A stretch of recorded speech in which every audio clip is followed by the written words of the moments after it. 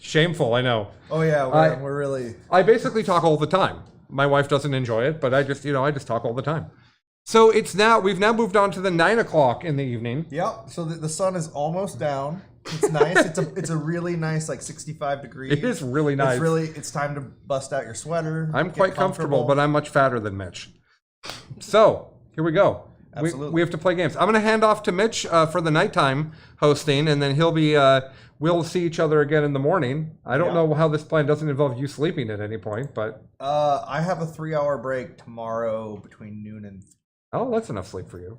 You'll be all right. Oh, I'm sure I'll be fine. Yeah, right. So next up on stream 1, we have Anthony the Violence Vanilla making his Absolute Charity Hammer 4 debut. He's not been here until now. Yeah. And he's going to play against the Boy King himself, John Lennon. What list are they playing? I don't know. They are playing John Lennon's Imperial Knight list versus, I believe, Vanilla's Blood Angels. Oh, I think the Blood Angels are gonna have some words for those knights. He feels very confident that is the case. What's that? Are they playing Harlequin? No. Oh, they switched up. I think he's playing Harlequins in the GT. Yeah. We think Anthony is playing Harlequins for the GT tomorrow. That's the case. We heard a rumor of that. We haven't actually seen all the lists. You aren't alone. We haven't seen them either. A lot of changes, a lot to digest. That's exactly right. So that's stream 1. And then I didn't bring my computer with me, so I don't know who's on stream 2 and stream 3. Let's look. Stream 2 is NIDS. Yes, it is the yes. fifth pod final. That's right. Last weekend we had our first ever tournament sponsored by Best in Tabletop. Excuse me. When it's just you and I talking to a thing, it's very hard. It's very difficult. Best in Tabletop Open, and it was 5 rounds, but we had 2 undefeated at the end. They were both playing Tyranids. Yep. I know Tyranids got nerfed 6 ways from Sunday today, but we're going to let them play their list from the tournament the way that they were. We're going to have them play each other and see who would have won. If you would rather watch new rules, that's okay. We're doing that as well. That's on stream 1 and stream 3. And stream 3 is, who's on stream 3? It's the Chunky Boys. Ah, yes, Chonk. It is the Mitchell Hunters Custodes versus Michael Tempe's Chaos Knights. Yes, and when we say Chaos Knights, we only mean one data slate. 13 War Dogs. 13 War Dogs versus the Custodes. Here's what I'm excited about this game. Michael said, oh, that's not good for the Custodes. I've wrecked every Custodes player I've run into. And Mitchell Hunter said, oh, okay, I guess, I don't know. I'll try to play slowly because I'm going to win so quickly. So, like, they both were just, like, brimming with confidence. Oh, I love it. And chonk. Yeah. There's so much chonk, so much confidence. And all of these games will be visible on this stream. And we will be jumping between them. And our wonderful commentary, Adam Camilleri, will enter his 9th to 12th hour of straight commentary. Legend. Yeah. Absolute legend. Oh, wait, is it more than that? I think it's more. No, this is 13 to 15. Yeah. I think he's going into his 5th game. Because he started at 9 a.m. Yeah. Yeah. So, so he's been doing it for 12 hours. Yeah. And he's going to keep going. I think this might be the time slot where we also didn't give him help. Where he's just going to do it by himself. It's entirely possible, but I have complete faith in Adam. The key is that he has a small sun inside of him for energy and enthusiasm for the game, and he will let that carry him through. It's true. I always worry when he's by himself, will he just keep speeding up more and more and more until there's an explosion? So there's actually, they built in a feature to keep that from happening. He has to breathe. Oh. And so that stops that. I'm not convinced that he has to breathe when he starts talking. He's very quick at it. He's got it real quick, but it's just enough. Yeah. like he's beatboxing? Or maybe one of the words he says is actually him breathing in? Yeah, no, that's actually the drawl of the last word. Every time he says it's actually... Okay, that's great. Do we have the commentators ready? Adam's back yet. Okay. So we will hand off to Adam. By the way, there's still time to donate. Lots of time to donate. We've got tons of stuff to give away. Mitch will give away some product. I'm going to give away Morning Ball at least. Okay. To start we'll have you give away all the sister stuff that's over there. Okay, yeah. There's Repentia. There's a lot of sister stuff over there. So that's like 4 or 5 giveaways, guys. So donate. Yeah. We'll do those. We'll do those in the night. So right now, I'll tell you, a bunch of the people that have bought tickets have already won stuff. If you want to win something, this is the time to do it. Absolutely. Click the link. Every $30 is a raffle ticket. Adam, take us away.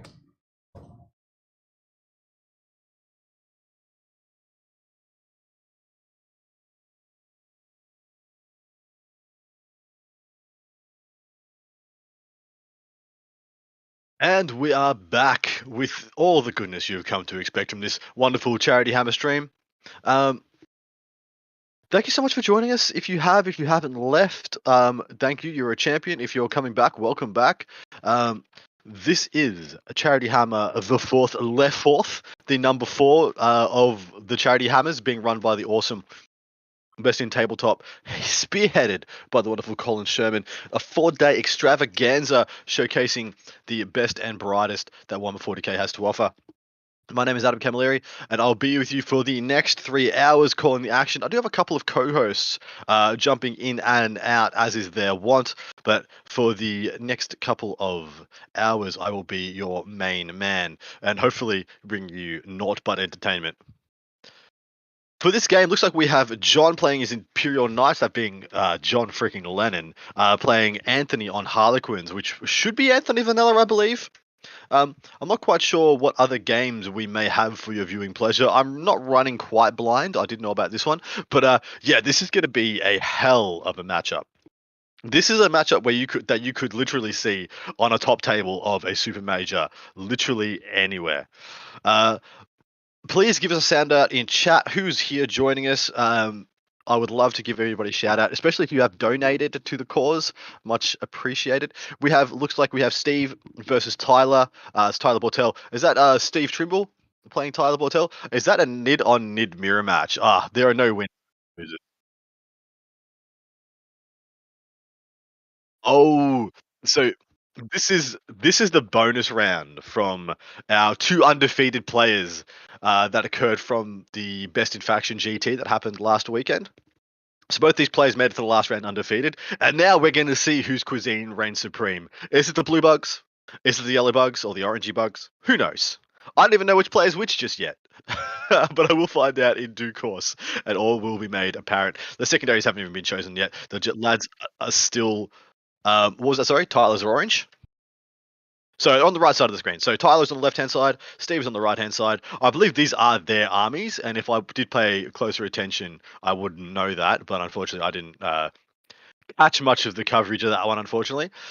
Whereas over on our other stream, it's pretty easy to see John's at the top, Anthony Vanilla's at the bottom. This is going to be a good round if you are joining us. Brian Aragon, thank you so much for joining us again. You absolute legend.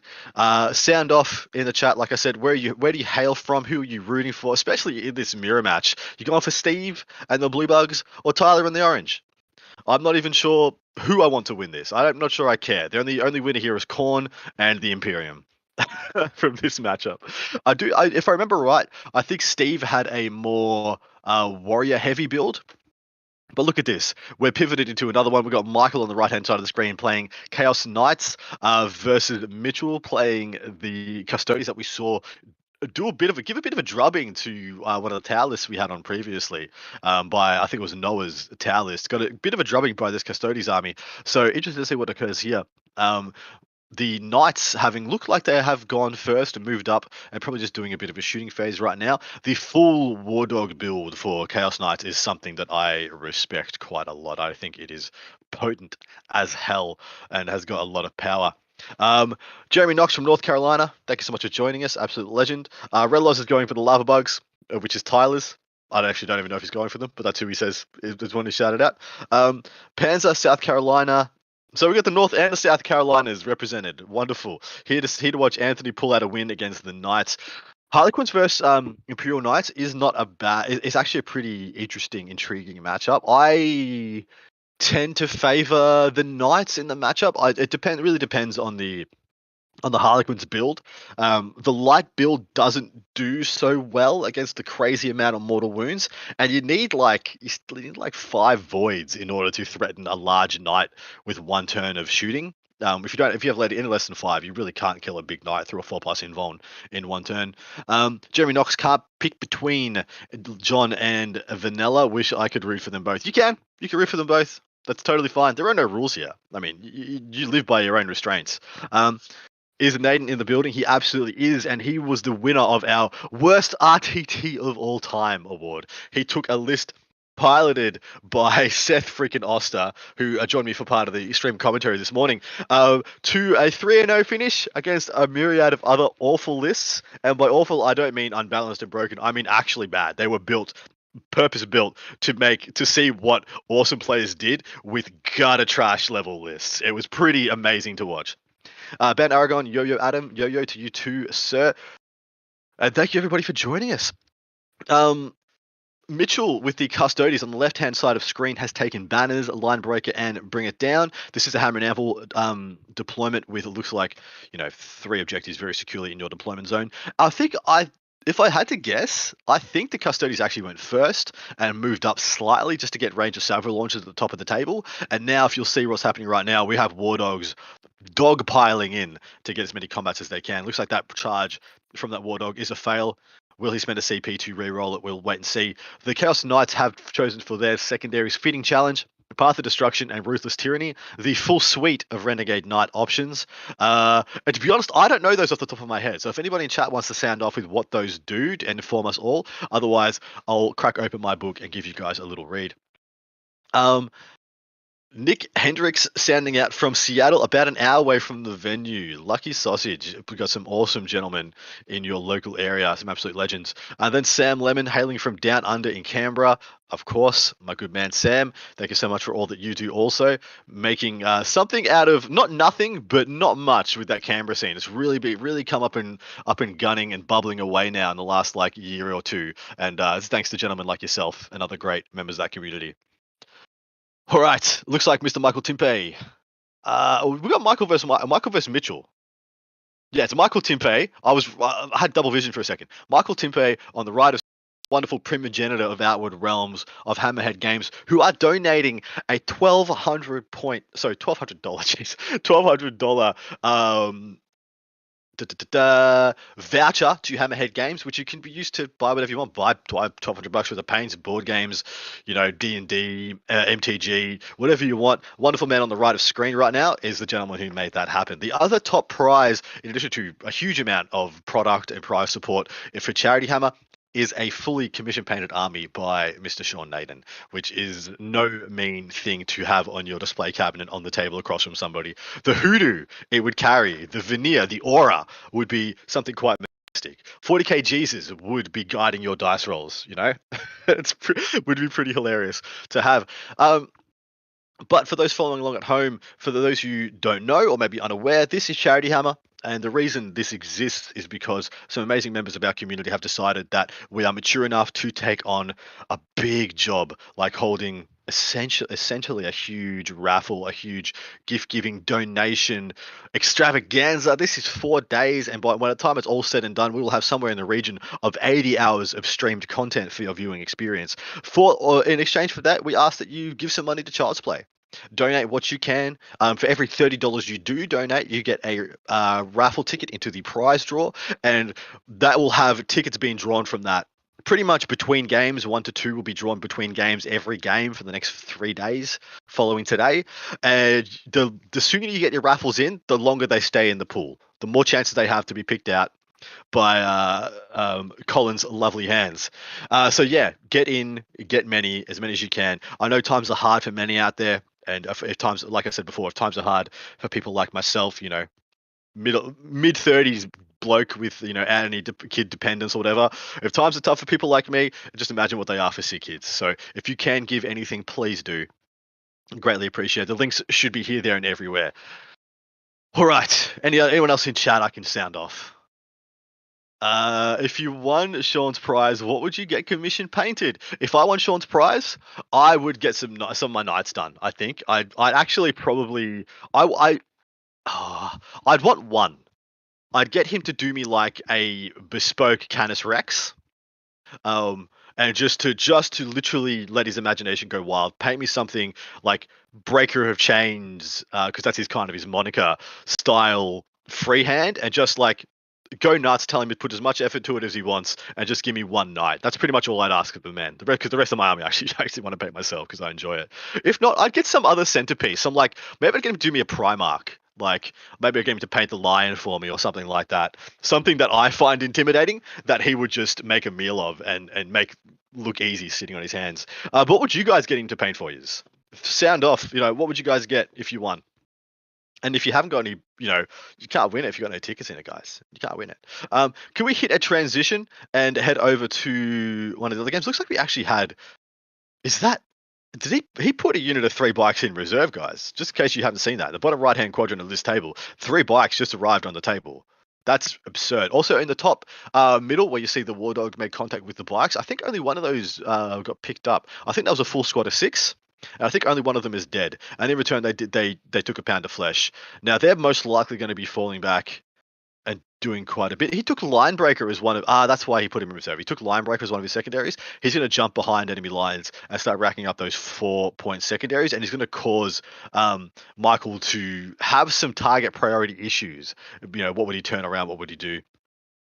Jeremy Knox, next year accept Bitcoin so I can send over some more money. Dude, legit. I mean, ask it of Colin. Put that forward. I mean, in this day and age, I don't see why that would be an issue. It probably comes with a lot more T's and C's. Boom, boom, shh. There's a callback to my own program, if you are so inclined. Wah. Yeah, this looks like it's going to be a spicy game, to be honest. And I don't know who I favor here. Going first to the Custodes is pretty big. Mind you, I don't know how much damage they did. I'm just going to have to do a quick count of how many War Dogs there are. Because I know a usual War Dogs list can have somewhere between, I think, 11 and 13 or 14 War Dogs, depending on which ones you take. 2, 3, 4, 5, 6, 7, 8, 9, 10, 11. So he's got 11 here. So maybe he's lost 1 or 2, possibly up to 3, depending on the configurations. So that meant there was a considerable bit of damage done by the Custodes in their turn. But man, I love War Dog builds. I mean, I don't love Armiger builds, centric builds as much as I love War Dog builds, because I really think, especially carnivores, and whichever one is the brigand with the claw and the one gun, the Gatling gun. I think they are absolutely amazing. They make a Redemptor Dread just look like a punk for the points cost difference. Thank you everybody who's joined us in chat. You're all amazing. We're going to hit a transition when we can. I'd love to go and spend some time on the John Lennon, Anthony Vanella game. I think that's a very intriguing matchup. And yeah, would love to be a fly on the wall for that one. Which, guess what? We get to do. So my great privilege. So yeah, let's hit that transition when we get a chance. Maybe not. There we go. Thank you very much, my dude. The lovely sleeve of Anthony peeking over there. If I had to hazard a guess, I'd say John went first, had a very conservative turn 1. He's just pushed an Armiger onto the middle center objective. Probably did his oaths. Yeah, renew the oaths for his couple of points. And then he's also taken Yield No Ground and Honor the House. So Honor the House is the one where I believe you get, as long as you have a certain amount of honor points, you just get some points. And so he got 3 from doing Renew the Oaths, and I think he got 2 for Honor the House. Yield No Ground remains to be seen. Or that could be the one, because I think that's the hold more objective. But I do not believe he is holding 3 objectives this turn. I think he's only holding the 2. Looks like we're into Anthony's bottom of turn, if I'm reading this board correctly. I love this paint scheme, by the way. Whoever's knights these are, because I'm not sure if these are John's. Whoever knights these are, they are quite gorgeous. The blue and yellow is a really striking scheme. I've seen it on some Imperial Fist armies, and I actually like it quite a lot. Nick Hendricks, if I won, I would ask Sean to paint Eldar, infuse it, and infuse it with his 40k skills. Accurate. Very aggressive turn by Anthony. I think he knows no other way, but he is absolutely going for it. I can't quite see. We do have some Skyweavers. I think that's a unit of 3 off to the right of screen. Beautifully painted once again. Some nice airbrush blending there. I believe that's a unit of 3 Void Weavers that are clumped up with the one facing backwards to the upper right of Anthony's home objective. So they're going to have a pretty target-rich environment, but I would be surprised if he doesn't all in one of these big knights this turn. And it looks like he's definitely lining up to, at a minimum, do some harassing damage on multiple fronts, which I kind of find interesting. Surely in Anthony's position, you pick one of these quadrants. I mean, the left flank has one big knight. The right flank has a big knight and a Daka knight. And a Helverin. Surely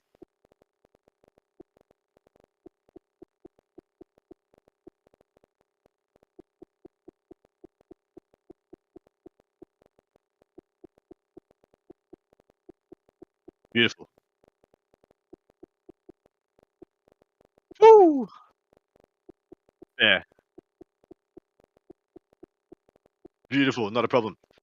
So we just had an update there from Colin, who had to like literally yell at me to stop me talking. I do go at a bit of a clip when I'm running solo. Hopefully, it's going okay for you guys, not overwhelming. But the game we were watching with the Custodes versus the War Dog centric Chaos Knights, apparently that is going so quickly that there's not much point trying to watch it without like a table boss, someone standing by giving us the blow by blow. So that one will be wrapping up probably in the next 15-20 minutes. We might get a score update just because not really a score update, just want to know who won. I think Custodes versus Renegade Knights is a pretty intriguing matchup, one that I'm very much interested in keeping tabs on. So we'll get a score update when that one comes through. Just a win or loss is good enough. And then we'll be focusing on these other two tables.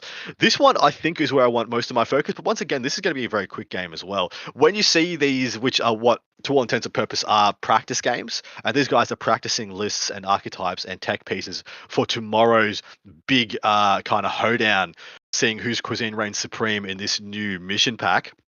A lot of guys here are just testing the last couple of tweaks and points changes to see what they want to take for tomorrow's games.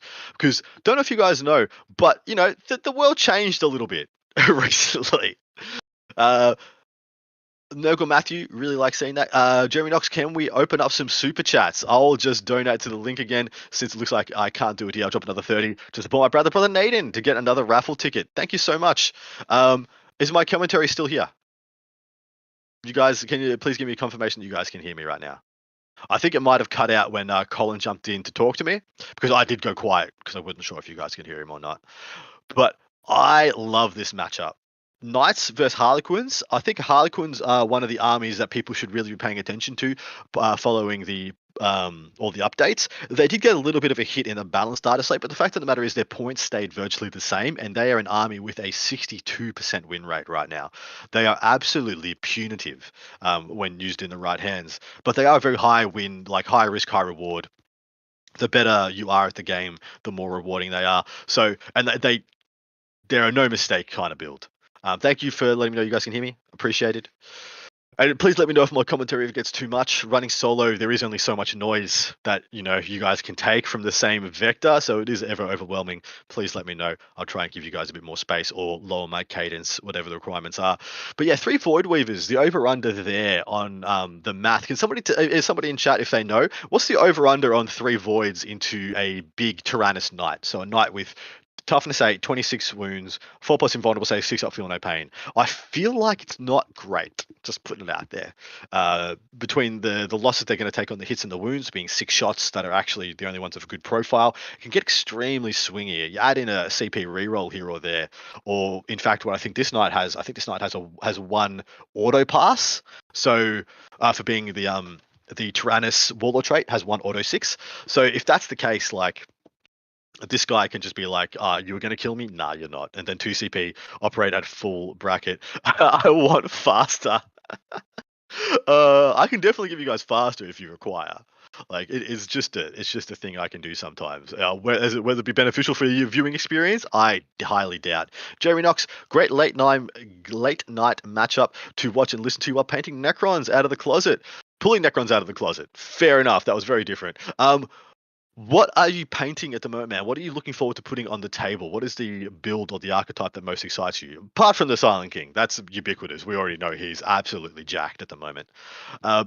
3 Voids, maybe they'd half kill him. Maybe if they roll really well and he doesn't. But I think the Voids should be picking on the Little Knights, because I think if you could bait out the rotate somewhere with the use of shurikens and whatnot, maybe if you got Haywire on the Skyweavers, try and bait out the 4+ invulnerable rotate, and then the Voids legitimately have a good chance of picking up a Little Knight. Pretty much. Tech Priest Dicky, who was of course in the production booth for the Thursday show, has listened to me for many hours today. for those of you who do not know, if you want to go watch back the first couple of games of Charity Hammer, that crazy old worst list RTT, it's all there for you in the VODs, and you can catch my sultry tones for the entire duration of many, many amazing, amazing moments. That's one of the things that happens, yeah, when you iron out all the kinks and all the spicy, weird, wonky stuff like we do at the top levels, we miss out on some of the crazy interactions. So there was an interaction when Sean Naden played against Tyler Bortel's Alpha Legion. He had a Hellbrute charge into a Death Dread. The Death Dread was left. The Death Dread was gonna die. This Hellbrute had a Scourge. The Death Dread was gonna die. He had a 5+ save. Sean Naden, being Sean Naden, picked up a 5+ and re-rolled it with a CP. Saved his Death Dread alive on 2 wounds left. The Death Dread then fights. This Hellbrute is on 6 wounds, is on 7 wounds remaining, exactly 7 wounds, and does exactly 6 wounds to this Hellbrute. The Hellbrute then rolls on his crazed table, rolls a 6, and gets to fight again. The Hellbrute then fights again, kills the Death Dread. The Death Dread explodes, kills the Hellbrute. Was just such a whack series of unexplainable events, like math-wise, statistic-wise. I don't know what percentile that was at, that series of 6s and 5s and whatnot, but sweet merciful Jesus, it was a sight to behold. I was happy I was there for it. It's those kind of moments that I think we lose a lot of when we get to these really refined, really top table players. They don't take enough risks for us to get those crazy interactions. I do somewhat miss them, but the inverse is I think we get more, say, entertaining games for longer when we see 2, refined armies by 2 very top table players. Like we get games where turn 4, turn 5 actually matters. Where unfortunately in the previous ones in the RTT, you'll see a couple of the games were really kind of in hand by even turn 2 because of some of the skew builds we had in the bad RTT. So Jeremy Knox is painting the Silent King and building the Void Dragon. Man, you are spoiled, my dude. Those are 2 absolutely amazing models. Although I hear the Silent King is an amazing model, but is an absolute pain in the ass to build. Crivens is currently painting more Rubric Flamers. I hear you might want to get at least a couple of units of those together because they're fantastic. And Jeremy Knox also said, I need Nick Dorich in here to give me some tips on the slap chop paint job. I got to get the Silent King painted ASAP for the Warp Charged Gaming GT in 2 weeks. Do you know who's funny segue, and this is, a bit of a cross promotion thing, but Duncan Rhodes did a really awesome, amazing, purely, no airbrush paint job on the Silent King over on his, Duncan Rhodes Painting Academy site. I love that one. It's using a lot of really interesting and unique techniques like dry blending, wet blending.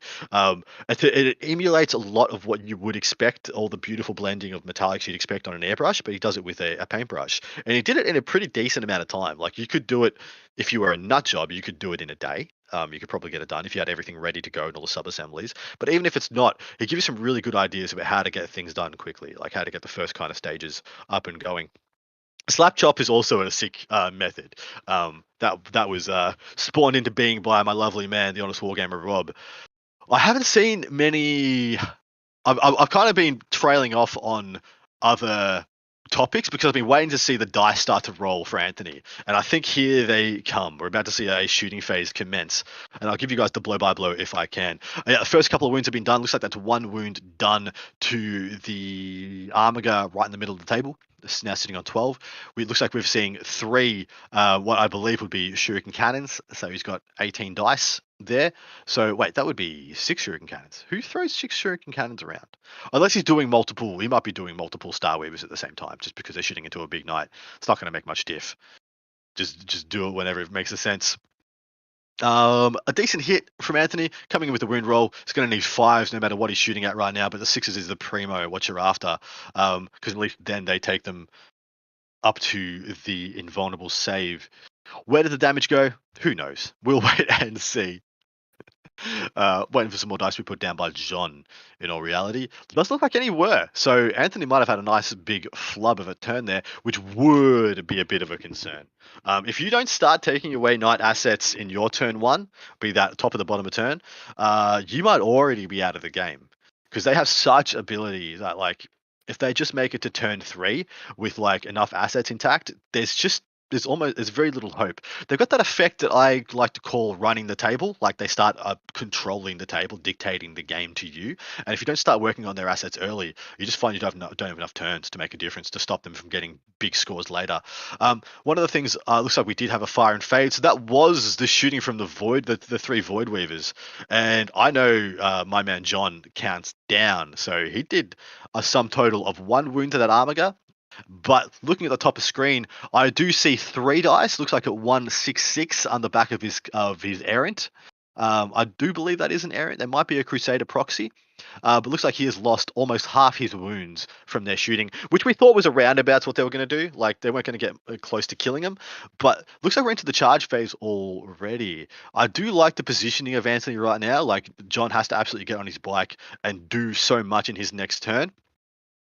But yeah, Nick Hendricks painting Dire Avengers, Hail of Doom still lives. You're absolutely right. And even if it doesn't, Dire Avengers are amazing. No matter what build they're like worth taking no matter what build, I think. But you wouldn't take 3 and it's a 30. Like in an Orthway build, maybe take a 10 and a 5, and then you take a few other bits and pieces. Can we get a dice box for those dice rolls? They're hard to see. Yeah, look, I'll suggest it to them. I'll suggest it to the man in the booth, and if you can get it done, you can get it done. If you can't, you can't. There's a lot happening behind the scenes. They do blend into the mat pretty well. Night Domination. Rip Rapid Fire in the data slate. You're absolutely right. So Rapid Fire is now once used per game, and even the other best part of it, the Auto Battle Focus 6, has been replaced as you just get to re-roll the Battle Focus roll. So I don't find either of those particularly impressive in any way. Looks like we've had some Feel No Pains being rolled by the Armiger in the middle. Looks like it's lost another 3 wounds. I believe that is combat by what I would assume would either be a Solitaire or a Troop Master.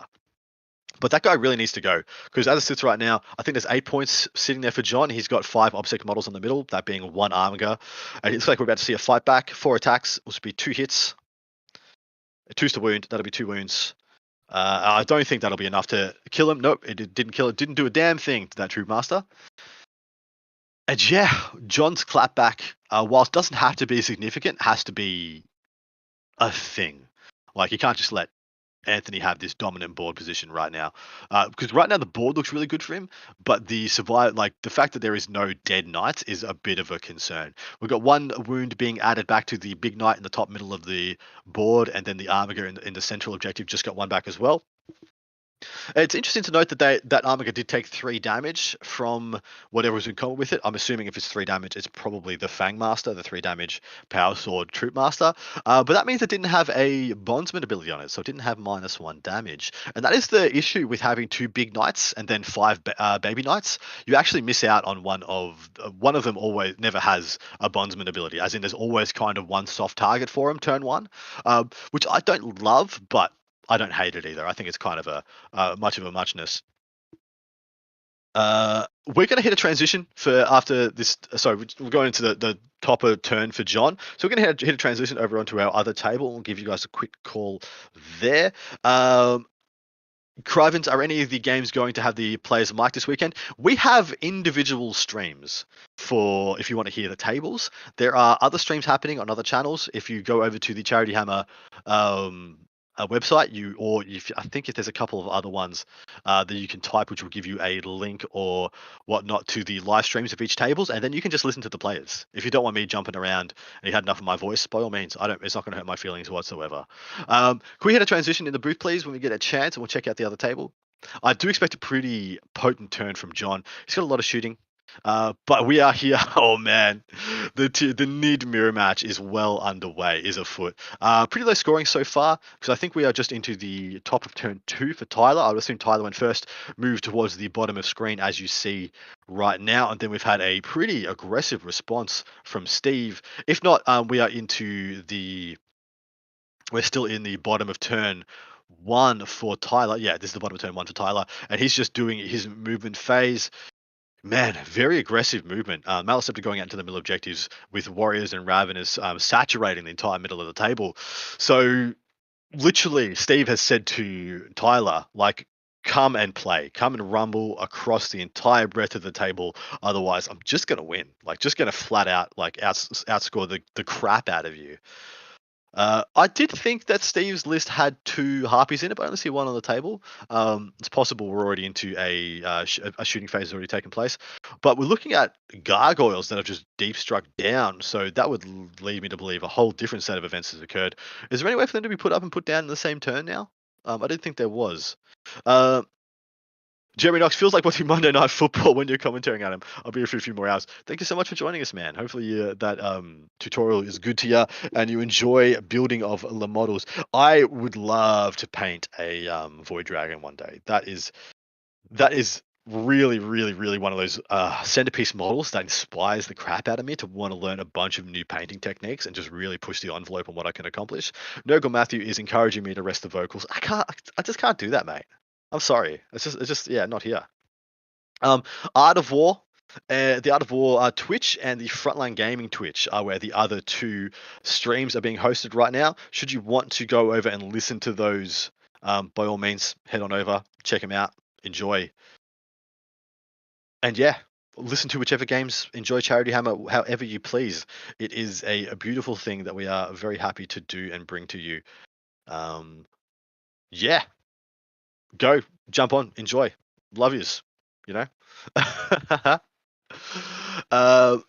Thank you very much, Zakatis? Zakatis? Whatever. I swear I'm like mildly dyslexic. I have such problems reading out names.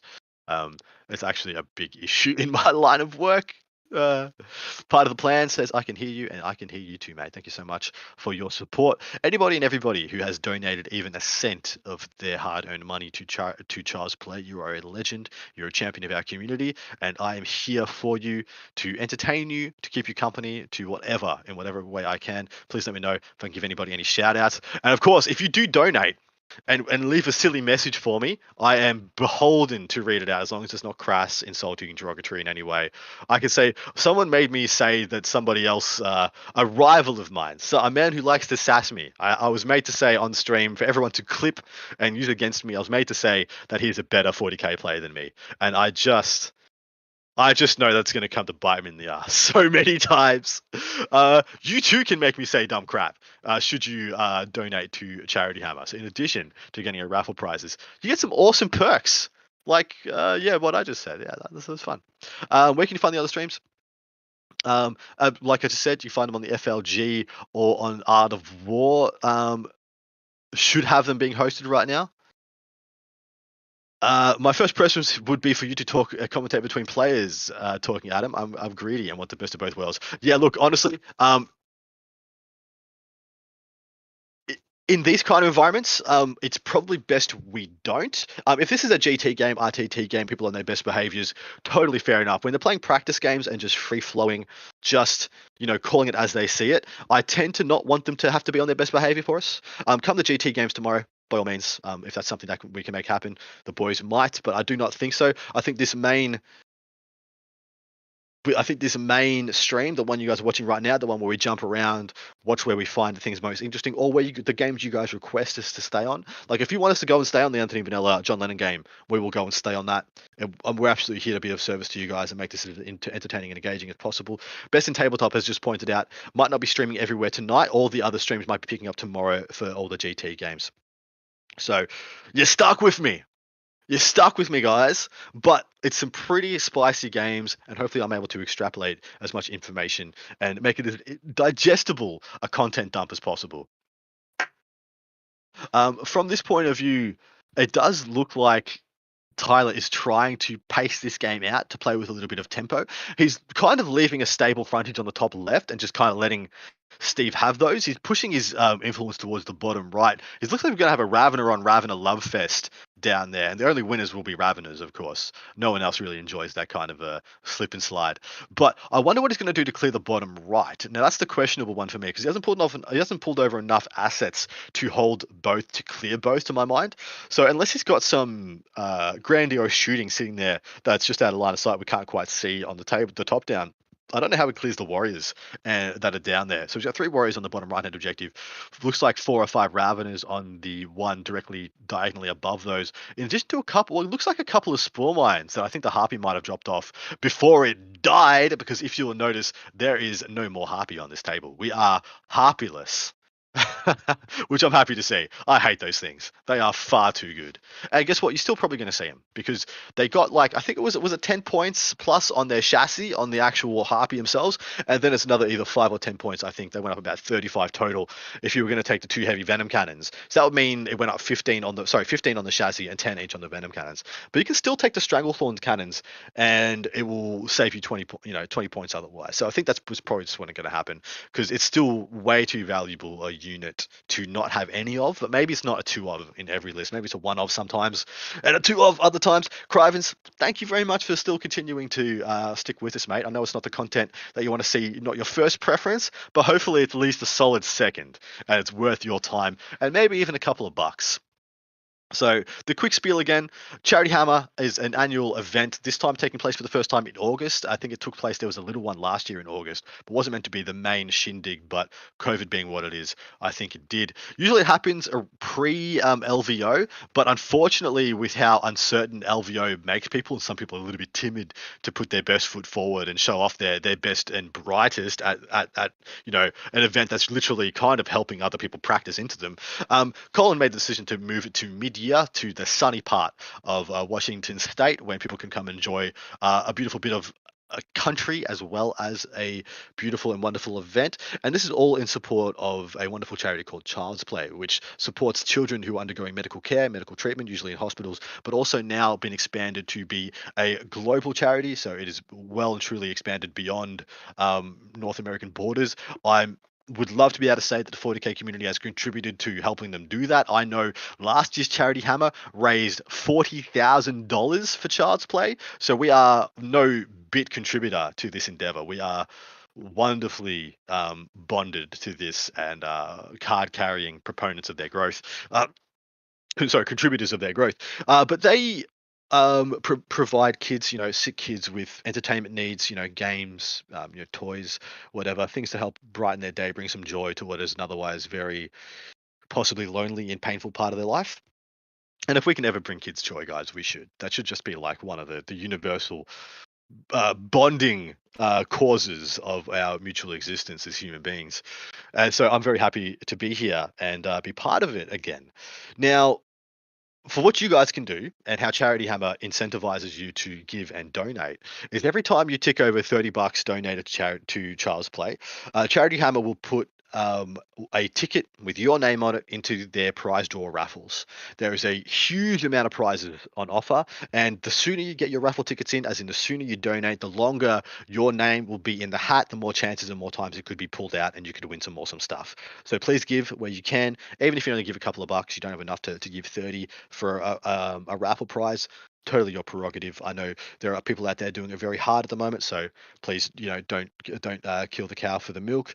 But if you can give, please do so. If you can't, or the next best thing you can do is like the stream, follow us, and give us a share. Boost the signal for us so we get more eyes, attract more hype, more notoriety, and hopefully some more donations. Thank you to everybody who's donated so far. You're absolute legends of this community, and it's my honor to be here. Hopefully, raising some more dollars through my time as well and energy. I don't know if anybody knows how grueling Charity Hammer can be, but you barely sleep for like 4 nights, and it's okay for the first night or two because you're surrounded by other people doing the same thing. There's a lot of hype fumes, a lot of Red Bull and monsters getting you through the dark hours, but you guys will see, tomorrow night or the night after, you're going to see some, not sloppy, but you'll see who's got the stamina to go into the bottom of the innings, the bottom of the nines, and really still make good plays, make good decisions. I love seeing that. I love, we saw Brad Chester last year just conk out. He was just like, I'm old, I don't care.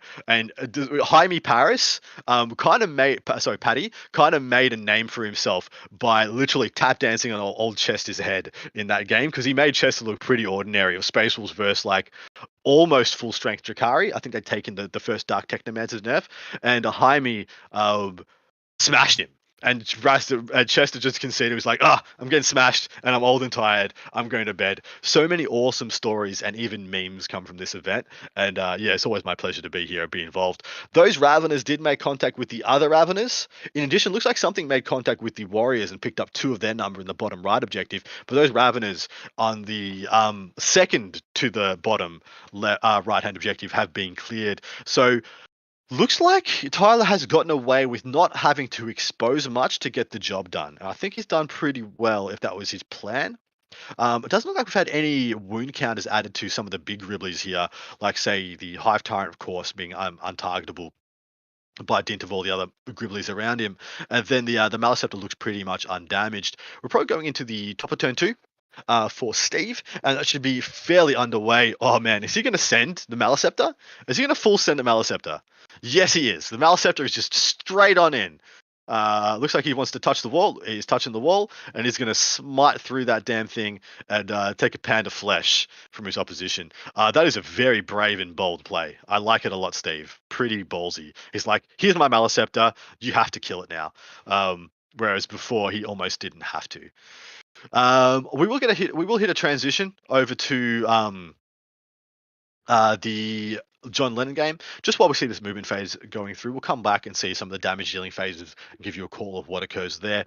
But yeah, jumping into that transition over to the John Lennon game versus Anthony Vanella. Oof. Yeah. Okay, so 2 Star Weaves are gone, Sky Weaves are gone. Yeah, looks like a lot of death killing has ensued. Man, there is an Armiger like on that middle. Oh, sorry, what has happened there is we've seen the classic re-rack by John. The one that was in the middle previously has now moved down, charged, and popped a boat, and has been replaced by another Armiger coming out. And that Armiger's probably done the oath, racking up another bunch of points. John did manage to get a 10, so 4 and 4 for holding the middle objective, holding his home objective for 8 points, and then 2 on the bonus for the mission. Whereas Anthony has yet to score any points, which I find hard to believe. Although he hasn't killed any knights for Bring It Down, definitely hasn't. Deadly Performance, I thought he would have scored, because I believe is that just the one where you have to hold more objective in No Man's Land, or I might be misremembering. No, it's the one for flipping objectives. It's taking an objective off your opponent, I believe. And then behind enemy lines, yeah, he wasn't in a position to get it. Maybe that's why he flooded forward, just to guarantee he was going to get a bunch of points there. Jeremy Knox, I see Josh Schultz on the list. Hyped to see the bro throw down with Niz. Absolutely love his take on the Niz. Definitely a different flavor to the medalists I've been playing against. Yeah, that's absolutely correct. One of the things with NIDS is they are such a phenomenally deep book that I think the surface is still only being scratched. We saw at BAO, I think it was Matthew Costello, took a Hydra list to the final and lost to Sisters. The hand of fate guiding the Sisters in that matchup. It was kind of a bit of destiny about it. But yeah, there are definitely so many more lists to come out of that book. Part of the plan has pointed out something interesting. How come the BiffPod Twitch stream is in the Board Games channel and not in the Warhammer channel? I have no idea. Thanks for flagging that with us. Hopefully Colin's listening right now and he can look into that, because that is an interesting distinction. We're not residing in our realm right now. Whichever realm of Sigmar we are in. We've seen a charge roll come in from the Errant. Now that leading me to believe that is actually an Errant, because I don't believe that was a Crusader he would be charging in, unless he's intending to do the Thunderstomp tap dance and try and pick them up with mortal wounds, which could be part of the plan. And then it looks like the other knight looks like it could be a Preceptor from the gun. Which I do highly rate the Preceptor. I think it actually is a very underrated and high value unit, especially in the prevalent Armiger builds. I think it's absolutely phenomenal. Having a drink, guys. First drink in like a freaking hour. You will not see me stop for anything less than the most utter dire thirst. Break this one down though. I feel like the tide is heavily against Anthony. Him not picking up anything in his turn 1, and now he's going to be losing a bunch of assets. He's already lost, like we said, and like we saw, the his one unit of 3 Skyweavers having pulled down, in addition to 2 Skyweavers. 3 Skyweavers are dead. 2 Starweavers are now dead as well, and I think a Starweaver on the middle of the board is also null and void. I think we also just saw 2 Voidweavers die. If that is true, and 2 Voids are dead, we could almost call this game here. There is little to no way Anthony reels this back in for a win. But if they're practicing for WTC, which I believe is what is happening here, they'll want to play it out just to see what the final score is going to be, because it's really it really, really matters, these guys knowing if this is going to be a 20 zip, a 15-5, an 18-2. And if you don't know about the WTC scoring, but both these gentlemen are playing for Team America, like representing the country, Team America, at the WTC in August. If you don't know how that works, that is a scoring metric based on a differential system. So you put your scores together. Let's say it's 80 to 100, yeah, so a difference of 20 points every point. If you are closer than 5 points to each other, if you are 85 to 90, that's a 10-10. Or I think it might be a 19-1, anything above 4 points. And then as soon as you go above, as soon as you're 10 points, that's a 12-8 differential. So it's always a 20-point differential. So it's 1 to 19, 2 to 18, 15 to 5. It's always out of 20 based on the difference between your scores. And so it really behooves you to score every freaking point you can and to find out what the difference is. Is it a 19-1? Is it an 18-2? Is this a red matchup that is irreversible and that cannot be won by this army? Therefore, we need to pair around it in the pairings matrix for the teams events. But to get a 20 zip, you need to beat them by more than 50 points. So 49 to 100 is a 20 zip, and it's actually very hard to accomplish a 20-0. You almost have to almost table your opponent in turn 2, so they just don't have enough time to score points. Either that, or be so supremely dominant in the primary, so imposing and stuff, like what a lot of the bus stop lists try and do with their OBSEC Terminators and things like that. Just get on the objectives and be like, you can't kill me in time to win this game. Stuff like that really is some of the best ways to get 20 zips. I don't think that's going to work anymore, because with the change to secondaries, as so many people have such good secondary games, that holding them off getting a good secondary score, even if you're not holding them off the primary, isn't that effective anyway. Thank to everybody joining us in chat. Thank to everybody joining us over on Twitch, on Facebook, on YouTube, wherever you may be. Thank you so much. You guys are absolute legends. Clinton Hobbies over on Twitch. This coverage is so good. Thanks for being here and putting it on. Our absolute honor and pleasure, my man. Thank you so much for your kind words and your support. It means the world to us. This is an altruistic practice. Nobody's making any money from this. And in fact, 20 odd of the best players in the world, especially the best players in Canada and North America, have paid some pretty hefty travel costs in order to be here for this 4-day 40K extravaganza. So please give your absolute gratitude to them, especially if they are in your regions, if you're local to wherever one of these fine gentlemen reside. Give them some pats on the backs and thank them for doing all this, putting all this work and all this effort in, and putting up so many of their own dollars to support Child's Play and everything that they do. I'm going to be taking some tips from this, because I actually thought the unpainted knights, the barely painted knights, were silver. They're not. They are, I believe it's not a Zenithal highlight, but that is an airbrush undercoat. Pre-coat. And I do love the effect on the top down. I think it looks quite good. As what people would do there, they would put on the pre-shade, so to speak, and then put their colors over it, and it'll by dint of the how thin the paint is, give you the definition of the layering. Looks like the knight went in and did sweet bugger all to that unit. Looks like we have at least 2 Harlequins left out of that unit of 5, meaning that whole knight killed 3 Harlequins, and looks like put a wound on another one. So that is probably the sergeant, or whatever it is, troop leader, I don't know, troop jester, some circus crap. So good. But yeah, the board is looking pretty dominant for John. It's now up to Anthony to rein this back in the top of his turn 2. His primary score, he did get an 8. He's holding the objectives to I thought he would have gotten a 12, to be honest, because I thought he was holding the ones to the right of center and the left of center. So I thought he was holding 3 quite comfortably. Losing 2 of the Void Waivers kind of means his knight killing ability is absolutely shot. So he's going to have to win this by scoring points, by throwing away units on, behind enemy lines, deadly performance. Because I think getting good score and bring it down is kind of out of his hands. It's kind of beyond his reach. If he does have enough 5-man troop that he can dogpile onto that 14 wound knight, technically he can kill it. But I'm not even sure that's going to swing this game back. I think that might be too little too late. He needs to pick up the board presence. He needs to pick up 3 Helverins this turn, or that big knight and a Helverin this turn. Otherwise, I don't think there's much he can do. We are going to hit a transition in a moment. Take a trip back over to the Nidoff, the Nid on Nid crime, the bio, the trade, the literal trading of biomass. They're just trading it back. Like, oh, cool, I'm gonna eat all this and turn it into gaunts. Cool, I'm gonna eat it back and turn it into gaunts. Doesn't matter. It's all gaunts in the end. Red M&M, blue M&M. It's all Tyrannid, Gribblies in the end. But this is a big commitment turn by Mr. Trimble. He has essentially he's trying to hem Tyler in. He's sending a few assets down to the bottom right to try and clear up what is there, knowing that if he does, essentially he's got all the tempo in his favor, all the board control will be in Steve's favor. Going first in a mirror match on a sticky objective hold 2 is pretty good. Just gonna let you guys know it's pretty good. Yeah, I do quite like Steve's position as the aggressor. And he still has a huge unit of warriors sitting in the middle of the table to be the kind of counter response unit to whatever occurs there. The Malceptor didn't end up going the full yeet to touch the wall.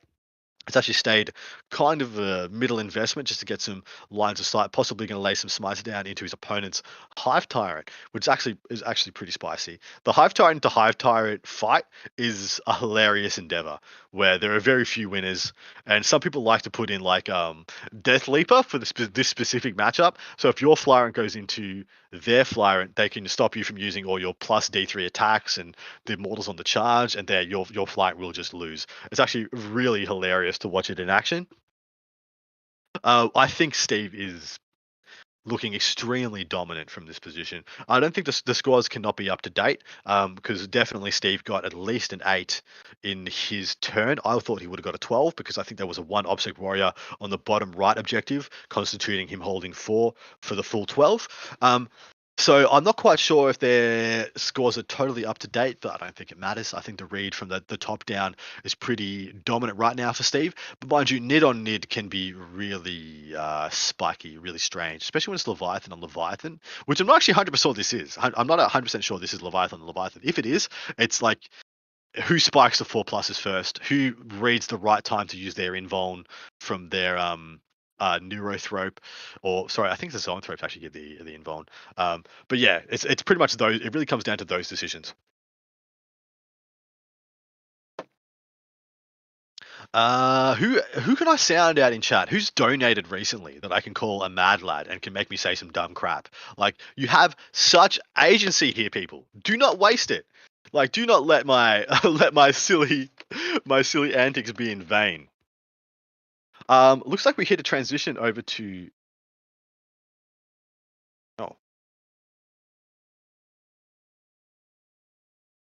Oh dear. On my top down, I still see the game, but on the YouTubes, I am seeing Colin talking to Mitch. Huh.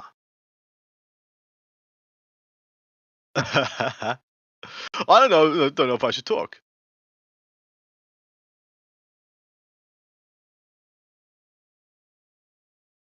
Yeah, I'm not quite sure if I should talk. I'm going to continue because, whatever. I'm just going to let it roll. So, how does Tyler come back from this position? He needs to really just try and stabilize.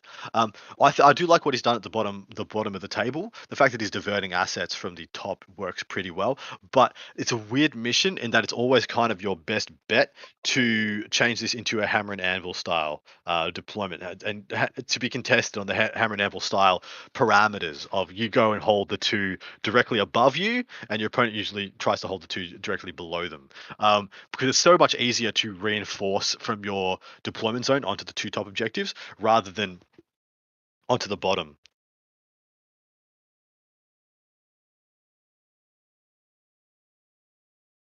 Easy done.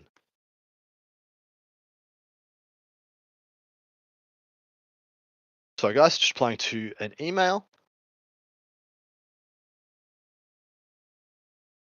But yeah, this is actually going to be a really cool game. For those people who are interested in mirror matches, I'm somebody very interested in mirror matches. I quite enjoy the tactical nuance that occurs here more than elsewhere. And so when I see two top players as these two gents are throwing down in what I think is pretty much as close to a mirror as we will see, like even their army lists are very similar. You know, single flyer, a bunch of warriors, some pyrovores, some raveners. It's very homogenous, and I'm here for it. I love to see it. Um, huh.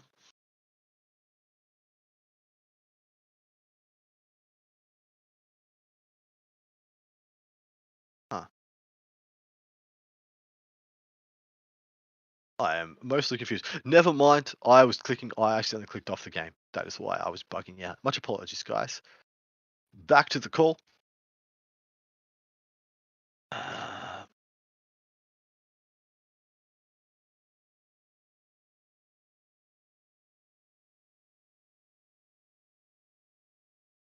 Yeah. Spicy. Sorry, guys. I'm a little bit confused there for a time. I thought I was not connected. My absolute apologies for the single instance of not consistent dribble coming out of my mouth, but hopefully it is entertaining in some way, shape, or form.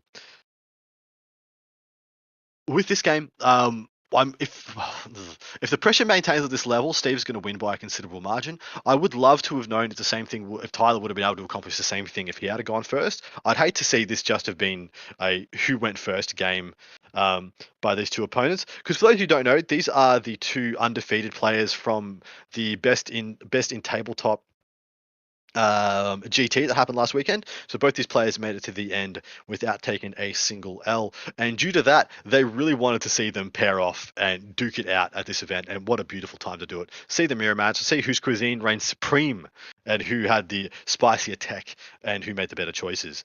Yeah, it's actually a bit of a slobber knocker right now. Steve has all the momentum.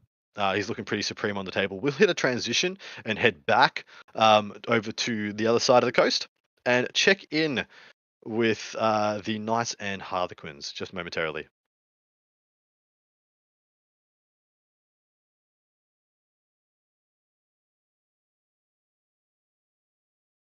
Oof. Still don't see any dead Knights. I still see the same amount of Knights that John started the game with, which is the opposite amount of Knights from what you want to see. Just putting it out there, just as a cautionary tale. We must be into the the top of 3 for John, because he has scored at least 2 sets of primary, because I know for a fact he didn't score a 12 in his turn 1. Oh, sorry, in his turn 2. So we've switched over. It is currently sitting 20-8 in John's favour, and I would be very shocked if Anthony was able to pull it back from this position.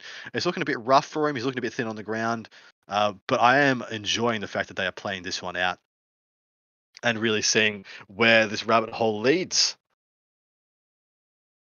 Because it's important. It's very important to see what happens in these kind of spicy matchups between two top players. How many points can be scrambled back by the Harlequins? How relevant can they make it? Is there any tech or any spicy things they could have done that really could have swung things back his way? I'm playing Nubicious today, playing Nubicious tomorrow. Who do you think will take out VTC, Adam? You're hard pressed to bet against one of the Queensland teams who usually come down and do really well, but I'm going to go for my mates in the LFFC. That's Matt Morrisoli and Stuart Trainer, Gus Hebblewhite, and Blake Henderson's team. I think they'll do pretty well. I want to know who are your top 3 meta picks with the new data slate. So my new top 3, I believe Asuryani will remain in S tier, as will Nids, but I think they'll be joined there by Sisters, almost definitely. And the one that remains to be seen will be whether Blood Angels makes it up to S tier, or whether they become a bit of a tweener or at the top of A tier. I don't quite know who will be the top of the pile. It could be that Sisters become the best army in the game, and I wouldn't be surprised. But yeah. Exactly right.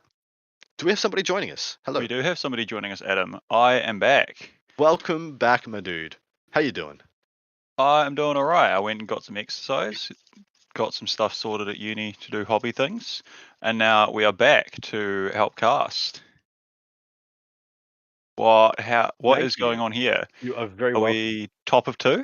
I think we're top of 3, to be honest. I think we are smashing through this game at a very quick clip, and I think this is the top of turn 3 for John because he scored 2 turns of primary. Anthony hasn't, so that makes me believe that pretty firmly. And to put it kindly, Anthony is getting annihilated. Yeah, is that one boat left? And some Yes. clowns? Some So scattered there- clowns in so- one boat. There's 2 boats onto the left of screen. They're hard to see because they're black Yeah. and grey. There are those 2 boats, possibly with troop in it. I wouldn't be surprised if they're empty by now. There's 1 Void Weaver, which is the single boat you see on the bottom middle objective. And yeah, apart from that, it's some bits and pieces of troop here, there, and everywhere. They're playing out because Anthony really wants to know what happens here score-wise and what he can accomplish. Has he killed that big knight? The wound markers on the back of it are gone. They might have just picked him up by accident. Sam has put in caps. He's capsing me, saying Necron's not S tier. Unfortunately, no. I don't believe Necrons are S tier. I do think I'll be very happy to see them snugly in A tier, and I hope that is where they go. Because if they're in A tier, that means they don't need to be nerfed and they're operating just fine. If they go to S tier, there will be complaints eventually. Eventually, there will be complaints, and eventually that means there will be nerfs. So I mean- I want them to be A tier. Depending on whoever is defining S tier, right? Some people say S tier is like the faction is broken and has some mechanic that needs to be Yeah. toned down. So like Mhm. theoretically, you never want anything to be an S tier. You want just Exactly right. A tier. Exactly right. You want a big fat A and B tier, and that's where you want every single army to be an A and B tier. And you want that to rotate, like every 3 to 6 months. The B tiers end up in A, A's end up in B, or move down, move up within those ones, and that would be the perfect world. That would be the beautiful, perfect world. S tier means they are overpowered and too good in one respect or multiple respects of the game, and C tier or D tier means they are not good enough and don't have enough agency. Yep. Did you catch much of what occurred before? I did not. But it seems I've joined to Anthony. Ironically, having violence done to him. It would seem. Yes, he tried to John- enforce. Yeah, there you go. Oh, did he go for a go turn and have it bounce, or has John just been slowly marching his knights forward and grinding away at the poor clowns? Yeah, so he did have a go turn in which he put out his voids, he put out his sky weavers and all his star weavers, and he didn't even half kill one big knight. So I would love to know if John just spiked the 4+s, because it was pretty abysmal. Yeah. You'd think between that many, I think he had 5 sky weavers, star weavers, apologies, 3 sky weavers and 3 void weavers, all shooting into one big knight. You should have it dead or near dead, right? I know 3 voids won't do it, but between all the shuriken shots in addition, from all the other shuriken cannons, you'd think you'd get close. You might hope. Yeah, that's like. So, do you happen to know how many luck dice he rolled? How many fusion are in each troop? Anything like that? No, he used his troop to make me believe he has 2 fusion in most of them, and Yeah. with the kind of army he has, with the makeup of it, I would assume he's got at least 1 to 2 fusion in each squad, or at least 3 of his squads have double, because otherwise they'd be like almost another void weaver or almost another squad or another sky weaver unit. The points don't kind of add up unless he has fusions on most squads. I believe Anthony is keen on the about 2 fusions per troop. I don't know if there's a limit on Harlequins either. I'm not. There up are, yeah. with the new- yeah. So I think he's Yeah. is it a limit of 2? Yeah, 2 per 5, I believe. Yeah, and so I would expect him to have that and maybe 1 of each weapon, or just at least the mortal wounds on the charge one. Sam Lemon, then Guard and Dark Angels in F tier, as all things should be. I wouldn't mind. I like playing my armies when they're worse. It's a stupid quirk of my underdog nature that I'll somehow be infused with as an Aussie. It's a weird thing. You've just got to put the ankle weights on.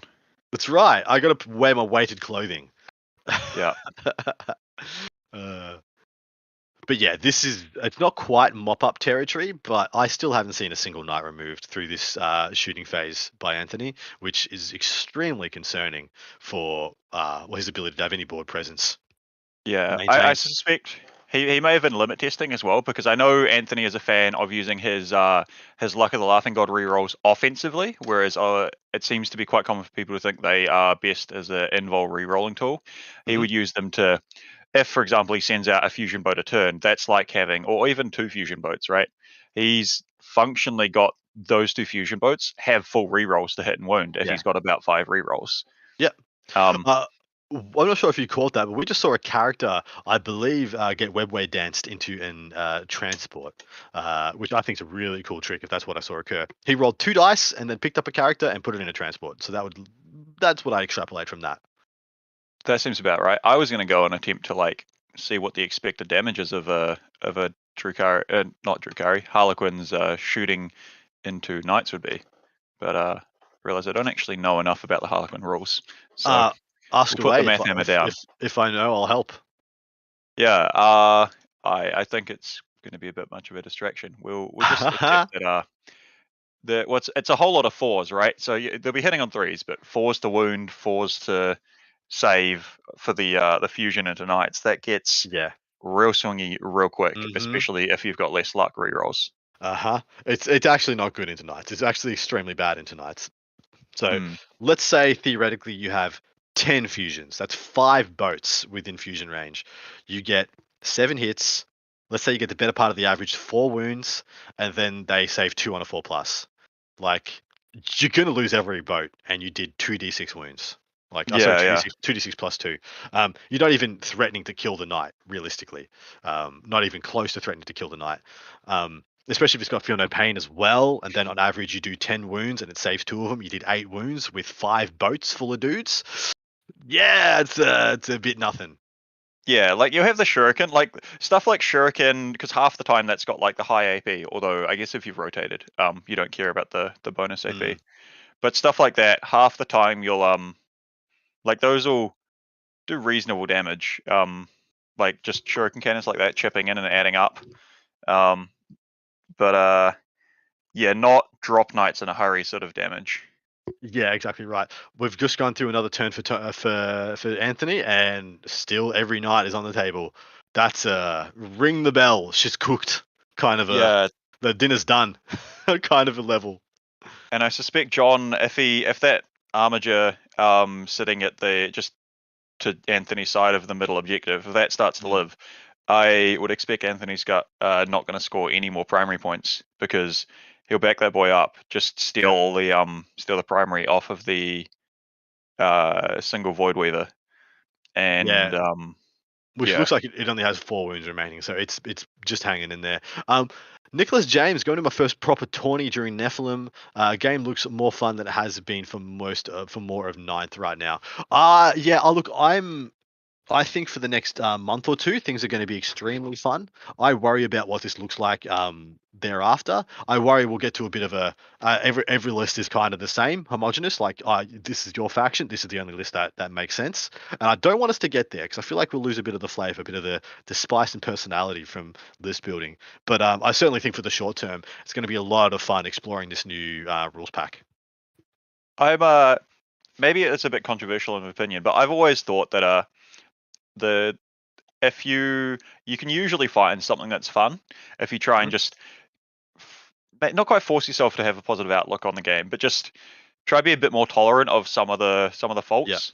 Because it's really easy if you've got a bunch of people that are getting upset with different things in the game for whatever reason, to just get really down and can become slightly an echo chamber depending on where you're hanging around online. So, but if most of the time you can try find something that's fun. Like you, Adam, was saying you prefer your armies when they're a bit less strong, right? You can be like, oh, let's see what I can do with this, with a slightly behind the pace of the meta list. If you can find some challenge like that. Yeah, exactly right.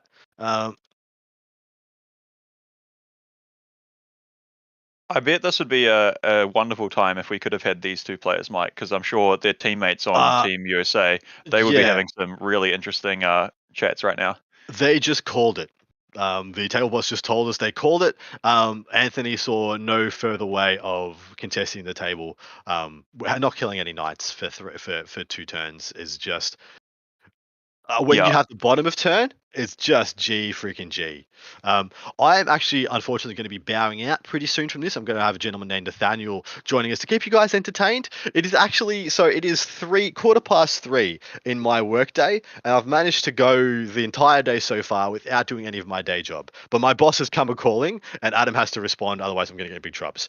So I'm going to jump into a meeting. I may be back very shortly, but I'm going to have a wonderful gentleman. Just going to hang out till Nathaniel jumps in. And just on cue, we have Nathan Dr. Statstad Henning Oh, welcome, of my man. 40K Fight Club fame. Hello, everybody. You absolute champion. Thank you so much, guys. I'm going to peace out and leave you guys to the wonderful tender mercies of these two fine gentlemen. Thank you, everybody who supported and kept me company thus far, listening to me ramble ad nauseum for, I think, an hour and a half straight without pause. Barely took a breath. Didn't scratch the sides. I'll see you soon. Enjoy the coverage. Charity Hammer's awesome. Love you both. See you later. And with that, Adam is off, and we are here with minimal idea about the game. So Nathan, should we try analyze Anthony getting tabled by Knights? Yeah, seems ironic. As you watch me enhance my screen repeatedly as I try to figure out what the game state looks like. Enhance. Yeah, it has just been called. I don't know if you joined us for that.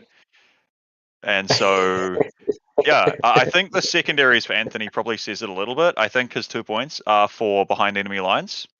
So I don't think he scored any bring it down points against the big Knights, or against Knights, which is rough. Because I believe he had a turn where he committed to try and take out a large Knight and didn't really get anywhere.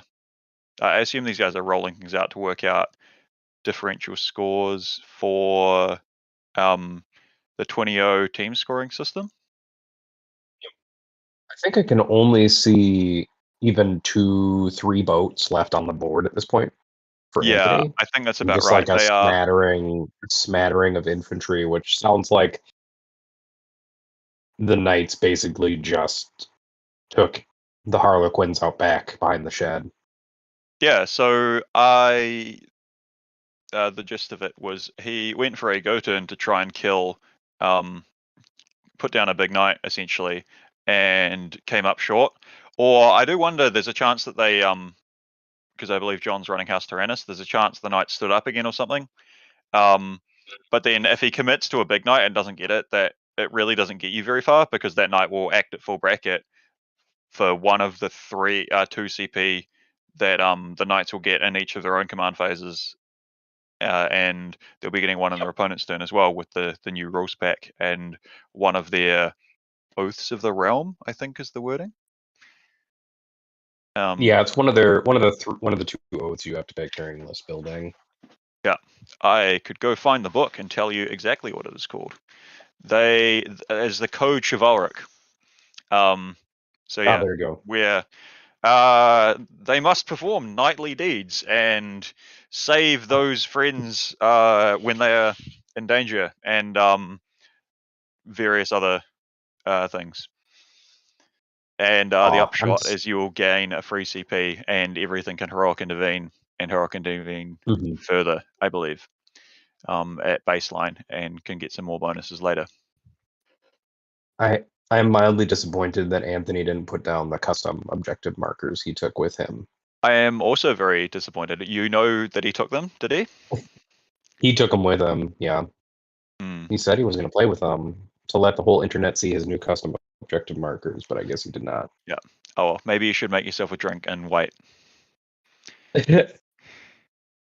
I microwaved tea earlier today, Alex, just in your honor.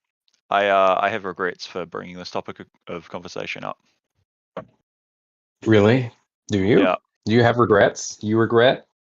Yeah, I'm getting more of them. Do we have I don't know, is there another stream that the table box could swap to for us to try and attempt to analyze blind, or are we watching these two go through the motions? Yeah, I was going to say it would be good to see a table that's not basically done. Yeah. Oh, and hey, look at just this. on cue, we have a new table. So is this looks like Tyler Wortel's orangey glowy bugs, right? And it's a bug. Steve versus Trimble's blue bug. bugs.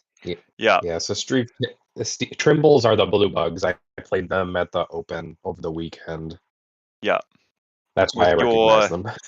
wonderful With my crackly also and blue glowy glowy bug. purpley blue bugs. Yeah. The in between of Exactly. these two. hmm So this is, am I mistaken in saying that Steve Trimble is a very aggressive Tyranids player? He does not take Tyrant Guard for his Hive Tyrants and will just get up in your grill space and hit you in the head. Is that about right? Yeah, so when I played Trimble over the weekend, he had Raveners in his list, and he just hurled a couple of them at my lines to like keep me pinned for a turn if he could, and then use the turn to march up Tyranid Warriors. He uses a lot of Tyranid Warriors in his list. It looks like also in this list. Yeah, it does look like there's a lot of Tyranid Warriors just hanging out in the middle there, and also still a Maliceptor, fresh off of his big hit. I also couldn't tell you who started on which side. I know they were meant to be on the corner. I think Tyler started on the bottom left. Yeah, he has a Swarmlord sitting there, and Swarmlord does not double move anymore, so he's probably been chilling back there. And I think Steve started on the top right. But both players appear to still have their flying Hive Tyrants as well, which is usually how I'd indicate like who is winning the game. Although right now it looks like Tyler's quite a bit behind on primary and secondary points. yeah, the knowing how Tyler plays, he plays very cagey and reserved. He would be lamenting the loss of To the Last compared to Steve in this situation with the new rules packet. But playing with the old secondaries, it looks like, since Steve still has Stranglehold. And true. Yeah, would be my assumption. I wonder what's going on there. I don't know if we have a table boss that can check that, but yeah, that is a little bit. I think this is the who actually won the Best in Tabletop Open match, because both Tyler and Steve went 5-0 at the event. Steve did win; he took first place overall. I think they were trying to settle who would have won if they had to play each other. Okay, that makes sense. That's actually pretty cool. I suppose you could roughly tally up the points of the things and work out that it probably totals more than however much it is, although things will have died, I'm sure. Yep. Although also it would be nice if Trimble would win, just because it would make me feel slightly better about myself, because I lost to Trimble at the Open. Yeah, that is fair. That's definitely how that works. Is I am a better player by having lost to the player who has gone 6-0 now against Open opponents. Totally. I mean, there I think are the forms of. There's an argument to be made. Yeah. I also don't know if also, in case anybody's wondering, I have never done game commentary before, so I'm going to do my best. I promise. Oh yeah, that's what we're all about. Earlier, I had my first run through with Adam, and then had to duck out again to do the Thursday show on a Friday, because we're in the future down here. I had to teach Chris the ropes after having a whole 2 hours under my belt. So we're going good. Now you get to teach me the ropes with more than 2 hours under your belt. So look at you. Yeah. So that looks like Tyler making a charge with his flying Hive Tyrant. So it'll be his turn. Yeah. So this is probably his turn. I wonder if it's turn 3 or 2. It's probably his turn 2, because I think Steve probably would have scored. I expect Steve will have scored perhaps hold 2 and some hit the button points would be my guess, and probably got Stranglehold twice, not killed any characters, and they're not counting no prisoners. Yep. And I'm being harassed in my DMs. I'm sure you can't relate to that, Tyler. Not Tyler, Nathan. Oh my gosh! We should be checking. We should be checking the YouTube and Twitch chats. Sorry. Yeah. Well, hey, look, we're both failing at this, all right? Oh no. Yeah, and so I have to mute the chat now. yeah. I have to mute all these audio channels before I hear you in reverb, which is nice. The accent is great, and I love talking to you, Alex, just not 5 times separately via like Yeah, that Twitch and YouTube and Discord at the same time. that feels like far too much. So Tyler looks to have just made a pretty long charge with those look like Raveners as well. I see coily tails on bases. So can Raveners wipe some Pyrovores off an objective? Do you happen That's to know, impressive. are both of these two playing Kraken, I would assume, given that they have Raveners in the list? Do you remember what Steve was running as? I do know that Tyler was running Kraken. I think Steve was running Leviathan though. Yeah, I actually, might if he be has a misremembering at this Meliceptor point. and is warrior heavy, Leviathan would make more sense, would it not? Yeah, that would make more Hmm. sense strategically speaking, since the warrior bricks really do love having permanent transhuman on them to keep them protected.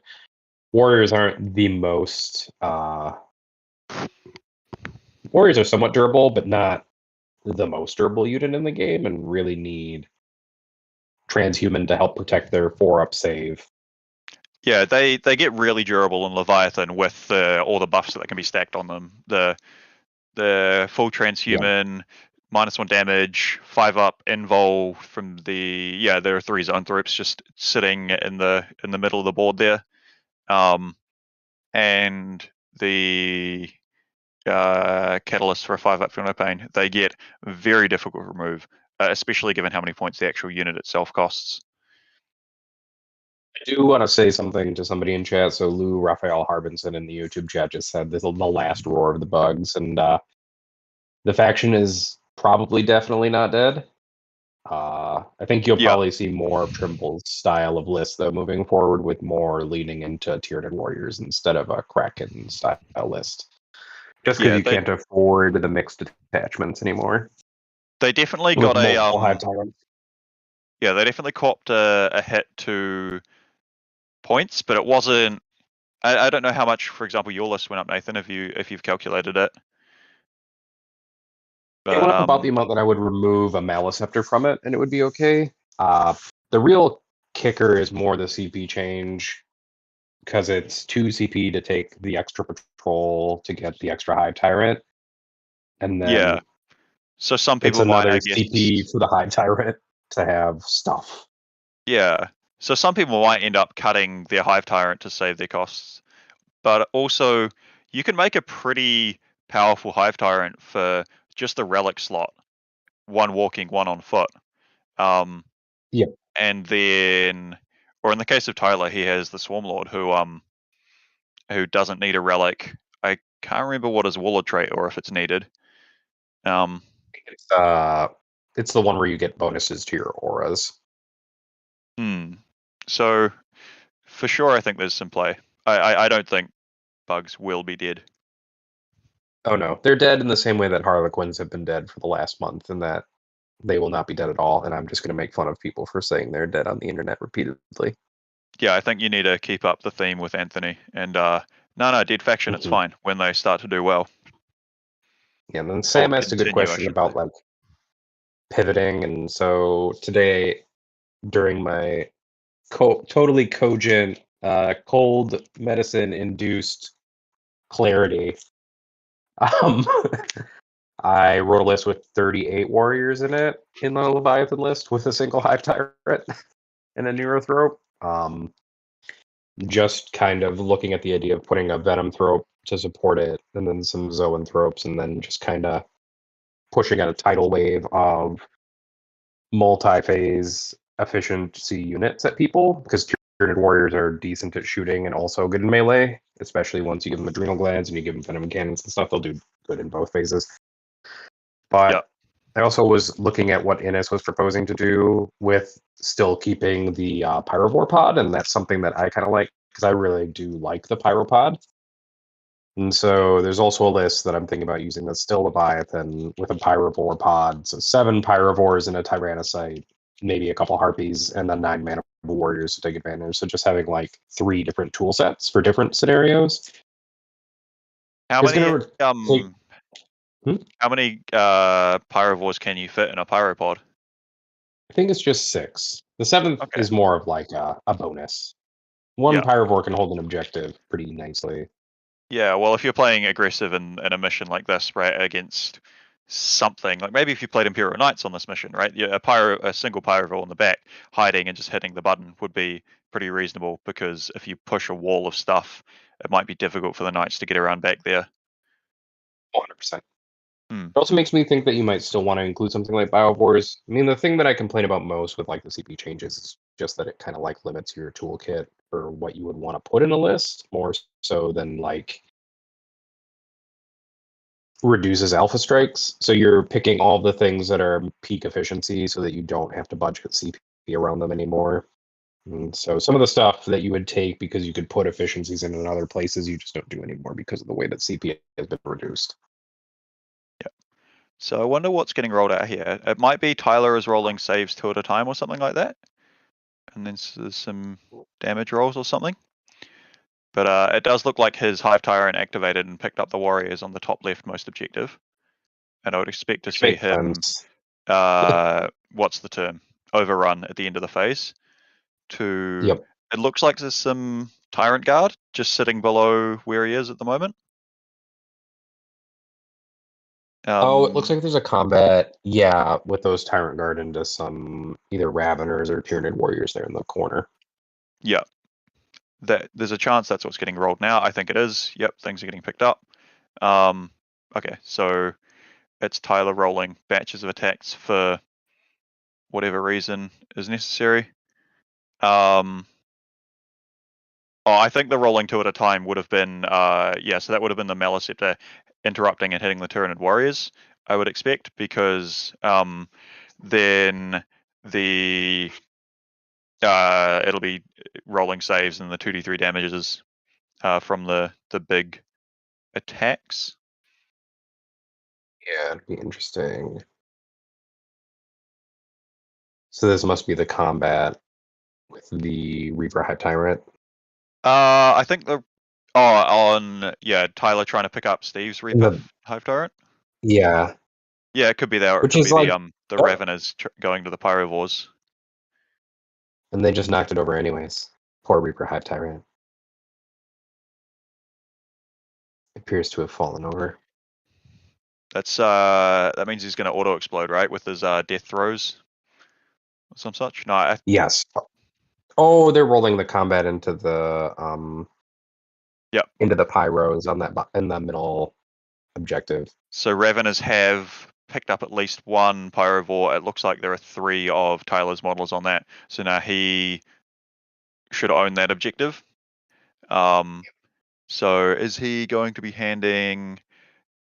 I think he'll be handing Steve a 0 for primary because he has his gargoyles on his home objective, which Tyler's favorite thing. I believe this is his favorite mission, and he loves to put something on the home objective where something needs to hit the button, so to speak, and perform an action for the mission secondary.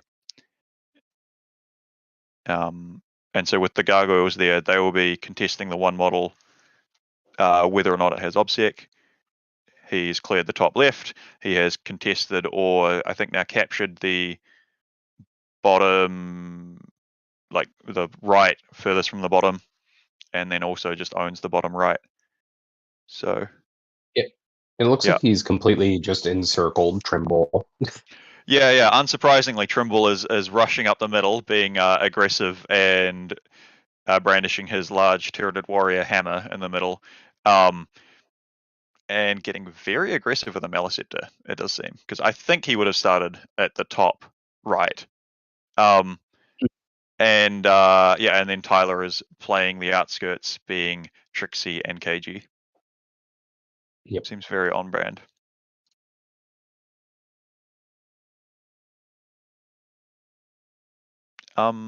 So just while there's a bit of a lull, we may swap back and just quickly see how the mopping up Away of goes. the clowns go.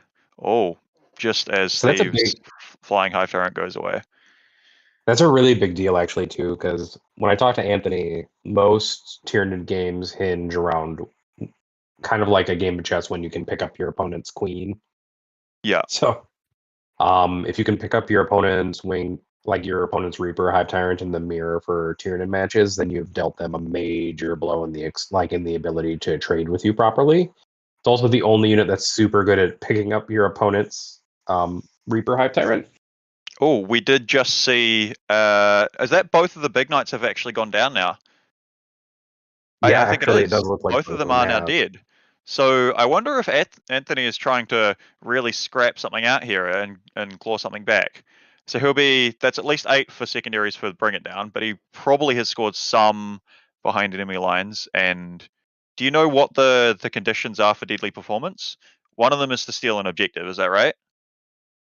I believe this one is to kill things in melee as well. I'll look it up real quick while you try Yeah. to see if you can I discern. think there's at least 4 things. One, I believe, is steal an objectives. There's kill 2 in shooting, 3 in melee, it might be, at a guess, and something else. So there's a fair chance he's procced that at least for one of his turns. Yeah, Will so you obviously score 3 points if you do 2 of the following. If you control an objective marker that you did not control at the start of your turn, Harlequin's unit from your army is wholly within your opponent's deployment zone, 2 or more enemy units were destroyed by ranged weapons, or 3 or more units were destroyed by melee weapons. So that's Oh, wow. actually pretty easy to score when you think about it, especially in a match like this where probably you're trying to placate you with your few remaining elements.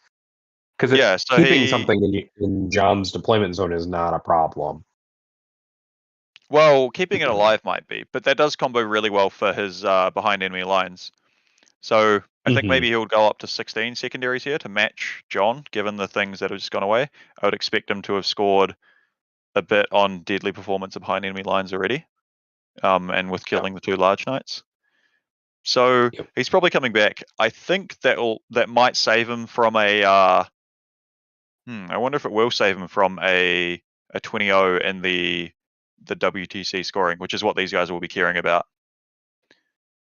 Interesting. It looks like there's maybe a Void Weaver on that bottom objective.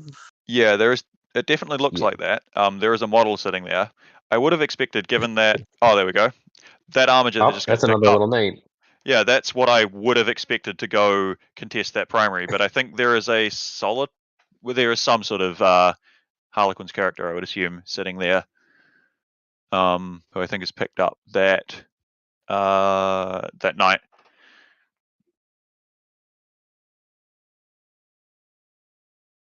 So this will be another combat in Anthony's turn, I believe. I'm just having a hard time seeing the Harlequin models because of the volcanic ash waste that is the table.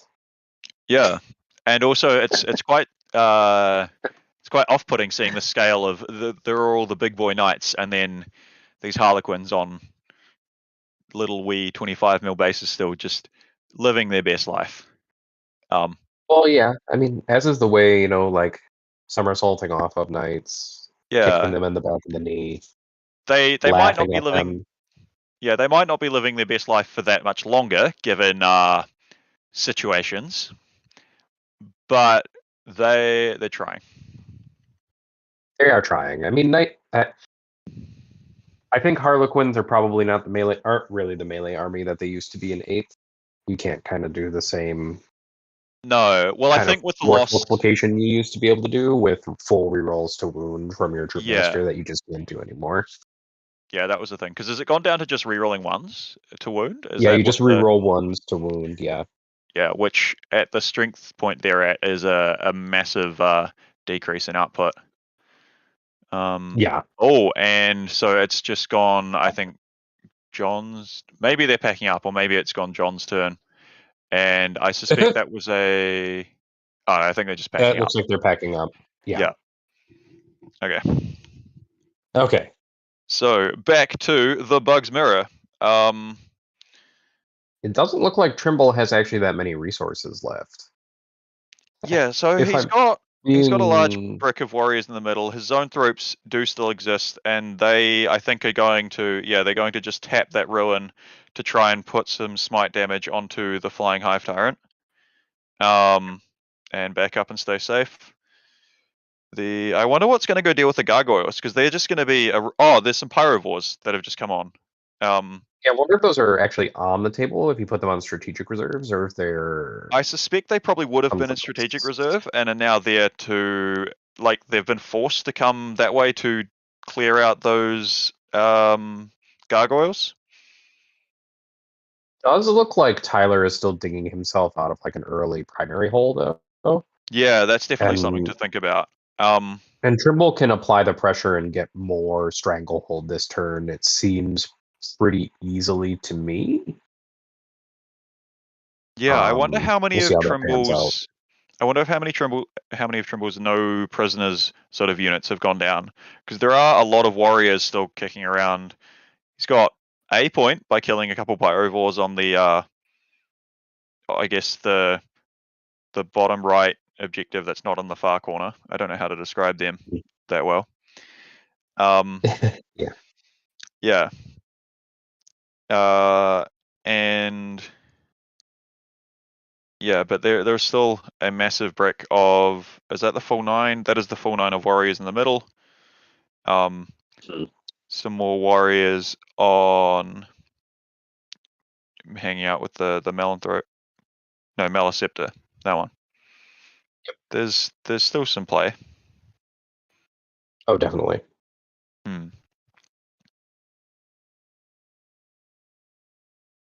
And I suppose Tyler keeping something, a Tyranid warrior alive in combat with the Meliceptor is reasonably big, and that otherwise it would probably back up and go get in position to try and smite the flying hive tyrant.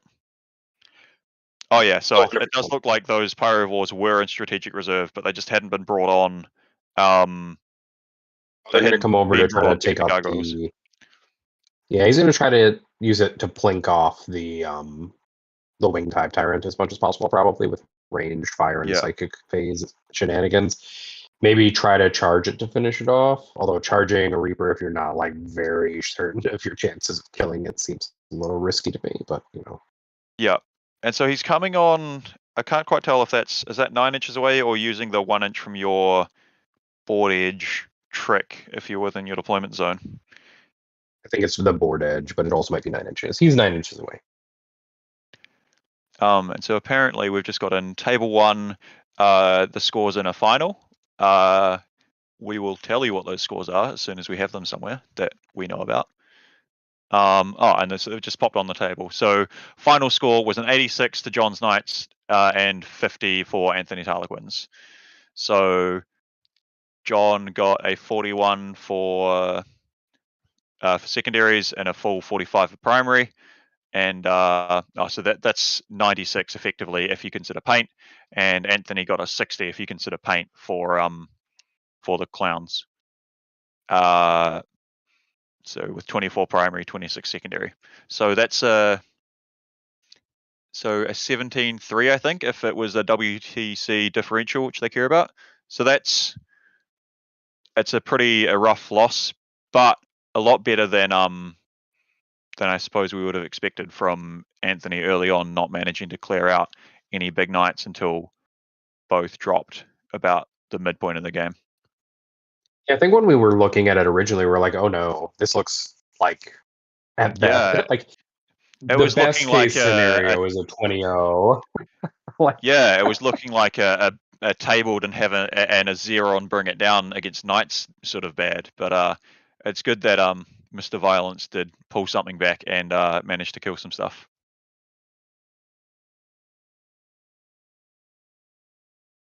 Sam in chat asked what I would do in this situation. I'm assuming he's talking about Steve and Tyler's game, like what I would do in Steve's shoes to try to pull this back in my favor a little bit. Well, technically, I don't think Steve needs to pull it back in his favor, right? Because he does have the primary lead. No, he doesn't. I think he just needs to keep pressure on Tyler. Like if he can keep trading for objectives for a little bit longer, because also it looks like Tyler actually just kind of took a bit of a punch on his own resources during the psychic phase there. Yeah. The Malice is now free. I can't tell how many wounds were done to that winged hive tyrant over there, but if it's a reasonable enough amount of wounds, like if he can pick off the Reaper this turn, I think Trimble just needs to keep up that primary pressure and he'll win. Yeah, I do. I am surprised that Flarent didn't overrun. I wonder maybe if that's how the gargoyles got up to the top right, because Tyler has a trick he loves to do, where he'll charge something he knows he'll kill with some gargoyles and something to do the actual clearing out. Like maybe it was the Raveners down on the bottom right, and then use the pile and consolidate, and then overrun to get a massive swing. That might be how those gargoyles got there. There's actually still a Ravener on that objective as well. So it's possible that maybe he just didn't sweep the objective. Oh, I see. On the in combat with the Hive Tyrant. Yeah. Yeah, I that's can't true. tell if it's in Because combat with it, but it might have just been the way. yeah, there is a sneaky blue Ravener on the blue objective marker. I actually think Tyler needs to play up to win in this situation. Tyler could use that winged Reaper. Like if the Reaper survives this turn, I think Tyler's in a really good spot. The Reaper is just such a good tool for killing so many things, and he has good established peripheral board control. Yeah, if Steve. He definitely think- needs to take center though. Yeah, so I guess if to look the other way, Deathspitter's assault for Tyranid Warriors. Assault 3, yeah. Yeah, so I Yep, wonder. they're Assault 3. I'm wondering what Steve's path to come back from it would be, but it might be something like if he just takes that warrior brick on the bottom and tries to bulldoze through that bottom right corner with them. If he can advance, I think the warriors should have the shooting to clear the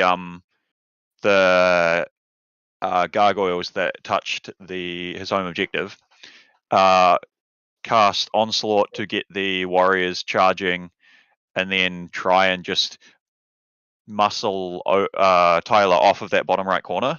Because if the winged tyrant is all the way to the other side, he's not going to be able to try and churn through the warriors. Yeah, I agree with you. Apparently, it's Death Leaper that's on that top left objective, so he just controls it right now. Oh, right, I see. Yeah. There's Oh, true. unfortunately there's only so much enhancing I can do. Yeah, for sure. What's I going think on, instead of guys? it being his Chat. actual his tail, it's the big scything talon. Yeah, what have we got going Yeah. on in chat? Have we got anything going on that we've missed that we should be paying better attention to? Also, just Sam giving me a combination of a hard time and a nice time at the same time, which Oh, seems see- pretty typical for most of my experiences with Sam.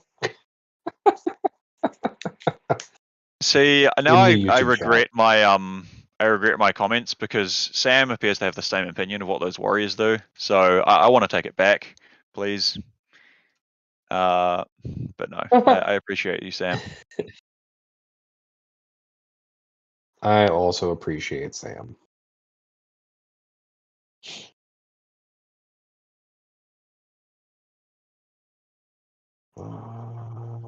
I mean, So also looks those like- gargoyles have really low leadership, so if you do any casualties to them, they will probably fail their leadership test. That's true, but with new leadership, that doesn't usually wipe a squad. That's sort of it's an ideal way to attrition down partial squads, but is really unlikely to clear the last model, which is what Steve really needs to do to get because I assume that's his Neurothrope just chilling back there, and he really wants to clear the gargoyles off there. Maybe to go hit the button again, or maybe to Yeah, that's just true. yeah. There's a chance though actually he could just advance the Pyrovore backwards, and that plus Smite and potential Pyrovore charge might be enough to clear them. There's plenty of That's true. options. Yeah, I don't. Yeah, it's kind of hard because you do have to kill basically the 9 ablative wounds for the one guy, essentially. There is also, it For looks the like leadership a test to matter, that is, I mean. yeah. There is also, it looks like a We just charged Death Leaper off of the objective. Oh, to get him out of heroic intervention range. That makes sense. Sorry. Go ahead. yeah. No, it does look like there might be something on a larger base, like maybe a 60 mil base on the top right, hiding behind that crate. So it's hard to know what that is. There's a Neurothrope on somebody's end. The camera's like not quite at the edges of the battlefield, so there might be something else over there.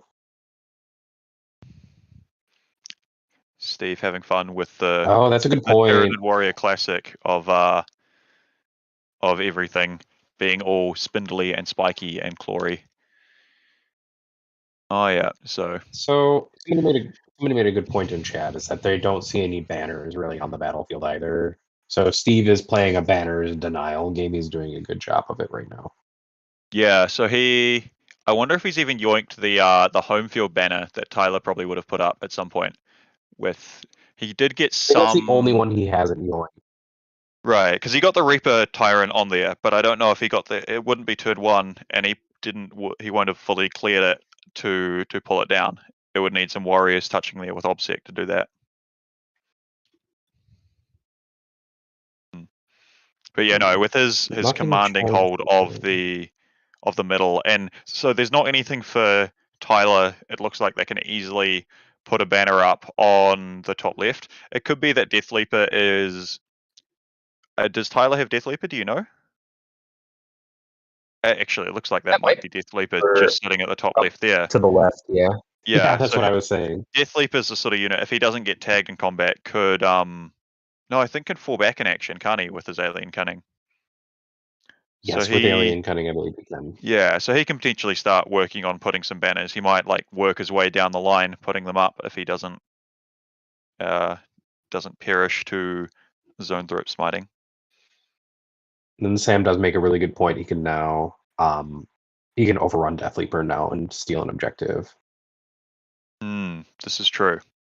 I'm not yet used to the new overrun. I'm used to the old one where it's as soon as the thing is fought that the running away happens. Yeah, this will be very different because it means he can take him off majority if he overruns it onto either objective. He could run it to safely onto the objective near Swarmlord and stuff like that, or run it up by the Reaper one. But and could take either the home objective and knock, if there's a banner on it, knock it off, or it could take the upper one and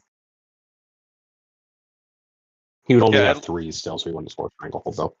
It looks like with what Steve's doing though, he's just sort of okay with the gargoyles existing in his backline. I guess he assumes they're not actually going to stop the Neurothrope from being alive, and yeah, and so he's just content with handing a little bit of primary because Tyler might need the help there with how well the rest of it is going. It's kind of funny to me because, like, if there is a unit that could just like slowly chip your Neurothrope to death, it would be a squad of gargoyles just sitting on that back. It would, but he has a Pyrovore right next to there, right? So as soon as he cares about it, that Pyrovore could step back and is it 2d6 strength 6 hits onto gargoyles? Or am I getting the profiles confused? Strength 4, 2d6 strength 4, AP 1, damage 1. Which is pretty efficient into some gargoyles, really. Oh yeah, if he needed to pick up the gargoyles, which is probably what he'll do now that Pyrovore on the south eastern middle objective. Yeah. Bottom right has now cleared. You can move that Pyrovore back, and you can use it to take care of those gargoyles. I'm also looking. That middle of the table looks worryingly open. Empty. Yeah. It feels like there should be something sitting there in the middle, but I'm sure there's reasoning behind the terrain layouts, and knowing Tyler, this might be player placed, and because the open was player placed terrain, wasn't it? So that'll be why. The event was player placed, so that's why. Yeah, so they're using WTC terrain, but they were playing. Yeah, and so earlier the stuff was being used for WTC practice games, but not anymore. So yeah. So I guess a little bit unsurprisingly, I think Steve has his ruins postured a bit more aggressively towards the middle of the table, compared to Tyler's nice defensive pair of L's and crate to deny as many angles as possible.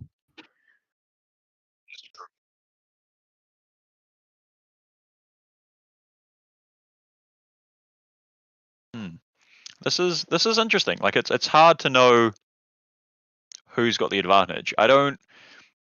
Steve's just made a long strung out charge into I think the gargoyles on Tyler's bottom home ruin through the wall with them, and so I don't know if they're going to be swinging wide to try and tag pyrovores. I don't think they've got the movement to touch the objective. They do not. But yeah, I'm sure we'll be doing something with that. Priven's Tim in the chat Sorcerer has a question in for chat. us. Yeah, Tim is asking if he should be collecting Harlequins or Orcs next. Well, Tim, I know one of them got a lot of love in the new data slate, and the other didn't, and their dead faction status is getting reinforced. So I don't know. Maybe you should just embrace the Orcs, except you need to do a bunch of hobby. Embrace your internal conversion, like creativity, and play Orcs. And Sam's harassing me, saying this looks like a New Zealand table. And Sam, I'll have you know, I am making my own WTC terrain, and I actually think it looks a bit nicer than this stuff, and there's more of it, mate. So you can continue to be a wonderful human being. I was going to say you could tell them to go pound sand. Yeah, well, I felt like being nice. I mean, telling them to go pound sand is perfectly nice, Alex. Okay. And there are ruder things I could say. Yes, embrace the wah. I'm not going to do that. So my vocal cords are very shot. Yeah, so Sam's corrected both his past self and us. So the warriors consolidated into those gargoyles after wiping the Raveners rather than making the charge. Of course. So yeah, because strength. What do bone swords get up to? Strength, wound, Raveners on 3s. AP 3, so AP they 2 get damage too. Yeah, that would be quite efficient into Raveners. Yeah, the Not AP quite, puts him on 6s. Yeah, not quite. If he's playing Leviathan and charge the Pyrovore, and he could even, I think this stratagem can let you just completely blank their save, right? The bonus AP thing. You need a second unit to be charging in to pop the Leviathan stratagem for extra AP. There's a Pyrovore just chilling on that objective. He maybe could have done it. Yeah, if he was doing it, then you put him to 3, then they just bypass it. The Ravener's only defense in that situation is that they're -1 to hit in melee combat. Although 5 Raveners coming out from that behind that thing might cause those warriors some pain in just a second. Yeah, speaking of, but I suppose him tagging those gargoyles is actually significant, and that it then forces, if Tyler wants to hit the button on his home objective, he needs to either use the Pyrovores or the Neurothrope, I assume, is what's chilling there, which will cost me the shooting damage into anything right up in a scroll space or psychic phase, neither of which are fun. Mm-hmm. Somebody advanced. It looks like some Pyrovores are boosting it, if I had to guess, which effectively I am, but it isn't confirmed. A lovely 8 inches. Yeah. And to answer Sam Lemon's question in YouTube chat, I am currently working on Imperial Guard stuff.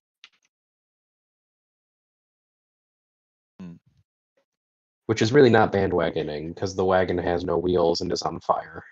Look, you pre-bandwagon just in time to get Armor of Contempt on your Leman Russ, right? It's true. I did it just on time to have the army be buffed to a 35% win rate army. Yeah. Have you got your round Leman Russ yet? No. I'm waiting. I put in a bid on a Baneblade on eBay. Exciting. Best of luck, sir. Just for that 2-up armor save, Armor of Contempt Baneblade business, if I can get it bought and hobbied up in time to play a game with it. And spend one of your minimal CP to give it hull down deployment or whatever, so it sits at a 0+ save. Exactly. How did you know? Powerful. Yeah. Swarmlord is I was waking gonna- up. He's upset.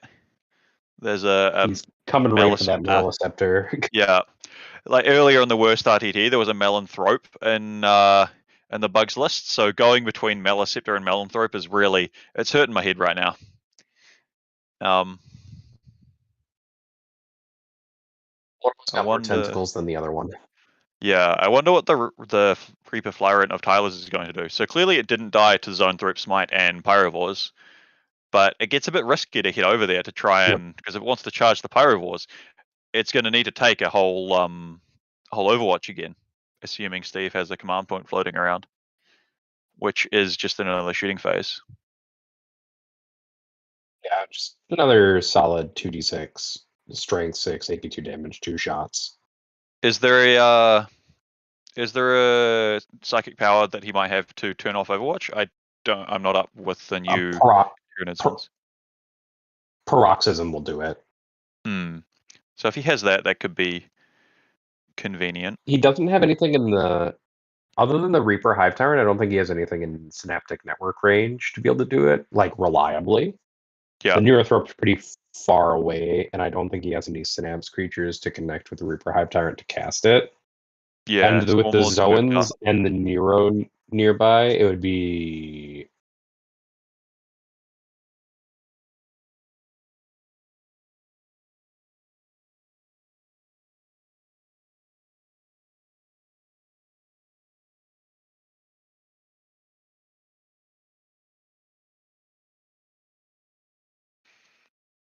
Oh, wise tech lead for stream today. Please save the stream. And don't make it just me and Alex talking into a black void to one another. Yeah, no, that sounds just like a real big problem. Well, I mean, I'll enjoy it. Yeah. Should we speculate into the void about who's looking in a better position in this game? I'm starting to think that Tyler's starting to turn their momentum around. I think it looks a little bit like Trimble Mass Assault kind of lost a little bit of momentum there when it didn't pick up the wing type turret. Yeah. But Oh, okay, so I think it will hinge. Go ahead, Alex. Yeah, so I've just paid attention to the fact that Tyler has taken behind enemy lines as a secondary, so the Gargoyles will be scoring that as well, making it another, I guess, interesting decision for Steve to not try and do anything about it. But I don't think he's going to get a super high score on. I don't know if he's going to get a super high score on banners, and I guess this Pyrovore Ravener combo into his Tyranid Warriors is going to be a bit telling as to how he'll go for no prisoners. Because if they I think continue to just live, it will. Yeah, I think both of their lists basically offer maximum no prisoners. If I remember their oh boy, it just snapped forwards a bit. Oh man, I think the internet at Charity Hammer is having a time. So I have no idea how much of this is coming through on the stream. Hopefully you guys are still with us. But you could take a moment in the downtime to go to Child's Play and donate and get yourself another every $30, another raffle ticket. Earlier you donate, the more chances you go to what is it? Win prizes, win Warhammer, that one. Box prizes, box game goods. Yeah, and of course you're supporting the wonderful Child's Play charity. All about they both provide children's toys for children's hospitals and games consoles and such to keep kids entertained and try to keep them happy while they are going through a tough time. And also they work on providing domestic abuse shelters. With the same things, yeah. Yeah. In the United States, Australia, I'm pretty confident the UK, and some other countries internationally. And every dollar donated will go straight to them. Nothing gets pocketed. Everyone is traveling to Charity Hammer on their own dime, And yeah. Yep. All right. I think So this we are. Swarmlord might have failed his charge, or is not charging. I think maybe they were just debating on what he could or couldn't charge, or how far, or is this attack? Okay. No, it does look like combat attacks are being rolled, doesn't it? Yeah, because it looked like he was rolling combat attacks into the southernmost warrior squad.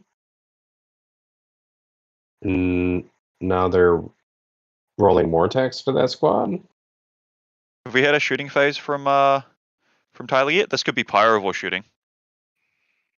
It could be, but man, Because they're he's getting pulled rolling from sets of weird 2d6. places. He's rolling.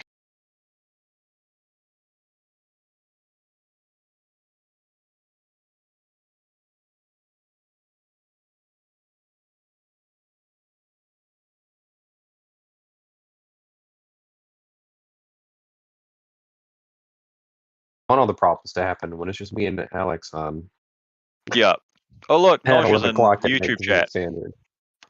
and yeah, Nick agrees. He thinks he's shooting Pyrovores. This feels better than Sam agreeing. This does feel better than Sam Yeah. agreeing, but we still Because, love you, Sam, but it feels better we this way. appreciate Sam, yeah. But it's good to have other network podcast hosts in Enthusiasts. agreement. Yeah.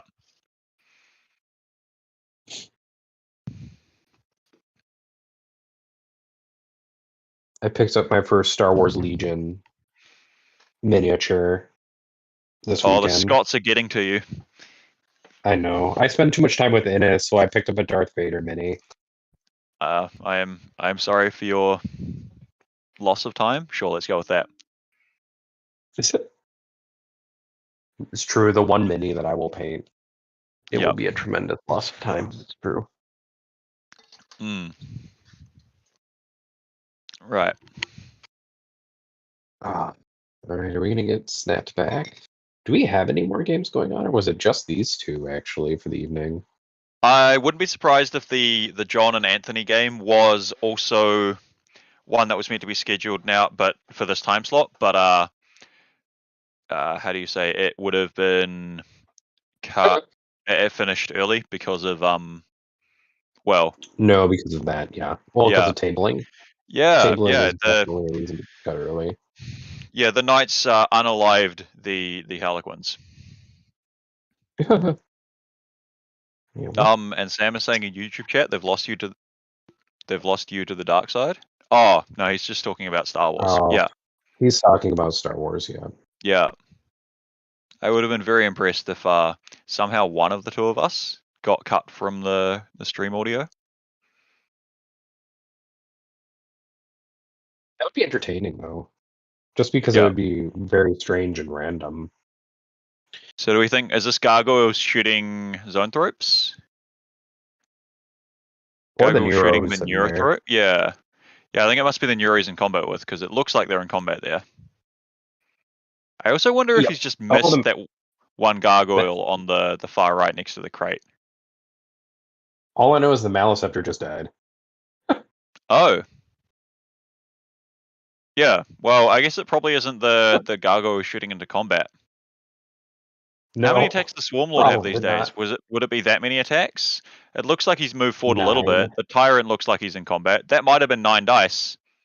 He has 9 attacks? That is powerful. He has 9 attacks. He is a powerful man. Yeah, I think we must be into the fight phase. Yeah, so this We'll find out in a is second. Reaper Flyrant hitting. Yep, Reaper is picking up. That was Death Are they Leaper, I Ravenous? think, just died. I don't think. I think that was actually Death Leaper who just died. Was it was there a Death Leaper fight going on with Steve and Tyler both having theirs on the bottom left? Well, the Wing Type left? Tyrant, I think, did it. Yeah. The Wing Type Tyrant also picks up 2 warriors. I'm At least gonna that's actually Death Leaper say hitting that the warriors. Yeah, I think that was Death Leaper hitting the Yeah. warriors. So I imagine Death Leaper, one of them would have charged both, and at least one, and the other one would have charged. So if you're not sure if you're gonna need to kill it, you can man, how do you use the English language? You can hit the hit with one, either your Death Leaper or your Flyrant first, to try and kill, I guess, the priority target, which would be the opponent's Death Leaper, and then the next one could activate into whichever's remaining if you charge both.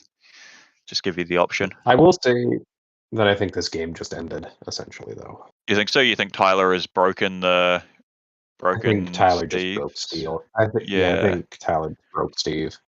Yeah, it was. He had a bit more hanging around the edges than I maybe expected. Yeah, and so how many of these warriors get picked up? But if he's got, so he has one warrior sitting on the top. Yeah, and he won't have enough primary differential to do that, because if Tyler clears Steve off, he's going to start scoring 12s and hitting the button for up to 4, I think.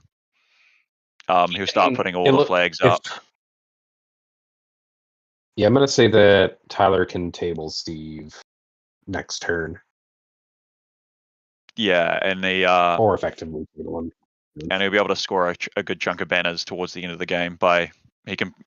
He realistically might get 6 banners up because if he does that by turn 5, along with the few that he scores from his home objective, that maxes banners. He's got, if he tables them, a whole lot of no prisoners behind enemy lines. If I count 5 warriors. Yeah, sorry. I count 5 warriors, 3 Zoas, 2 pyros, and 1 Neurothreat left on the table for Steve. Yeah, that is, and I think there's still combat going on down in the middle there, and yeah, it's just picked up another warrior. There's more warriors being picked up, yeah. Yeah, that is pretty brutal. I actually think that was actually just the back of the army being broken. Yeah, for sure. That I think Steve's path of victory would have been that warrior brick clearing out the flank, but I think Tyler had more hiding on his home field than I guess it seemed from this angle. Yeah, I actually didn't think those 5 Raveners were on the table at first, the ones that were on the other side of the wall. I thought there were casualties from earlier in the battlefield initially. But yep. But no. Tyler is cagey and sneaky. No. Indeed. Well, it's always big when you can pull down your opponent's Winged Hive Tyrant. Yeah.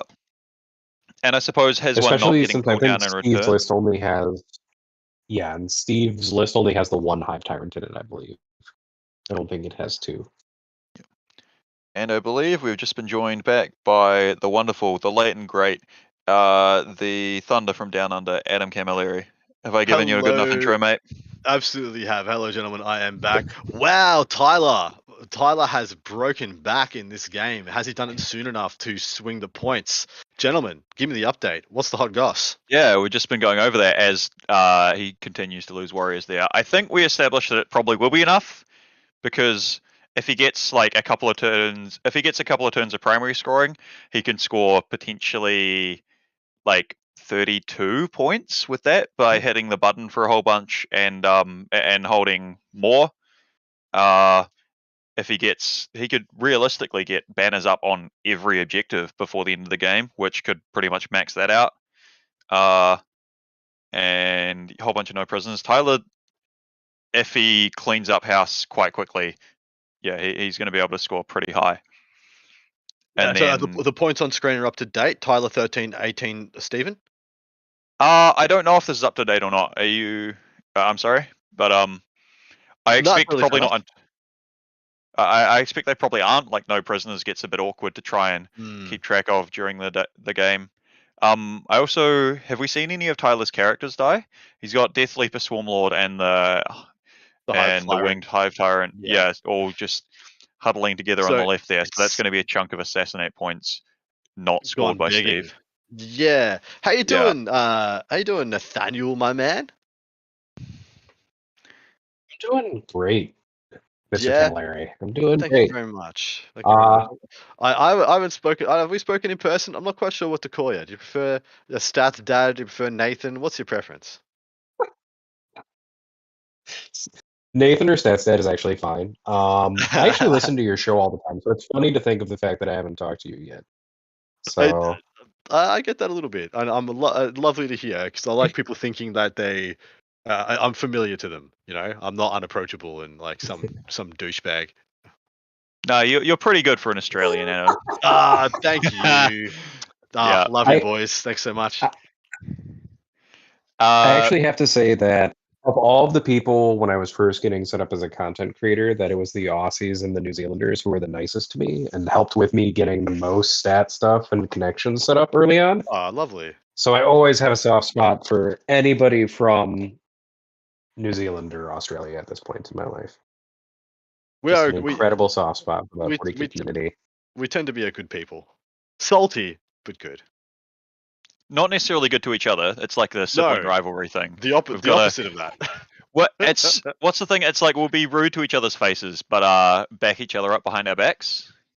Legit. Yeah. It's like a like, little yeah. brother, big brother relationship. I understand. Yeah, I or got you. it's whatever's convenient, right? Like if it's something like let's get everyone way off topic. If it's something like rugby, where a Mhm. rival sport, and we'll probably back anyone our rival country is playing against. But if it's some, I guess, obscure underdog sort of thing, like Aussies doing well at ETC way back when, there'd be Kiwis going hell yeah and rooting for them. Well, and it's also if any of us are bursting the poms, it's just ubiquitous. Bang, lock it in. It's us versus them. Yeah. Undeniable. But I need to know what's a palm and what? It is POM British or UK? Sorry, it's a English Brit.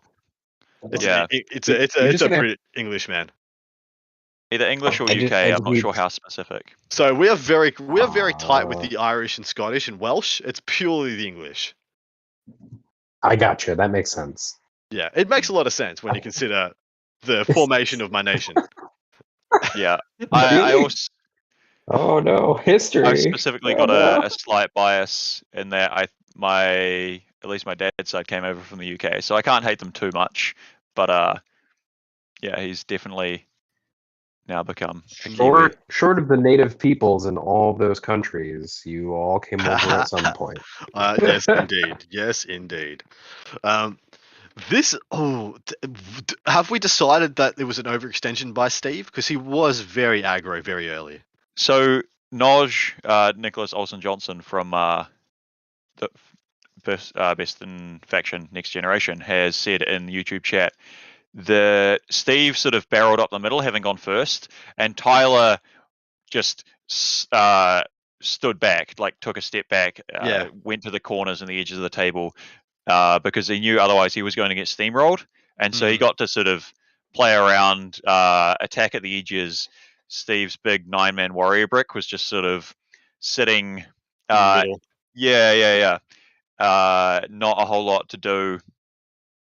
As the orange bugs sort of swarmed around them, and now they're coming collapsing down.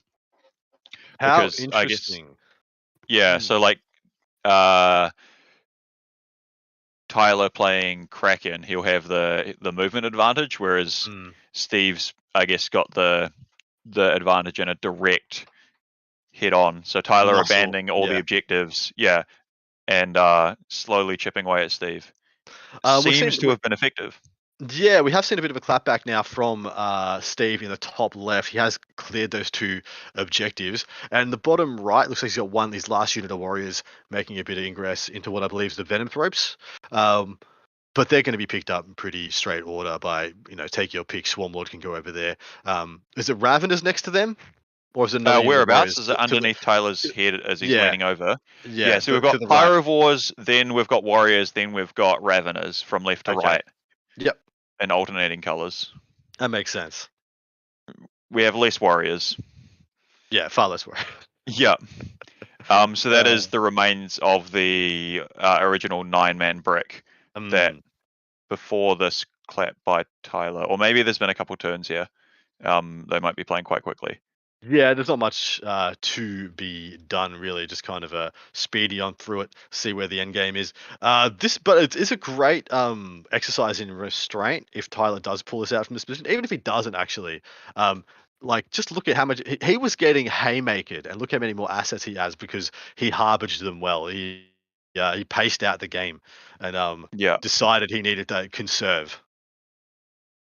And I wonder. So I think the Neurothrope and Zoanthropes have cleared the gargoyles that were on Steve's home objective. I assume those got knocked out with smites.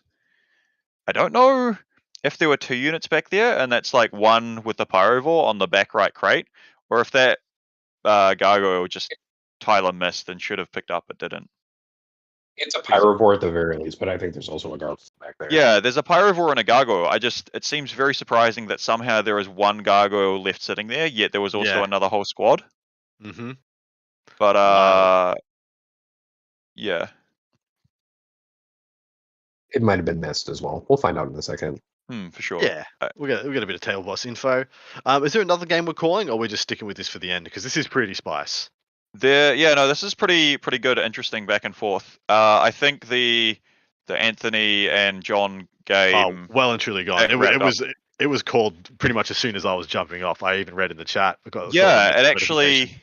Anthony came back. He did pull down both of the big knights and a few of the small ones. Yep. So he got himself back to I think it would have been only just the 17-3. Nice. Yep. Yeah, there we go. Yeah, so 50 to 86. That is pretty respectable from the position he was in. Yeah. He So must he have scrapped definitely- pretty hard for that. Yeah. He did pretty well backed into a Before corner. we left the other table, it looked like Tyler just regenerated the gargoyle squad, so we intentionally left one left behind that, Yep. right? So it couldn't be shot. Okay. And Yeah, then so he he can did manage to regenerate have those one back there. onto the objective and take it again during the command phase. Because then he Damn, can it's a- score that primary point as well. Because that's the Yeah. beginning of the command phase. Good trick. Such a game flipping trick. Like crazy. Man, so he rolled 5 to get 5 new guys in there. Is it D6 that return? Yeah. It's a D3 plus 3. D3 plus 3. That's so strong. Mm-hmm. So yeah, I think For he must one have known that he CP, had so that those numbers won't guaranteed be play sitting there ready. For the bottom of turn. Yeah, I do. Huh, that's surprising though. I think those crates. It's tricksy. Yeah. And though, Adam, do you happen to know? I thought the WTC crates, which these looked like they were, I thought they were 2.5 inches wide, so you couldn't coherency through. But it definitely looks the not right correct. distance. It looks the Yeah. right distance. Yeah, it might just be different scale on this terrain. Yeah, it might just be different crates on the actual. But I don't believe this would be a WTC board. I believe they're trying to emulate the table they would have played on at the Best in Tabletop. So it might not be ITC. It might be ITC, not or GW or whatever. They might even Yeah. have a parameter for that specific interaction. Like Yeah, well, it's WTC has sorry. so many unique rules requirements. I don't want to say there are a lot of teams and players out there that are constantly looking for an edge, but that's exactly what I'm saying. And so the need for WTC to be like watertight at all times for everything is pretty heavy. Yeah. No, I think they've done this as player placed because the terrain is quite asymmetric. Yep. But the Well, because the theme of the battle is still who really won the Best in Tabletop Open. So I think they both took their same list and it's the same terrain setup. So they did the same player place terrain arrangement. and This might just that's how Steve's got Stranglehold as a secondary still. So last hurrah Yeah, exactly right. of that being Yeah. in the game. Man, no Stranglehold. I'm actually I'm not unhappy that Stranglehold went away. But I am kind of unhappy. I'm kind of unhappy that To the Last went away. I would have been much happier if To the Last just got nerfed. I've always been on the opinion that To the Last should never have given 15 points. Should have been capped at a 12 or even a 10. Because I always thought it was stupid. You got a max points on a secondary for doing nothing. we're gonna disagree. Oh my! Okay. I actually thought That's- Stranglehold was the one that I know it's fine. We can disagree. I mean, no, I'm so mad that we disagree, Adam. How dare you? Actually, how dare you disagree with me? No, I think To the Last, if they had nerfed it, probably would have been okay to stick around. But I also think To the Last needed to go to change the game into a more active participatory match. I do think Stranglehold was kind of a weird choice to remove because it probably would have been better to be nerfed. But also, they've already added in like 5 factions secondaries that are basically just better versions of Stranglehold at this point. Like Knights have one. Yeah. So it's Yeah, it's kind of a silly change. the Chaos Knights one, if you're playing pure Chaos Knights, is just like literally better Stranglehold. If you're not summoning demons, there's Yeah. no situation where it wouldn't score you Stranglehold more easily or more points than Stranglehold. And so, Yeah. given that that's what I'm on right now, that's pretty cool. I'm not super bothered yet. I am a little bit sad. I think on the most recent event I went to, I had a Custodes list where I worked it out. I think across 3 games, 86 of the 130 something secondary points of 186 of 131 sounds about right. Maybe it was 84.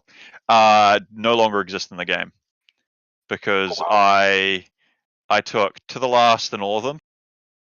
Here's your thing, very durable units, but now it's kind of like you best go out and kill things. Yeah. I do feel a bit. Yeah, I do feel a bit rough for some of those lists. I mean, I don't feel bad for T Suns at all. They are so jacked on the secondary game. It's kind of obnoxious. But yeah, that was pretty much why I lamented the total loss of Stranglehold, because I thought there were absolute builds out there that are going to go begging. Who would have been very happy to get like a 12 on To the Last instead of like maybe nothing. Yeah, man, Thousand Suns though. Yeah, they Wrath of Magnus was already such a polarizing secondary, and it's got buff for them. Yeah, because like what was the change to Wrath of Magnus actually? So Wrath of Magnus now is, of all the different categories of Blessing, Malediction, Witchfire, and I'm not sure if there's another one. If they cast more than their opponent or across all of those categories, they score it if they have a Psyker. So you can just have like an idiot squad of rubrics in the backfield, smiting the air or buffing the air, so to speak. Yeah. And so basically, like you play the game as Thousand Suns, you cast all your powers, and you get 15 points for that secondary. It's very stupid. Like That's really good. That is a purifying ritual equivalent now. Like where they, and also it's not in kind the of- psychic secondary category, right? So Exactly. they can take that and mutate landscapes if they want and stuff. That's it's going to be strong for them. Oops. Or That feels like a mistake. which is the Yeah. one that's grind, but for psychic, but for mortal wounds. That was Wrath of Magnus. That's been changed. Okay, So cool. instead of Yeah. being mortals killed, it's So powerful, man. So Yeah. powerful. And so this is a stream frozen at the moment still, right? So we're just Treading We can just water. wax philosophical picture a little loading. bit. Yeah. Absolutely. It's- What factions are you boys most looking forward to seeing how they deal with the new changes? Slightly different option. I'm really looking forward to having a go. I've got 3 custom Transcendent Satan I converted. Oh, yeah, And boy. I did it, ran them like a little bit in like small point skewed events, and haven't done them since. They sort of sat on the shelf being sad. So those going down 50 points each, no, 40 points each. I'm really excited to have a go because they're sitting on a shelf with like RGB lighting and they're painted in the Tesseract glow. So they look so nice every time I go past that and see them. I'm sad that I haven't played more games with them. So at some point soon I'll try that. That's what I'm most excited to have a go with. I'm painting Imperial Guard tanks, which has nothing at all to do with what I'm trying to do competitively anymore at this point. I'm just excited to not paint Eldar tanks or Tyranid bugs for a little bit and to paint Yep. NPCs essentially instead. Nice. You're- I'm just looking forward to having something fun to do for a little bit. What scheme you going with? So I'm doing like a Solar Auxilia, kind of like slate gray, blue enameled kind of look to it. So I'm The gonna. bugs do look great though, Nathan. Every- that effort was Thank you. well spent. So I Yeah, wonder. I'm trying to improve my hobby with each army that I do, and so this one is like. Before I got sick, I was gonna do some painting lessons with Peter Venner, who's part of Assistant Tabletop. Yep. He was gonna show me some enamels and oils and weathering stuff because that's what my plan is for the Imperial Guard stuff, is to do some next step. Oh, improvement to hobby Pyrovore stuff. went pop. A Pyrovore exploded. Oh my gosh! It Explosion. exploded. Love to see Exploded. Oh it. my god! Yeah. One mortal wound. Woo! Yeah, so this is Steve. One of the I don't know if few this is units- heading back in his turn or in Tyler's turn, but yeah, I think we'll just be going through the motions. I think he might have like clung on with just enough stuff. It might limit Tyler's scoring to some extent. Like that Neuro is going to take a while to put down, as will the Zoanthrope. So he might cling on to. Yeah, Yeah. it's gonna be tight. The It's gargoyle. gonna be real tight. I think Banner. Well, so I think does Steve get a donut on Assassinate? I don't If think he's he- killing Yeah, he anything, hasn't right? killed anything. He possibly killed got any he characters. possibly got 3. If there was a Neurothrope that got picked up early on, maybe there's 3 points there. But yeah, 3 will not make or break this game. Yeah, true. That he might have picked up a Neurothrope, or maybe the Neurothrope's still just chilling in Tyler's backfield. Exactly. But It's the only Deathleaper, character I could conceive being in this lineup that I can't see. That's literally Yeah. all I'm going off there. well, there was a Death Leaper, but that looked like it didn't die, so that may have just either run back onto another objective, or it might have hopped up with the Death Leaper and Circle the Prey thing. Yeah.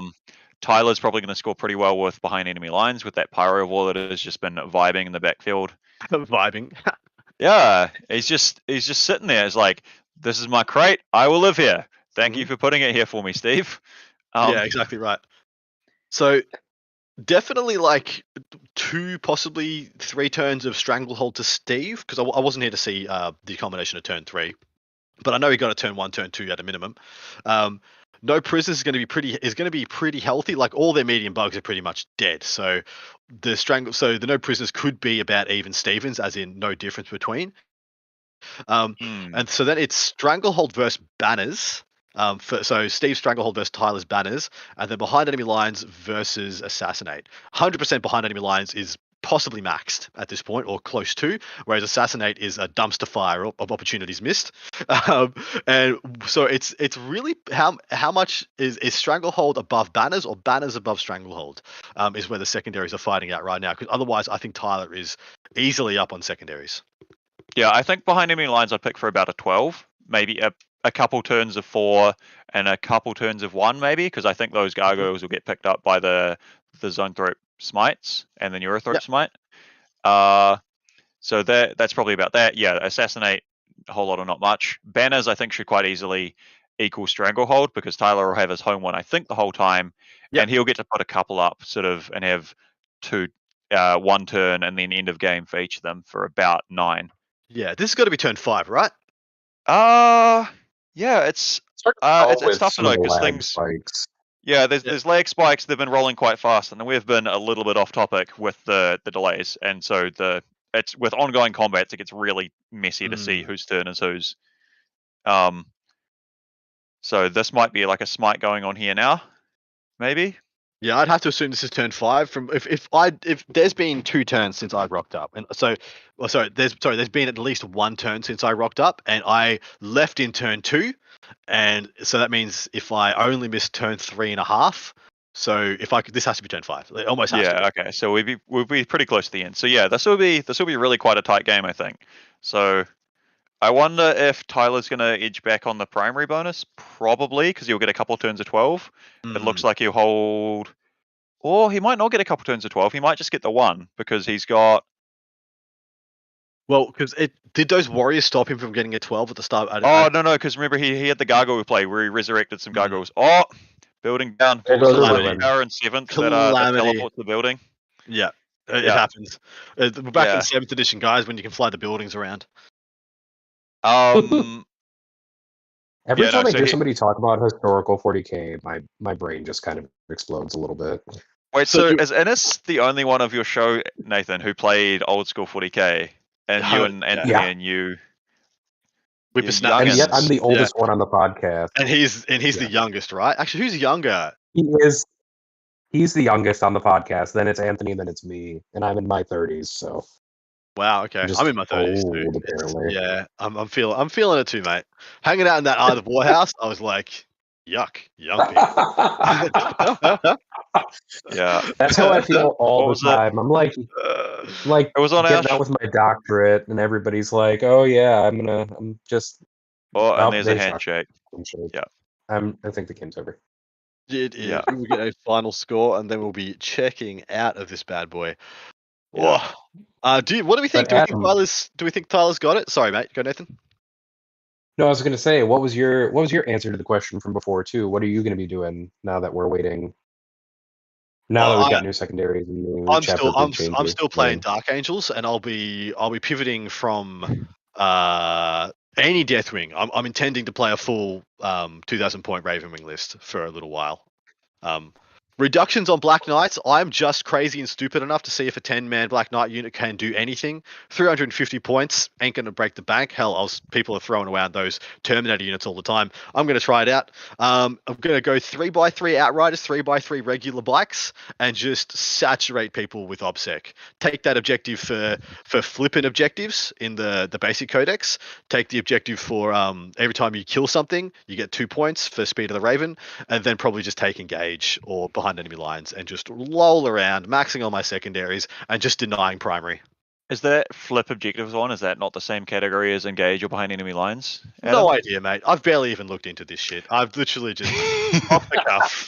Off the cuff. Okay. No, I I've was had gonna a say, little you bit wouldn't- of. I've had slight opinions from Chris Irvine. He's looking to play, I think, Marines for Team Scotland. He's at least had success for them in some events and is on Team Scotland. Yep. And was saying something along the lines of he doesn't even like taking what's the give OBSEC one? Right, Rights of War. No, He I don't doesn't even need it. like that because he wants it easier for some idiot guardsman or something equivalent to go and just be like, boop, I put my toe on your objective, And I've flip it. OBSEC'd it. Yeah. And you go, oh no, what a nightmare. Mm-hmm. Death. Right, I've Yeah. just taken an objective that I didn't And I'm- control. Thank you, sir. Dude, that's exactly the play. Draw them into flipping your objectives, flip them back, kill the unit, get 5 points. It's 2 points for killing the unit with a Raven Wing, and then 3 points for flipping the objective. It's a beautiful world. Yeah. At least just finalize the scores. Oh, maybe. Is this- snap? Is this the 46 final to 44? That I don't think. And they might be I doing think no Tyler needs prisoners. more secondary points than that. Oh well, and I think Steve needs They more might- primary points than that. I thought Steve had a 15 and 2 8s for. Oh, sorry, no, he wouldn't have got 8 in his turn 4, and so that might be accurate. I thought he got a 12 and an 8 for his turn 2 and turn 3, but I might be wrong. Like those secondary out. We'll give him scores another couple almost look minutes. like they should be swapped. Yeah. Yeah, We'll give him wow. a second. Yeah, for sure. Let him Let him figure it out. I was going to say, Adam, you should talk to Jeremy Takuri at Jeremy Atkinson because he has also been trying to fly high with Raven Wing kind of intermittently. Excuse you, Nathan. Jeremy It's, has been flying high with Raven Wing.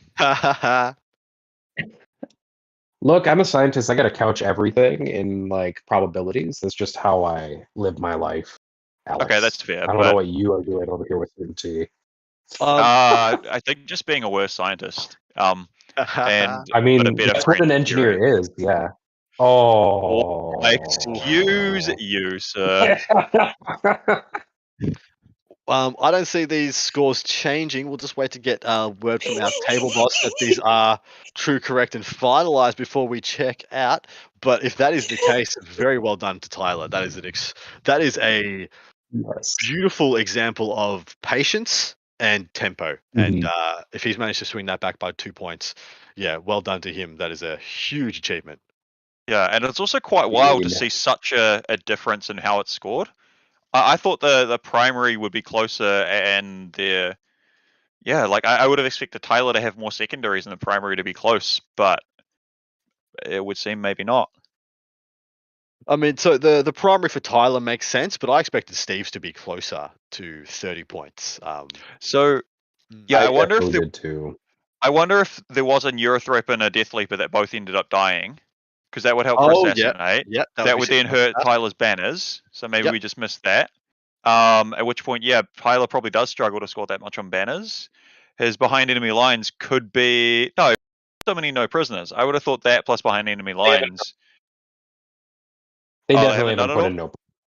They haven't done no prisoners. 100%. I'm Maybe what they did is they worked out Tyler had got ahead before the no prisoners points and finished it there. either that or they realized they both gave up the same and they pretty much both had the same amount left. So they're like, well, no prisoners is a donut essentially to each player because we're of the same points. So it doesn't even warrant to be scored if they counted them up and they're the same. Like they both. There's got no way 13. though. If they both got 13 on no prisoners. Well, you look at it. So look at the infantry that are but- left. There's like 2 I'm units saying left. there's no way, because Steve's got 28 secondary points. There's no way Tyler had that many characters for assassinate. Oh, that is true. Actually, there's no way there's Yeah. 28 points there They without. might have actually put in. You know They what? might have just put in Steve's no prisoners Yeah. points, realized that he was still behind before putting in And just- Tyler's no prisoner points. Yeah, not even. And Yeah, Tyler's exactly. actually got 15 no prisoners still, so it's more like 61-44 instead of 46-44. Right. I'm also going to switch off because I think technically John Quinnell of amazing fame is going to be taking in a slot soon. So we'll say Wonderful. goodbye to Nathan, and I think we'll give away some things. Saying goodbye to Adam too. I am checking out. I'm officially done. My however many hours is over. My great pleasure to everybody. Thank you so much if everybody's joined us. Please give, enjoy. We're comfortable sweaters, look, color coordinated. Even that wasn't intentional. I'm just a mess. This is all just happens. But I have Josh Shoots. Okay, I was close. Indeed, so close. I would make a pun about like, oh shoot, but like I feel like that's probably been done a lot for you. Josh, darn it, dude. I mean, as a guy named Mitch, it's like, there's not been a million jokes. No, I feel like, oh, there's the spreadsheet I'm looking for. I just want to have this up for giveaways. So, I know nothing about you, Josh. I obviously you're probably pretty cool to be here. So, tell us a little bit about yourself to start with. Well, in terms of the hobby, I've been playing since I was 8 years old. Amazing, love this. I love my dad dearly. He got me into it way back when with actually the Lord of the Rings strategy battle game. Okay. I love that game. Super fun mechanics. Started with the so, soft stuff. Started with that, and then we got onto the hard crack. Yeah. And that was Dads like really are the 40K. biggest pushers of Yep. plastic drugs. It's true. Yes, exactly. Absolutely. I still have my Resin Swarm Lord, which is the first model I ever bought. Or not resin, sorry. It was pewter. The old metal models that you could kill somebody with. Absolutely. It's an accessory to murder usually, yes. Awful. But it's cool bragging rights. Like, hey man, I'm not a bandwagon for Tyranids. No, but you can also be like, so this went through grade school with me. Yes. Like, so that's nice. Like, Grade school, middle school, high school, is there the whole time. yeah. We like college is working out together. We're rooming. It's okay, Yeah. Yep, he's a great roommate. He's a fantastic roommate. But yeah, so I started really young. Basically, I went to my first tournament at like 11 years old, but then I took kind of just a long break because I didn't have any like view of the tournament scene. Like I wasn't very present on the internet, not for any like particular reason, just like, I was a kid. I didn't understand how things There work. are other things to do. Yeah, there's other things to do, get through school and whatever. But then I got to it was like pretty much the beginning of 8th edition, like just past Index Hammer basically. Okay. Most people had their codexes. I saw the Nid codex and I was like, oh, yes, my babies. And basically I picked that up, started playing with it, and that's when I really hit the ground running on the tournament scene. And I went to a couple local events, was doing pretty well at them. So then I tested the waters at like other things. Like my first big event was BFS in 2018, 19, something like that. I don't know. But that was like, I don't think there's been a tournament since that I've learned more, literally, because like, I mean, I went 3-3 at that tournament. My 3 losses were to Kurt Klaus, Alex Fennel, and Austin Wingfield. I mean, So I feel like if you're you gonna could have lose picked up anybody, one of those, but right? But like, let's not. Well, Let's not be critical. Yeah, exactly, right? No, I'm kidding. That's amazing. I was very close. Alex Fennel and I have had two games since. I have just barely won by like 2 points, and he barely won that game by like 2 points. So we're like neck and neck, and Nice. we gotta go for a tiebreaker at some point soon. Amazing. But yeah, so I've kind of grown up just with the hobby, painting, modeling, and that was just like kind of that was an important part of like my life growing up. Because again, for you guys who don't know, sorry, plug here, for Joel Hammer 40K. So my older brother Joel was severely handicapped. He had cerebral palsy, and like one of his favorite things in the world was just rolling dice with me and Dad. So we'd get like his salamanders out. I'd play either my Necrons or my Nids, and we just have fun. It was a super great time. Unfortunately, Joel passed away in February of 2016. And over the past couple of years, we've been doing Joel Hammer. This is the 3rd year we're doing it. We're raising money for his school that he loved super dearly. They do an awesome job. It's a St. Vincent Special Needs School in Trumbull, Connecticut. They do awesome work. But yeah, so that's just a little tidbit about me, what I do in the hobby, and No, that's super fun. amazing. It is that like I have for later on throughout the day. Like for other days, I have other shirts, and like I have my brand shirt, right? Like it's the same. There are so many ways I think that this hobby can just improve and really connect people in a much deeper way and in a much more social way than I think than people give it credit for on the surface, right? Like and when you look deeper and when you actually spend more time, like you talk about playing since you were 8, like that's like 12 years in the hobby, right?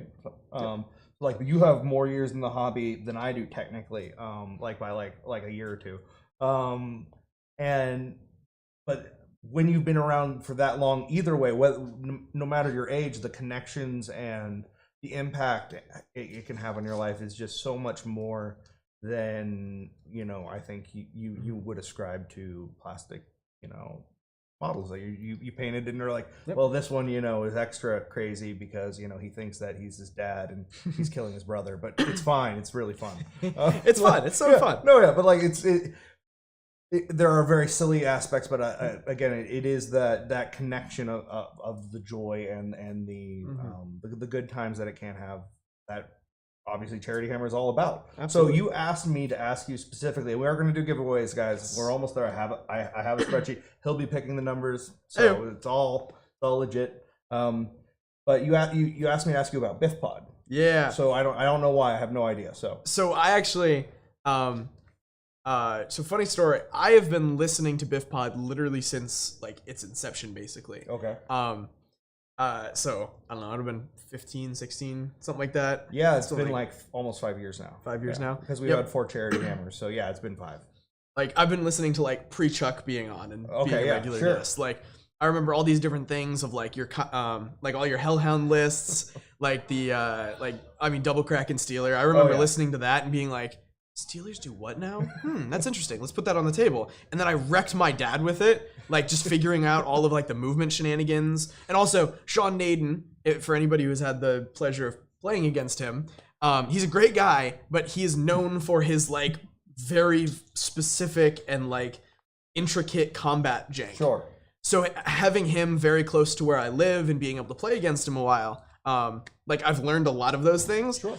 So that only just made Kraken Gene Steelers worse once I started to put them on the table. Oh, sure, yeah. And that was just like, I would listen to Colin talk about it. I'd listen to like, different podcasts, different YouTube channels, like practice with different people. And like, I mean, that's kind of where I like, that's kind of where I started to take off and be like successful with Tyranids. But it was super fun. But like, I just wanted to say, because I've talked to Chuck and Colin so far. I've not gotten a chance to talk to you. I love Biff Pod and I love all that you guys do. And like literally I've been watching Charity Hammer. I've been like trying to donate, as much as a broke teenager can for like the past 4 years as we've been doing it. So being here like really honestly means a lot, just that I can come help out and do everything that I can to help it run smoothly. Because I think you guys do great work and this is a great cause. It's been honestly an awesome ride to jump on. That means a lot. I'm trying not to get choked up. And it's just starting for you. Charity Hammer is just getting going. Trust me, it'll get a lot crazier, and we're thrilled to have you. I think I remember, when you originally reached out about Joel Hammer. Yeah. I think I like, because Colin likes to handle a lot more of that, and he's much better at remembering to reply. So it's best to let that happen. It's very good at admin work. Yeah, but I do remember. I remember that specifically, and I remember being like, "Oh, that's really cool." That like now I wanted to be like, "Hey, let's just do it like all over the world," Right. And then they're like, "No, we have to like bring it back. Like, no, we're just doing the small thing now, and you can't have everyone everywhere. There's only so many eyes." But being able to have like multiple events, like obviously like there's the huge footprint and legacy of Nova as well as an incredible tool for charity and an event for charity, and so there's a long history of it in this hobby, and it's just cool to see the next generation just picking up that torch and running with it, and with obviously something that you're very passionate about.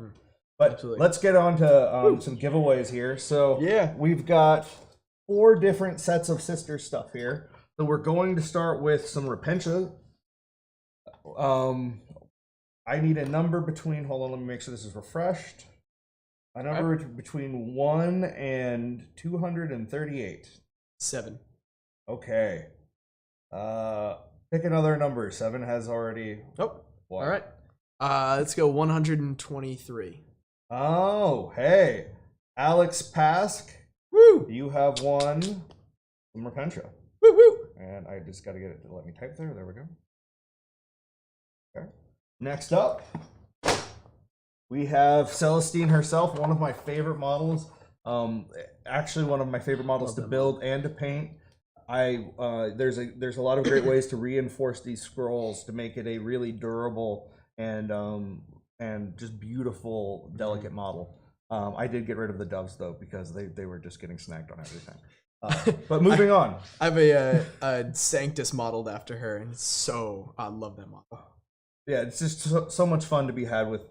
I think the jetpacks on her friends are not nearly cool enough, and I've often used Blood Angel stuff to make them look a lot radder.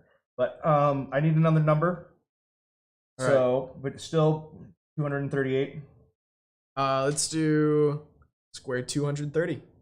Okay, 230. What do we got here? 230 is Zane Swamp Miss Zoller, which he is a Discord member and a Patreon. I do know who that is. Heck yeah. He actually probably is watching. What's up, Zane? You won. Celestine. Get that in there. Boom. Sorry, guys. The admin has to happen along the way, otherwise it won't happen at all. There we go. Okay, next up we have oh man, I forget how hefty these are. Full Sister Squad, Battle Sister Squad. So I need another number. All right. Let's go 84. 84. What have we got for 84? 84 already has won something. All right. Go 94 then. You're gonna have to there's a whole swath in there that they already won because they donated a lot. All right. 169. Nice. Fred F. Oh, I believe that is might be Fred F. Playing in the tournament actually here at Charity Hammer. Oh, really? Yes. That's funny. Yeah. Let's go, Fred. Yeah. The people who are participating are eligible to win one prize as well if they donate. We figured that was fair since they are spending all the money to come out here. Fair. So, but Fred is out of the running now with sisters. I do believe he has sisters. And I saved the best for last. Oh, The one I this wish I model. was gonna win, but I can't win because I have the spreadsheet, and that would look weird. Oh. So, Morning Vol. Gonna need another number from you, Josh. All right. Let's go 227. 227.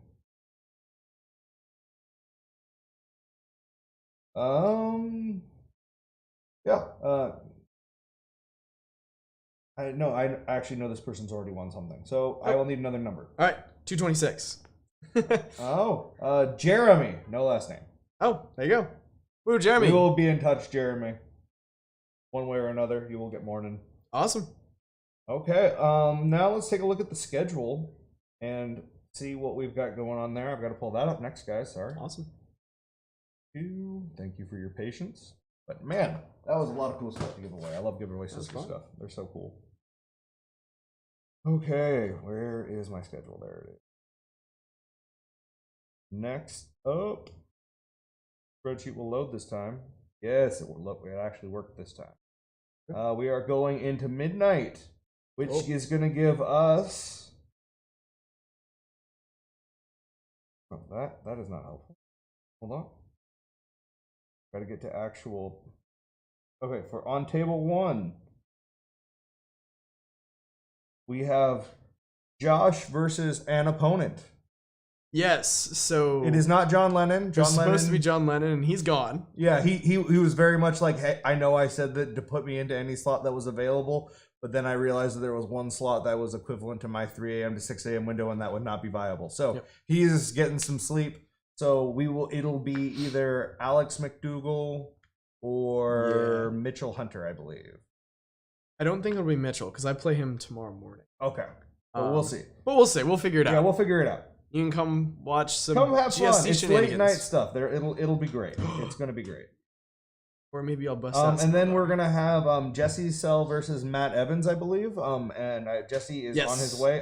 Has he arrived? I don't know if he's arrived yet, but I know that is happening. and Okay, we so that confirmed is he should happening. be So here. then you're probably playing Alex. Probably, yeah. Yeah. And then last but not least, we have Dark, which is great. Like, it's really awesome, guys. If you want to go to sleep, I highly recommend tuning into the Dark stream. It's gonna be great. Yep. So There you go. I will go over now and do some switching of streams, and we will get you guys going on the stream. Woo woo. Thanks guys for coming out. Keep donating. Yes, Charity Hammer. Woo. Do we know like a total or anything so far? Or? I don't have a total. I will work on one. We'll pop back in and get that soon enough. Awesome. The commentator might actually have access to that online. Cool. Sounds great. Also, shout out to Adam Camilleri. Oh. That guy's an absolute legend for commentating from 9 a.m. to whatever it is now to midnight. Whoo! That man is my hero. Yeah. So huge shout out to him. Oh yeah. All right. Have a good night, guys. I'll see you in a little bit on stream.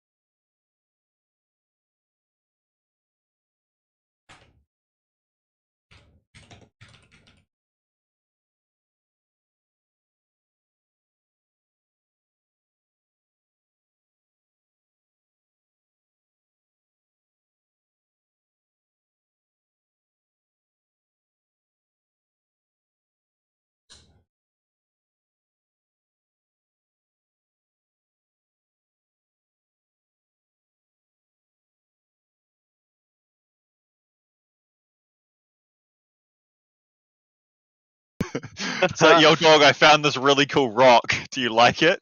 Yeah, he's gonna be fucking buck wild for like a good fortnight, hopefully.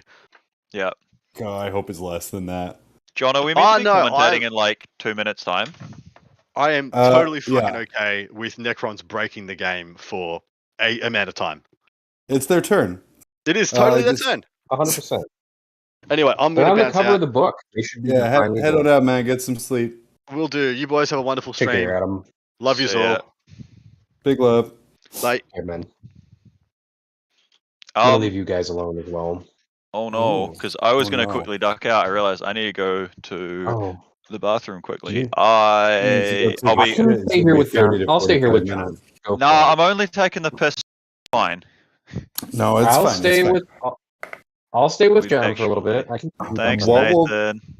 What will I people know. do when they can understand what two people are saying at the same time here? I jumped I on know. in here and it was like, wow, is this words? I know it was. So the cold medicine was starting to like kick in a little bit, and Yeah. yeah.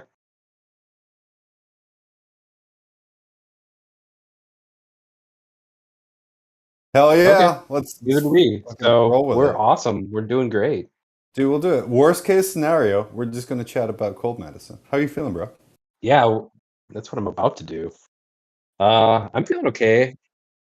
There was a moment. There was a moment there though where Alex and Adam's voices were starting to blend together in my brain, and I couldn't tell which one of them was talking. Oh, that's just the Australian. It's fine. No, it was definitely the cold medicine because my brain was starting to like freeze over. And I was like, oh god, one of them's saying something, but I can't fucking tell which one it is. Now, if that's you turn why- on your accent, John, I will be just totally fucked. That's just what That's happens. why I just always respond with the phrases of things like "my man," and yeah, absolutely, dude. If you notice, a lot of the time I very rarely say people's actual names. My pro I customer understand. service. Yeah, Having worked in customer service as well, I understand the smile and nod approach to most customer service. yeah. Don't Dude, worry, I understand. I upgraded, by the way, my warlord marker for my knight. It's no Oh. longer a best boy flag. It's now a dunce hat because no one has a warlord trait or a relic, so it's just the biggest idiot. I'm very I excited fucking about love it. it. I It's love so that actually, and everything about it. Yeah, that yeah, makes me yeah. so happy. 'Cause it's just a moron. That's okay though. It can be Yeah. dumb. He's gonna hang out in the back objective and not be a executioner because Taylor can't find his arms. God, I hope this is live so I can shame him. I think we're not actually commentating on anything in particular at the moment, but maybe I we are. don't I don't think even so. fucking know anymore. So I don't know. I like, it's definitely weird. hope. Unless what now? people were listening to us just like wax philosophic before, which would be a little funny.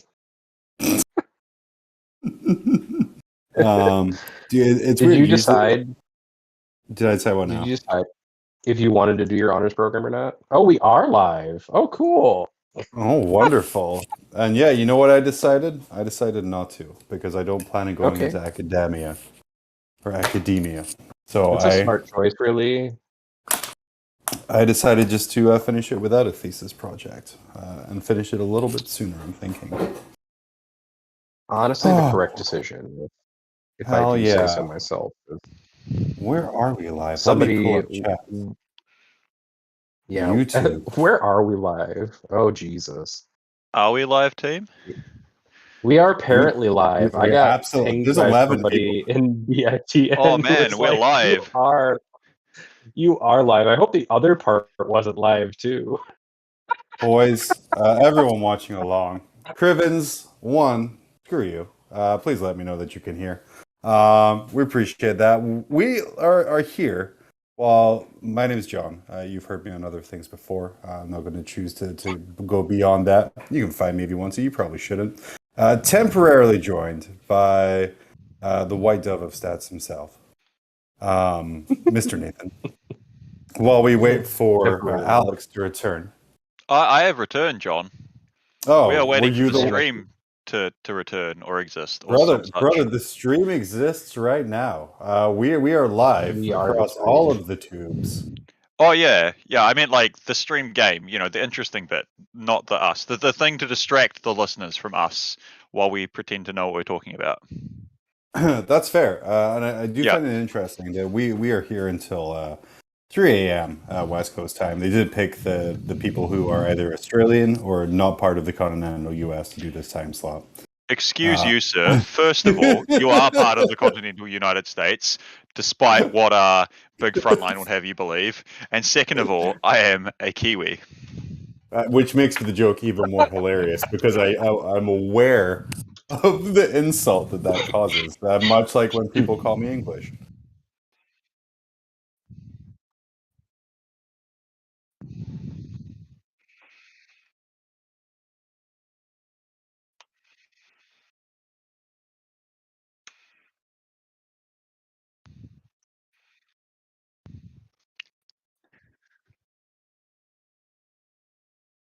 All right, so we have a Bugs Mirror of sorts, but it's Gene Stealer Cult. They Gene are Stealer coming. cult? Watch out for your pants, John. Do your belt up extra tight. They're coming for your jeans.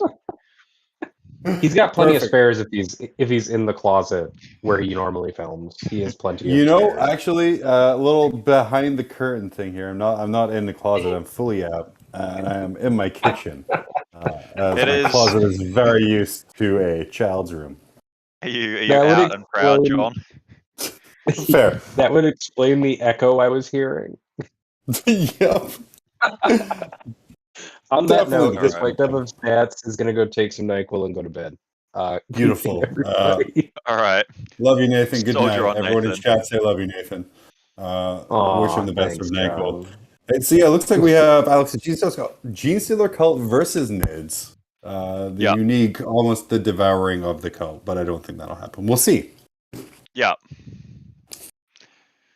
And someone So, adjust the white map. I love it. It dude. looks I love like this chat. we are playing mission 1-1. I know the name of this one for sure. It's I don't know, but it's everyone take raise the banners and do well with that, except maybe against Gene Stealer Cult. Maybe. And, Give me 1 second here. Yeah, and you score some points for getting kill points. I could look up the mission name. That would be sensible. It is recover the relics. Yeah, I figured pretty if we're confident playing it's the new missions from Warzone Nephilim, I might as well look in the book and see Yeah. what they are here. Yeah, as you said, mission 11. Guys, by the way, you're going to just be blown away by the quality of this commentary we have coming up here for you. So we have mission 11 is recover the relics. You're right. It is a 6 objective mission, 1 in the center of each deployment zone, 4 in no man's land. I think really plays to the speed of both armies here. Looks like we're placing all the terrain down. Gosh, you gotta hope that big center doesn't stay open like that. Yeah, well, it might do. It might just be that they make a gentleman's agreement that nothing goes in the middle, and you get to use the corners. I wonder who is setting up the terrain for which side. Is that Alex on the left there? I don't know what Matt Evans looks like. You know, I think that's Matt on the right because if it's the Yeah. Alex I'm thinking of, yep, Alex does not have that much hair. That is Matt on the right playing this, Alex on the That left is- playing Gene Stealer Cult. That is a legacy from, is it the first Charity Hammer? Where Alex shaved his hair and has just been rocking it since. Old Canadian bronze himself. Yeah. So yeah, I guess pretty similar terrain setup with the ruins just guarding each of their objectives, but Alex is wanting to be much safer with it hanging back, and so Mhm. Matt more aggressive with I would assume either a Kraken, Ravener, Pyrovore warrior base sort of thing, or a Leviathan warrior heavy, if we're just assuming what Tyranids take. Yeah, definitely a lot, obviously, of objective protection with the placement there, with all of the objectives being covered by an L of some sort. Why do you think it is Alex chose to expose so much of his to the other side and only really be able to hold a little bit? I think he probably just wants to be further back. Like he wants his sort of squishy KG backfield, whatever is holding it, to be less easily charged. Like he's not going to be projecting threat forward with whatever's holding objectives, I would assume. He's going to appear from underground or weird places or something like that. Would be my best guess. Yeah, and then Tom Crayford in chat. Yeah, Alex is playing Gene Stealer Cult here. Forces of the Hive Mind. Hopefully no big bugs there. Alex is great with Gene Stealer Cult, so it'll be really exciting to see what he can do with them. Someone manning the BiffPod Twitch account is saying it's GSC. It's all squishy. Yeah, I believe that's the point, right? The squishy stuff that's holding in the backfield, as opposed to the squishy stuff that's killing. But yeah, very much all squishy. Absolutely. All right, now as I'm very professionally getting set up here, robbed of my easy all chats in one area. Just pulling up all of the different chats here. Charity Hammer, of course, supported by multiple different services, letting you know everything that's going down. So we have Twitch up, we got our YouTube up. Let's go. Look at me going back to PG-13. Do you have a system to get that to work? Because I just need to alt tab between the two of them like an idiot. Big Daddy Frontline takes care of us with through a company that aggregates everything together. But I can't type back, so that's why. Well, there's other reasons I'm a jerk, but mainly it's because I can't type back. I can only read. Yeah, fair enough. So to do the thing of people that are... Oh. No, on you go, man. Yeah, so to do the for those of you joining us sort of spiel, Yeah, this is Charity Hammer. This is the 4th Charity Hammer. It's got some title that's witty and relates to the number 4. Maybe it's like For the Children. And Charity Hammer is all about Actually, raising I money. believe in this series, it's Charity Hammer Tokyo Drift. Oh, okay, got it. So yeah, this is this is all about raising money for Child's Play, an international charity, all about providing games, toys, video games, and entertainment for children's hospitals. And they also are involved with domestic abuse shelters and are in several countries around the world, which I should really look up at some point. But at least Australia, the US, and I think the UK, among others. Yeah. Yeah. I think the important thing to remember is every penny donated today through this stream, everyone you're seeing tonight and hearing over the weekend are donating their time in order to provide 40 hours of content over 3 different streams. Just a crazy amount of stuff, a crazy amount of entertaining different tournaments today. We've already seen the worst list RTT. We have the hardest GT coming up this weekend, and we have our Battle of the Bugs, as well as our best Orc WoW, or whatever we want to call it. Orcs are a terrible army. But people are playing them for Charity Hammer.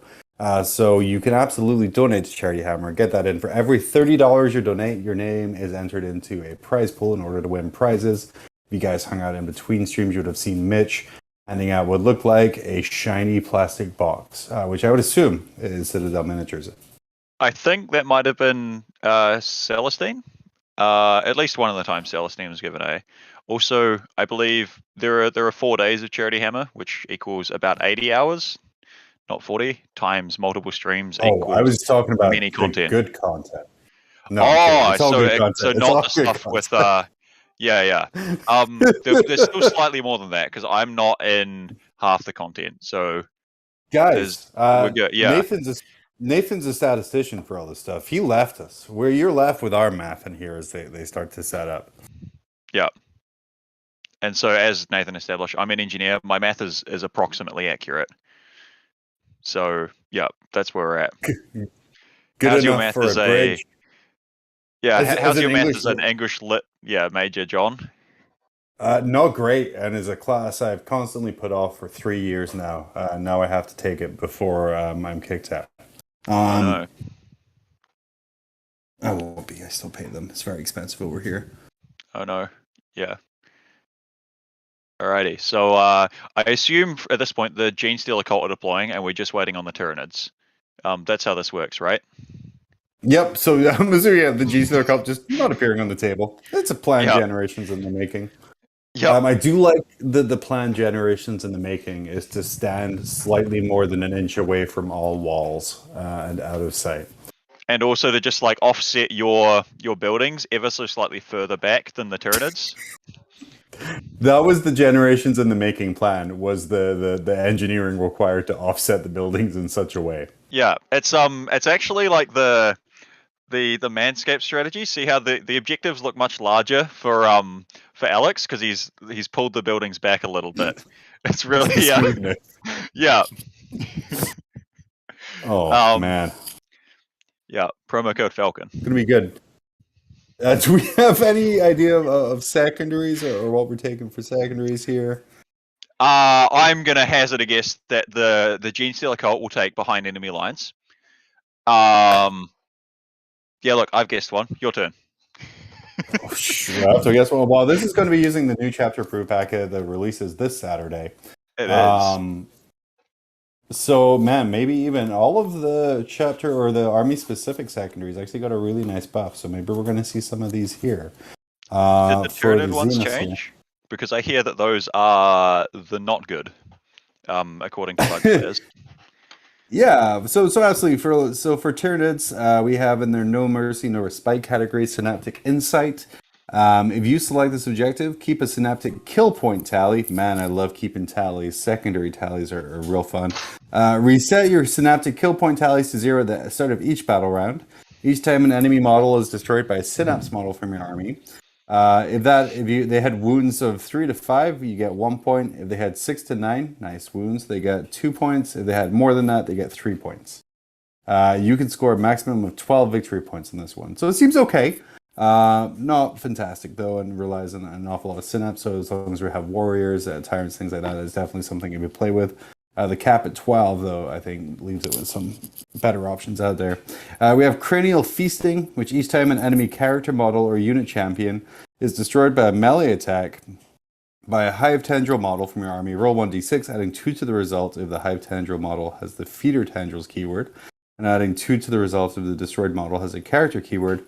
On a 6+, you gain a command point. Yeah, I mean, that's pretty good, and a reduced category thing, especially against maybe something like Alex's Genestealer cult, where he, as an army, generally takes a lot of characters here. But the very fun part, this is an end of battle secondary. So at the end of the battle, you score 3 victory points if you gain 1 or more command points during the battle. You score 1 victory point for each enemy unit champion that is destroyed by a melee attack. Score 3 victory points if a character is destroyed by a melee attack. You score 3 victory points if the warlord is destroyed by a melee attack by a Feeder Tendrils model. This seems like a really good one, especially kind of with the reduction of command points.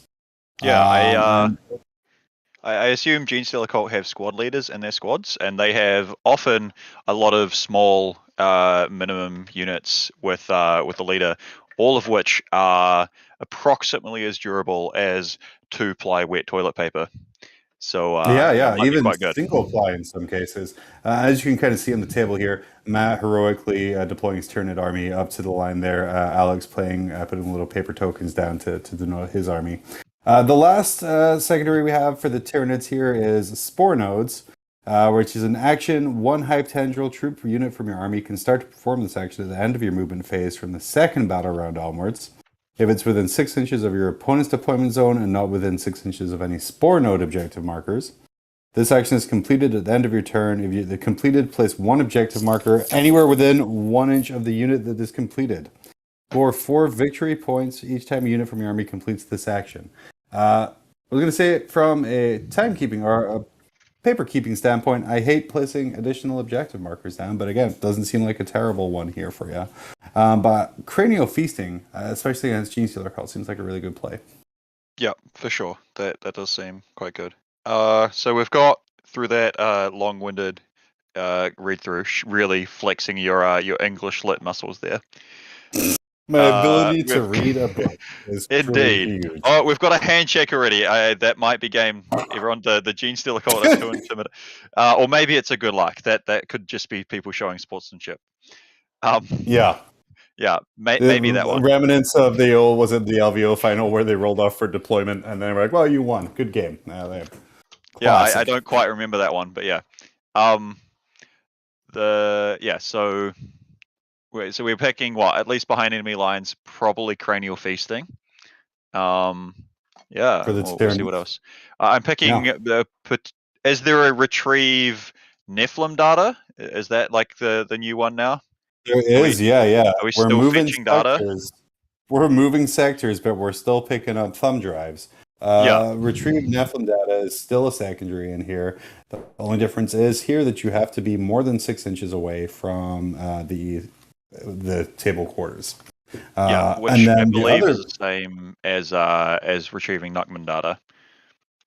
Well, I think the other big thing here is that it's successful based on your starting squad size and not the size of the squad you have then or have left over, which makes it a really different one here. Okay, that is quite interesting. Yeah, so your nice quality of life change there, really, for if you've got one scrappy remaining member of a squad to go do something. If completed, roll 1d6, subtracting 1 from the result if it's the troops. If the result is less than or equal to the number of models currently in that unit, the table quarter is said to have had a servo skull retrieved. A terrible lack of quality of life. All right. Sad times. Yeah. Right. So that plot twist there. Yeah, Kiddo Crew. I got all excited, but R&D is the same as ROD. But it's less fun to say. Isn't it R&D is the same as R&D, but ROD is different because this is our second R&D. Yeah. Yeah. If you're confused, yes. Yeah, you're in the right game system. This is some really aggressive deployment by the Tyranid player here.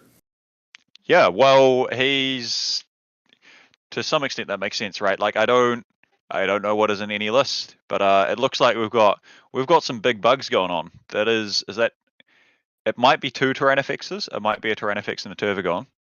Mhm. There are some what looks like Venom Thropes just hanging out on the back objective. We have a Swarmlord. Yeah, so it looks like we definitely have. I want to say Turbigon up at the top there, surrounded by the Gonster. We Yeah. have a Tyrannifex there. We have some Venom Thropes here in the back. I on think that might objective. that might actually be an Acid Spray Tyrannifex. It's one of the big from that same kit of monsters. It looks like there's some Tyrant Guard sitting next to Swarmlord down the bottom there, hanging Yep. out. Yeah. So They can if use I were to the imagine, bodyguard rule. yeah, there's something that appears to be forward deploying for the Tyranids. Maybe that actually is a unit of Gene Stealers. I think that actually is some Gene Stealers. The sheer irony. He's gonna go get his pants back. There's Gene Retrievers. Yeah. And so yeah, I would expect if Matt goes first, he might move. I actually don't know what he'd do if he moves up. I don't know how many guns Alex has in his list. It's a surprise to all of us. And you guys, we're going to be just as surprised as you are. As you can see, Alex has deployed small coins instead of an army. Yeah, Matthew Duggan, if there are lists anywhere, we don't know about them, I'm sorry. You could try using a command in Twitch chat, maybe. But yeah. Oh, secondary's coming in for us. That should tell us a lot here. Oh, they didn't go for Cranial Feasting. Maybe that was a mistake on Matt's part. He instead went for Assassinate. We had R&D in behind enemy lines, predicted well. No prisoners into many bugs. Makes sense. And maybe this just comes from a place of not really having a lot of time with the Nephilim book. Yeah. And so grind them down. Also a solid pick into Gene Stealer Cult. And banners, which makes sense for the mission, is potentially a bold strategy with the Trixie Gene Stealer Cult and their ability to show up very close. Alex might have a Calamorph who can just show up and pistol people and then mosey on over to yoink an objective. And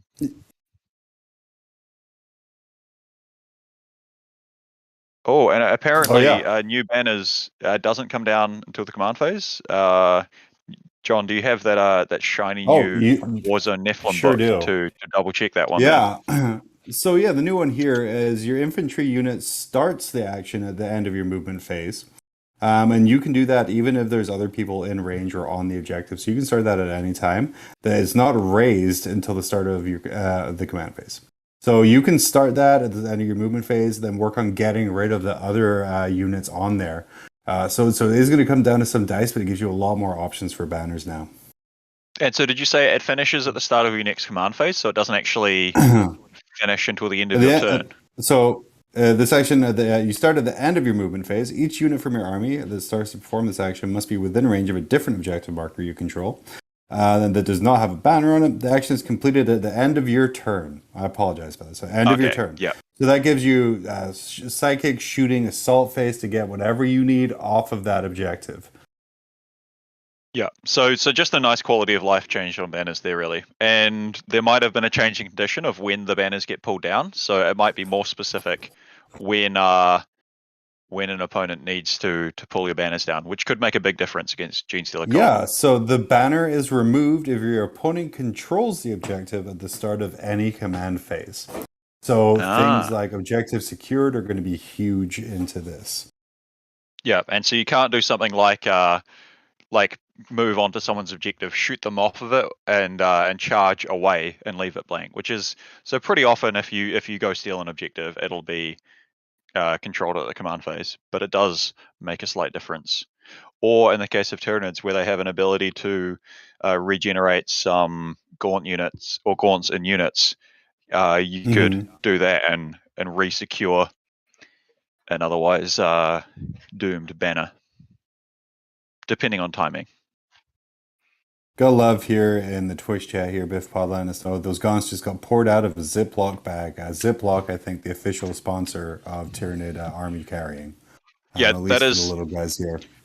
Yeah, I'm a big fan of the ice cream containers to pour, like to put your chaff, your grots, your orc boys, and the like into.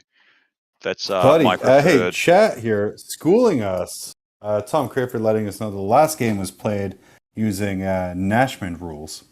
This game apparently being played. Is this a Nashman or Nephilim game? I guess, This will that be what we a really this will have be to a ask Nephilim responsible. game, I believe. I think the idea is the worst RTT would finish us off with our Nachmund games, the old system. The worst RTT, use the old system and the old points.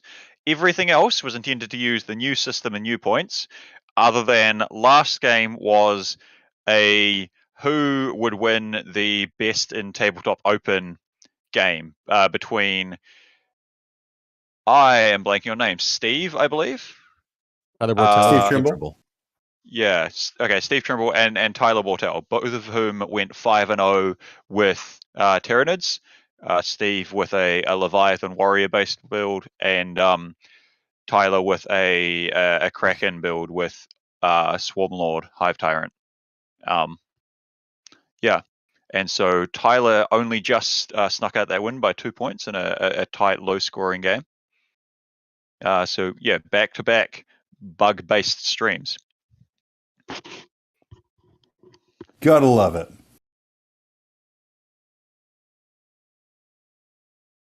Yep. So I'm John, just did you waiting catch with. did you catch your first bated roll in breath. there?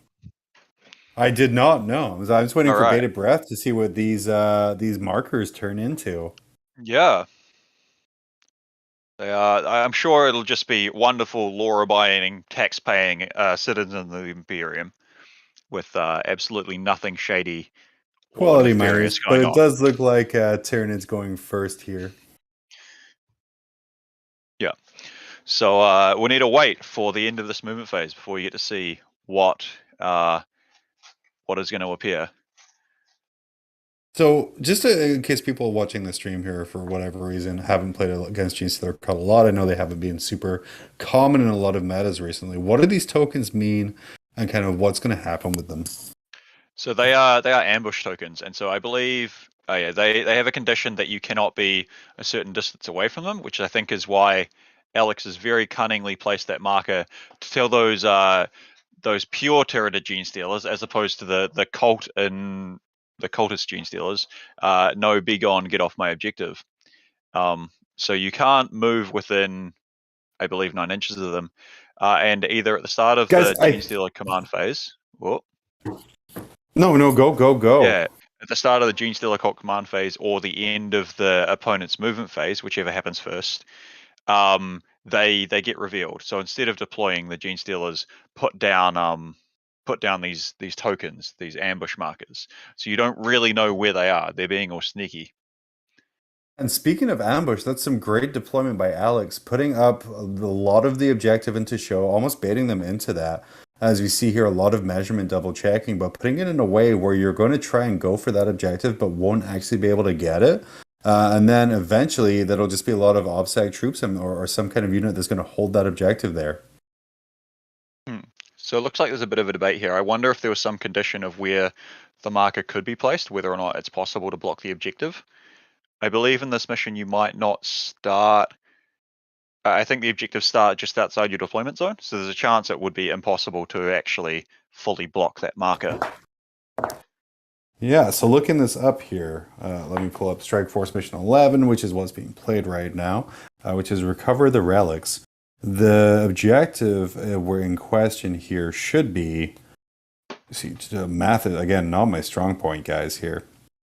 22 inches from the table edge is 4 inches out of Alex's deployment zone. So right at the edge there, there should still possibly be able to block here, which is, I think, what we're seeing with the Genestealers.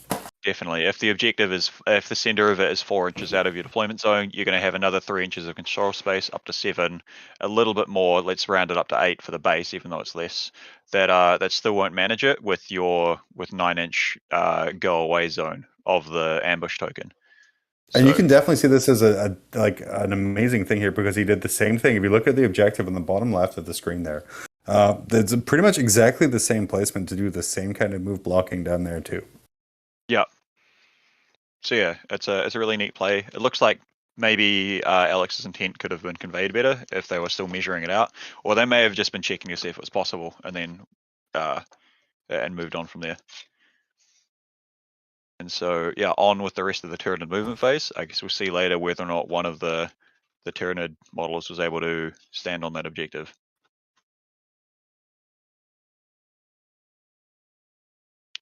So yeah, I would expect on the bottom side of the table that the pile of Swarmlord and friends to move up into the L. Swarmlord probably sticking out just outside of it, protected by his Tyrant Guard.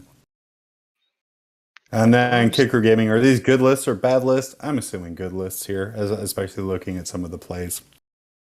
Yeah, I believe this is intended to be good lists. Maybe not quite optimal. If I think Tyranids are generally considered a bit stronger than Genestealer Cult, and well, I don't really know after their balance pass and points changes, but I would expect them to still be a bit ahead on the power curve.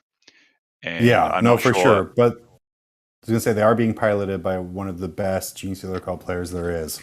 Oh, for sure. And Alex McDougall there. So there's a chance that this is a bit of an interest game. I don't know if Turin FXs will be considered top bugs picks or not. I also don't know what Hive Fleet Matt is playing on these NIDs. Looking at that, Yeah, Matt had been playing Kraken with his bugs, but with the changes that have come through, that could be different.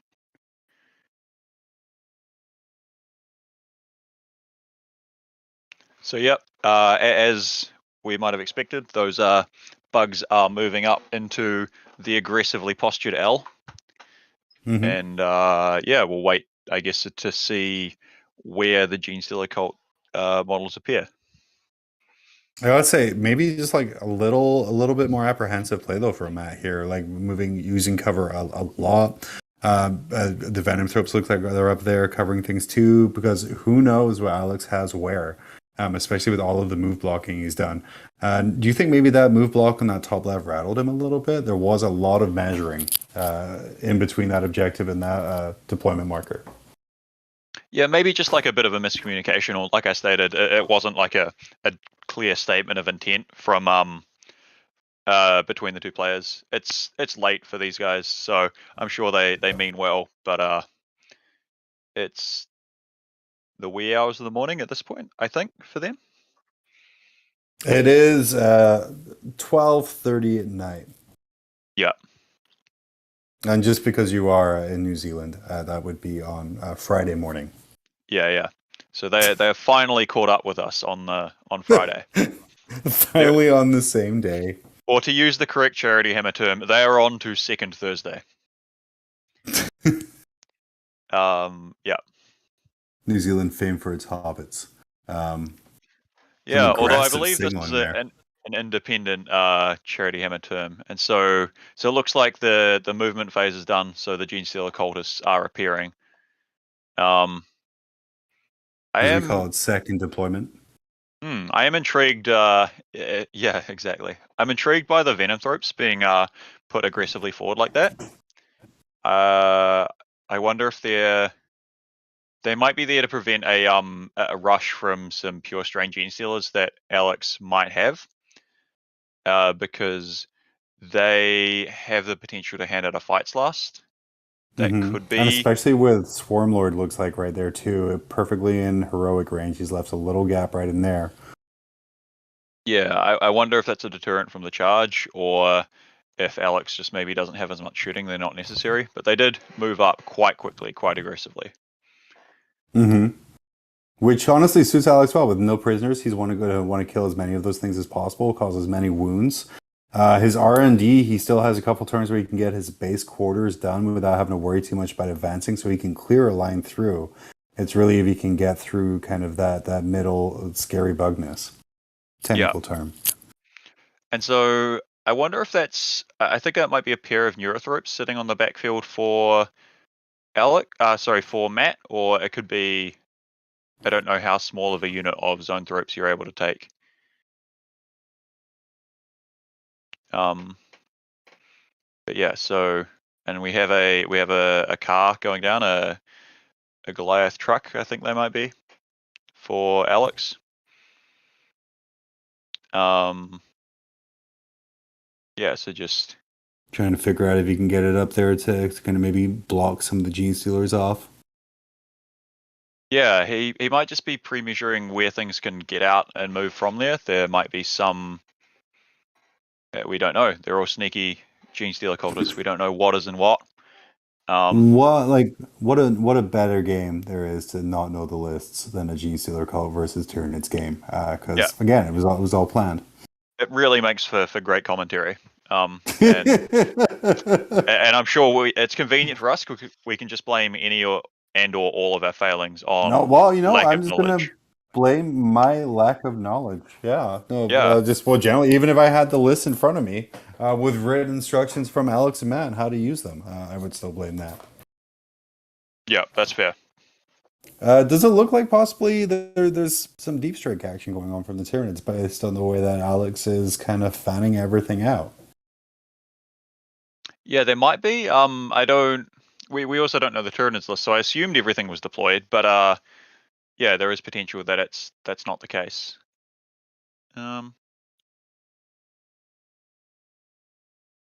Yeah. Yeah, it I could was thinking be. maybe some- Yeah, there could be a whatever the Tyranid equivalent of a drop pod is, full of pyrovores or something to that effect, that might be looking to drop down. That would explain, because depending on the timing of movement phase, it might be that the end of movement phase, so everything needs to move, then reserves, then the blips appear, then reserves come in. Could explain this setup. Because if we look at it now, from the way that Alex has placed out his army right now, he's blocked out pretty much his entire deployment zone. Yeah, for sure. And so if he's got two little sacrificial units of poor, flawless mining workers just having a good old time, then yeah, that could discourage pyrochemical based death from appearing from the sky.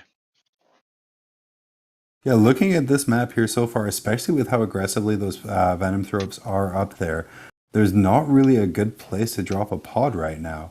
There's a little bit here in this bottom middle of the table where it could go. But even looking at that, you have one truck. Looks like a little 5-man squad down there. Not a lot of good targets for anything. Yep. So yeah, I suspect that might be what's happening. So yeah, just be carefully trying to. Yeah, Alex will want to make sure he takes on as little unnecessary casualties as possible from that. I think this will be also, his. Where does Alex keep getting these vehicles from? It's mining equipment, appearing. John. They're just they're digging from underground or something. I don't know. This is when I wish I had my soundboard hooked up with the DJ Khaled, another one, as he continues to deploy vehicles. I'm sure chat is really sad that you don't have that available as well. No, they're very happy. Yeah. The only thing more hated than me is my soundboard. So. Yeah. Let's. Sounds good. All right. So hopefully, pretty soon, this careful deployment and second deployment might be about wrapped up, and then there shall be. Brother, I'm just going to be excited. You called no prisoners. You called some behind enemy lines. Let's see if you called the Pyrovore pod right as well, because it's Nosferatu over here. I will clarify, I did not manage to predict no prisoners, but R&D behind enemy lines were my two predictions, and that was wrong. To take the win, you called all three. Okay, right. I got this. It was a plan generations in the making. I spoke to the grandparents, and they gave me advance. They gave me a heads up. And then Alex is playing some Nids this weekend here. This is an exhibition game where he's pulling out the beloved Genestealer cult. Yeah, 6 transports, let's go. They keep appearing. And because I believe this mission is being done under Nephilim rules, each of those transports has to have something in it. Otherwise, when it deploys, it's destroyed. That's true. I remember John Lennon, when talking about his list for the worst RTT, he was really quite childishly giddily happy that he'd made sure he had 4 transports. The only units of sisters were 20 strong, so too large to fit in said transports. But there were some characters that would need to go in the transports or they would die. And he was then sadly informed that they weren't playing with those rules yet. So that's a beautiful little anti-buff right there. Of course, the worst RTT that streamed earlier, you guys can find those on demand. But was just make the worst list possible for your army that can play. John, of course, 5-brain thinking, forcing all of your buffing characters to not be on the table. Yeah. It's a good fun concept to start the Charity Hammer off with. There were some really nice subtle things. The I am Alfarius Warlord trait in an army with only 1 character, which as a Chaos player I'm sure you appreciate, John. That's such a good troll. It's like, you love the thing of that. They didn't take bad Warlord traits. They took the best Warlord traits, but chose to make them the worst possible. Yeah. It was a good laugh in thematic but bad list building. A slight twist on the Blunderdome that Goonhammer have done. Oh man, that was a great example of slow rolling there. I don't know if the actual stream went slowly or just the one we were watching, but those dice froze midair. Well, it's that way you can adjust it using your bending powers. Yeah, for sure. So I guess we haven't seen a Pyropod come down this turn.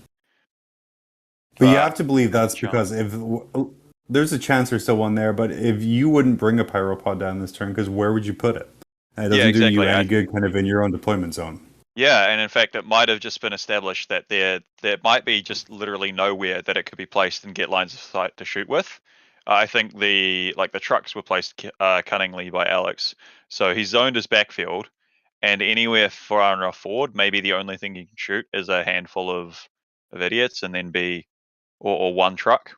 So, yeah, I think it was really well done. We may just see later in the game that there was no pod. There was no pod. That would be quite fitting. But yeah, we're gonna go under the assumption that there's always a pod, for sure. But like I said, honestly, I'm just super impressed. But if you look at this level of play from Alex here, he screened out his objectives with the deployment markers at the start. He's now screened out his backfield, just getting real mileage out of those markers. Yeah, well, I think he's meant that all that Matt can actually do turn 1 is move models up, and I think this is just making charge rolls. I think there's just nothing for him to try and shoot. Maybe there was some psychic powers being cast, some buffs. Mm-hmm. But yeah. Maybe some Genestealers possibly going into some trucks. Yeah, let's blame this cunning KG play for our limited commentary options.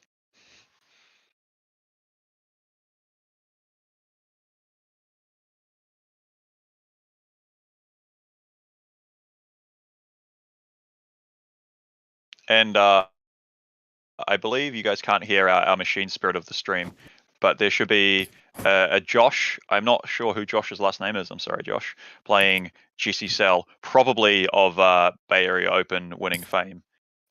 Jesse Sell just won the Bay Area Open with Sisters. Did an amazing job with that list. I believe beat Stephen Box with them. It just kind of went through everyone. And did a real good job. So that's playing on another stream, and we'll cut over to that when that gets heated up a little bit here. Personally, hashtag where's my Pyropod? That's what I'm here for right now. Just a quick shout out. I do believe that it was Nicholas Olsen Johnson of Best in Faction Next Generation did in fact beat Jesse Sell, but he came in through the 5-1 bracket and went on to win. someone from those three of Lucas Troller, Tyler Bortel, and Nicholas Olsen Johnson. One of them definitely conquered Jesse Sell. Someone beat before him, the top but eight not when it was important. Yeah, he channeled his Innes Wilson and won with a loss. And also it was quite cool. It was quite quite nice. The previous winner of the winner of the previous BAO was Jeff Robinson, I believe. Yep.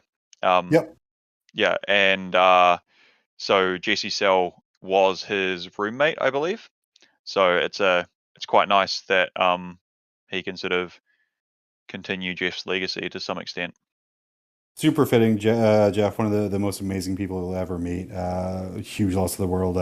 Jesse and Jeff, real close. And the fact that the first year the BAO was back, Jesse was able to come in and win the title belt that's awarded to the BAO winner now. That's now being renamed in Jeff Robinson's name. It's just, you can't write that. I mean, Val Heffelfinger, creative head of the Frontline Gaming, wishes he could write stuff like that. But just an amazing achievement. Great guy. Amazing Sisters Army. All right, so yeah, I think we just had the entire second deployment turn its first turn, and all that happened was bugs moved up aggressively. The Pant Thieves have appeared, but we're outside of charge range, and so now Gene Stealer Cult are starting to put in some work. You have to be disappointed from Matt's perspective there. Obviously, he wanted those Gene Stealers to do a little bit more that turn. Maybe he didn't quite understand it, or maybe, again, fatigue is a huge thing in these Charity Hammer weekends of how that deployment marker would affect his movement, and really got screened out of doing anything. And this allows the Gene Stealer Cult to come in and do hopefully a really good counterpunch. Yeah, or maybe Matt is just of significant testicular fortitude and banked on making his charge. I would respect that as well. I thought you were going to be like, he's just got the balls where he's like, yeah, come at me, I will still beat you. Like counter charge all you want. Oh yeah, I mean that's another option too, right? But yeah. It's always exciting to see a big boxcar charge made from somewhere. Models moving a long way and making combat. Yeah, so there's another mining truck. They're all stepping out and taking aim against, well, I assume either Venomthropes or the Tyrannosaurus in the open there. If you also look at kind of what he's done there at the bottom with those trucks, is he's sort of blocked off movement there as well. You can't really get to his home objective super easily. And if you look at the top here as well, blocking off that lane of movement for the Gene Stealer Cult too. Really protecting that home. Yeah, it's a really good parallel parking maneuver there. And so yeah, I think this looks like it might be more zoning out of the hashtag Pyropod. But God, it is... we're gonna look like the biggest brains in 40k if there's a Pyropod, and just complete morons if there's not. You know, it would be excellent if Alex managed to just, by the end of the game, zone out the entire table, so we just never know if there was a Pyropod or not. And that honestly, chat, table bosses, all those people, I don't want to know if there's a Pyropod. I want us to just be a natural progression, because I will scream when I see it. Can you find a way, chat, to tell me, but not John? And that way I can look and continue my Nosferatu-esque act of actually knowing things. Yeah. Of course, the progressive objective in Recover the Relics now is at the end of the battle round, each player scores 1 victory point for each enemy unit that was destroyed for a maximum of 3. So Matt hasn't really put himself in a great position to get a lot of points from the progressive this turn. It is a hold 1, hold 2, hold more for primary. And so, to be fair to Matt on that front, that really is, it's good work by Alex to prevent that from happening. And oh, for sure, absolutely. And so you can't be happy, but amazing screening work going on there from Alex. Yeah, I believe there is also a mission rule in this one where you don't get your much needed per turn CP if you don't control one of the objectives in No Man's Land. So if I am extrapolating correctly from that and remembering correctly, that means that Alex would he will both not get any command points at the start of his own command phase, but also he wouldn't have got one in Matt's command phase, which you now get in the new mission pack. So Right. effectively, yeah, he in would this be mission- paying. He would effectively be paying 2 CP for the zoning out that he did. Yeah, but honestly, I mean it's a really good trade. There's worse stratagems for 2 CP. And this mission here, you get a CP at the start of the command phase if you control either one or more objectives in your opponent's deployment zone or one in no man's land. So we might see some movement here from Alex to try and get one of those two mid-table ones. That's like a real shout out to 'Cause- anyone that managed to control or more objectives in your opponent's deployment zone, given that there is only one. I would be quite impressed Yeah. by that. Yeah. That's the real pro players. They Yeah. control the secret objectives that you only see when you sign up for the coaching service. No, I'm kidding. Yeah. Is Danny of Mob Rules fame still doing his coaching class where he just contacts you and says, do better or roll well, get good? He does. Unfortunately, he gets mad when I speak to 40K Fight Club star Anthony Vanilla about how to do stuff. He's like, "Why?" And I'm like, "Your advice is just roll good." And Anthony's advice instead is what, to roll over people with 14 War Dogs? His first lesson was, "Please stop contacting me." Oh, okay. Yeah, that's understandable. Yeah. Yeah. I've resorted to sending things by mail via Nathan, who you helped me out with. So we've I done did. that strategy again. Yeah. It Guys, takes a while though. It's a delayed gratification. really worth it there. Two people here responsible for sending Nathan a kettle. Yeah. In a bizarre tale. Tragically, he informed me earlier today that because he is stuck unwell, but over at the away from home, he once again resorted to microwaving his tea to improve Desperate his- times. Yeah. When society collapses, the first thing they go is the manners. Right. I believe we're on to this. No, this is probably still a psychic phase because there's 2 dice being rolled, and I believe the Gene Stealer cults have psychers. They're probably hiding in some of those buildings. There might be the cool DJ character with his screen and pressing buttons, putting markers on dudes. It's crazy how many characters Gene Stealer Cult have as an army. Yeah. But I mean, for someone like Matt, I mean that's an instant assassinate. But for Tyranids again, that new Nephilim objective, real spicy for going into Gene Stealer Cult. Yeah, and just quickly, those cargo crates wanted to go back to their 7th edition roots. The whatever the psychic power was to go and teleport them around, coming into effect. I think those cargo containers in this game are going to be the most battered unit, as we've already seen them knocked several times. Yeah. I believe they've done the most damage out of any of the models on the table as those cargo crates into the Venom Thropes. I really hope soon that I hope soon by that the there's mission some, rules. Yeah. The mission rules, they've earned 3 victory points this turn already. Go Team Cargo Crate. Yeah. I really hope that they start shooting something and removing some models. It'll help us. I feel like we're really So much. scraping the bottom of the barrel at this point. Hey, Commentary. before they do, why on earth are we up on the same day, doing all of this stuff? Why are these players playing this game right now? Yeah, for charity, for the children, John. While it's unfortunate that that there are sick kids in the world, we want to help them out, and so does Child's Play. Can you tell us about Child's Play, John? Oh, look at that throwback. Hey, Child's Play. Yeah. Super great charity. Child's Play is run, I believe, by the people who do Penny Arcade, and their goal is to help make sick kids' lives better in the way that almost anyone can, is to provide them with entertainment during long-term care unfortunate situations. So getting them game consoles, games, just things to kind of entertain them time. If you're watching the stream, I'm assuming you're, according to my YouTube analytics, a male between 28 and 44. Being sick, being hospitalized, having nothing to do is the worst thing in the world, and nothing is better than having something to do and something to focus on. So what Child's Play does is they really help that by giving kids the entertainment they need in order to get better. Alex is here, Matt is here, Alex and myself are here in order to support this cause so you guys can donate your money to Child's Play. Every penny of this goes right to Child's Play. Everyone you're seeing at Charity Hammer this year, they're there on their dime. They're spending their money. They're taking time off work to come have these games, run this event as best you can. And best of all, for just $30 donations, you get one entry into the raffle. So you could win prizes for this. So not only do you get to help kids, but you got to be entered into winning some amazing prizes, which I think also one of the big prizes is a commission painted army by Mr. Sean Naden.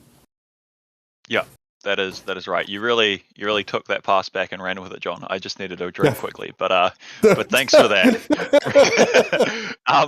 Yeah, you're right. So and then Nurgle Matthew for the best reasons. Yeah, that's all it is there. Yeah, I do. It's only just now dawned on me that it seems slightly ironic that Nurgle Matthew is trying to help out sick kids, but maybe that's just he's going for karma. Grandfather's love. Read any of the Nurgle books. He's very that makes sense. Grandfather Nurgle is blessing the sick. Yeah. No, it's perfectly on brand. Okay, I'll take it back. Yeah, and Nurgle Matthew is pledging to donate 7 times the rest of everyone else donating total combined. Yeah. Maybe if everyone else's total was $36, then I would see that. But no, we love you. Thank you so much for watching these streams here and supporting that here. Lots of aggressive pointing back to this game. Yeah. It seems to be effective. Alex has really pointed at those Venom Thropes, and they are no longer there. Yeah, they're no longer there. There were Venom Thropes before. They're gone. Do you think that was an effective placement of them? I think they were put there maybe to shield some other stuff, but they did not last long at all. I think they're just too intimidated by the wonderful displays of parallel parking going on, and those trucks are just scaring them off the table. Like, look at them; they're just so neatly lined up. There's one guy that's not quite getting the message. He's just crashed into that circle there. But yeah. Believe in the professional gaming circles, that's called holding the objective. Not quite sure though. But we're looking you're not that there, experienced with doing that, John. No, I'm really not. No, I just drive 14 monkeys around the table. It's what I do. But yeah, we still have a whole bunch of guys kind of hidden in that bottom ruin, top ruin, really trying to avoid that line of sight. I think the confusing thing for me is if this is the new Nephilim packet, the Swarm Lord's kind of a little in danger with the new bodyguard rule. No, especially even with the old thing, right? No, I think he's fine because the new bodyguard rule. The Tyrant Guard are just inside that wall there, and they are slightly closer to the enemy. So if something were closer to Swarmlord than anything else, he would be targetable. But he's standing just slightly back from his well hidden buddies, and so still basically immune to shooting. So he's just living his best life, doing what he wants. So yeah, I guess we wait to see what gets aggressively pointed at next to be removed from play. I think that's how I think works, that's right? Alex's tactic is just to aggressively point to whatever he wants dead. He no longer rolls dice. He just uses his powers. I'm a bit confused because he seems to be pointing at his own models now. So the balance. It's what keeps Gene Stealer called down, is having to remove your own models again. Still really good screening coming out of his deployment zone. Really nowhere for a pod to come down. We are seeing some advancement. I think one of those units is going to be R&Ding. In the probably the bottom left corner. I don't think those nerds move very much. Yeah, that seems pretty plausible. Yeah, and while we wait for Schrödinger's Pyropod to reveal whether it does or does not exist. Guys, turn down your volume, because if a pod gets placed on the table, I'm going to scream.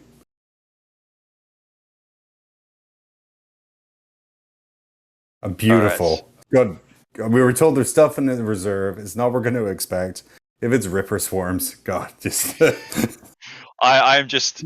how many... No, there's not enough point spear for it to be a Harridan. That would be exciting, but unrealistic. Yeah. I guess we'll wait and find out.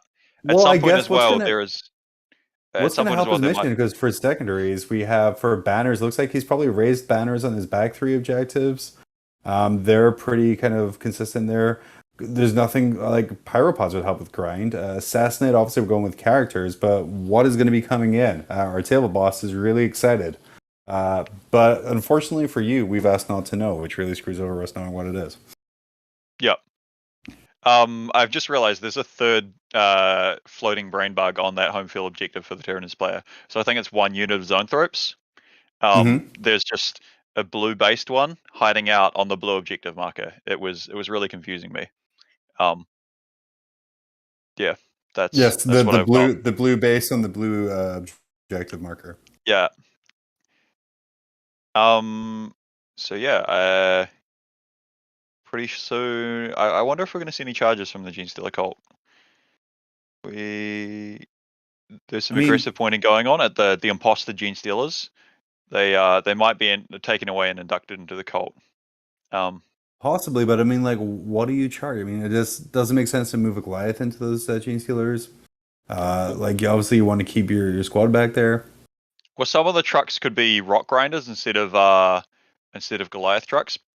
I can't quite tell from the camera angle which ones are which. I think it looks like we have a couple of rock grinders in the very bottom beside that head. If you look past the glare. Yeah. And then up at the top, it looks like Goliaths because I'm not seeing any of those rock grinder fronts up there. We've got a Snake Eyes rolled. I don't know if it's relevant. I think it might have just been Gaunt saves, but Snake Eyes were rolled. But it did mean another token was put down.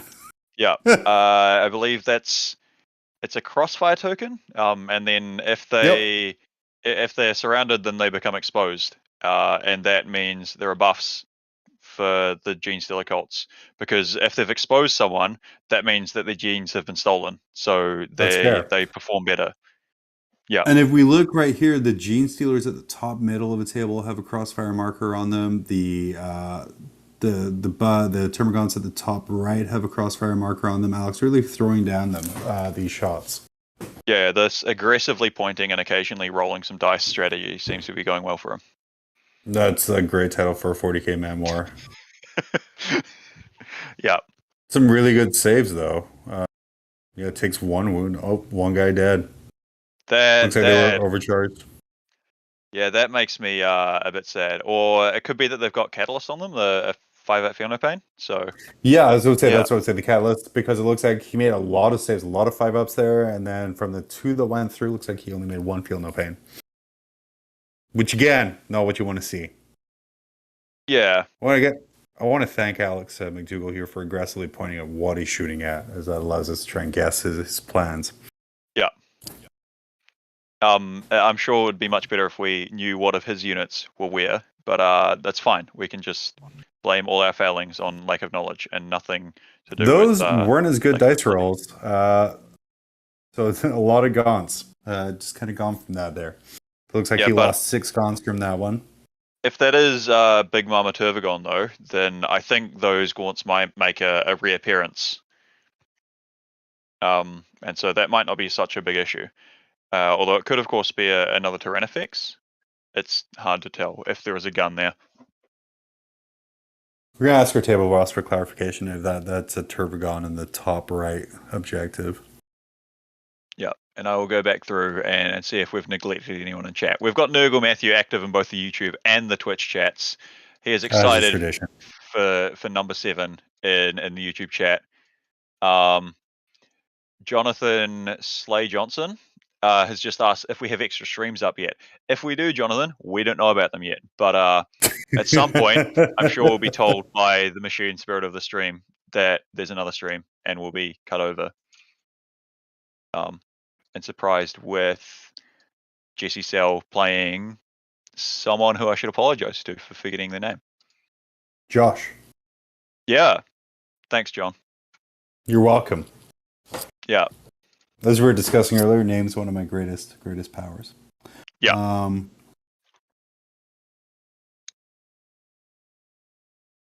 So yeah, Alex has taken a pause from his aggressive pointing. I think he might be contemplating. Are we going to get a charge, John? Do you think we'll see a charge? I don't think so. But like because we don't have raw grinders there, we have looks like 3 or 4 gene stealers still left there. There's nothing really that I would want to risk into that. What about The bottom at the corner. bottom? The are they gene stealers or maybe it's just an acolyte squad or something down the bottom? There's a chance they could charge in. I wonder if There's Alex an might. acolyte. I was gonna say it really depends on what tried to retrieve Nephilim data this turn. If it was that bottom squad there, they're not gonna do anything. That top squad there, I don't think is enough in that table quarter to do that. I don't think the it's bottom still middle kind of one is swinging out. either. It would need to be the bottom left of retrieving in their Yeah, home yeah. quarter. So Oh, yeah, it we could have be some the. guys back there too. Yeah, it is a Oh, Turbogon. Awesome. So we have a Turbogon in the back, so those guns probably come back here. But I don't think we're going to see a charge because if you look at the way it's kind of lined up there, yeah, we have those models on the bottom of the table, but those guys are right in front of a Tyrannofex. There's some Kool-Aid men people that can come through the wall and kind of grab it, and the amount of free movement you can kind of get off of that probably just isn't worth it.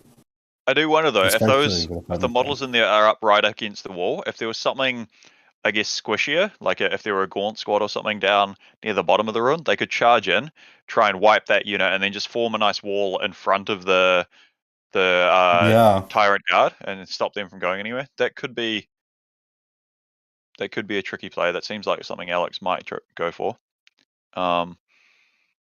This time he's just rolling dice, and I didn't see aggressive pointing to help us with what's happening.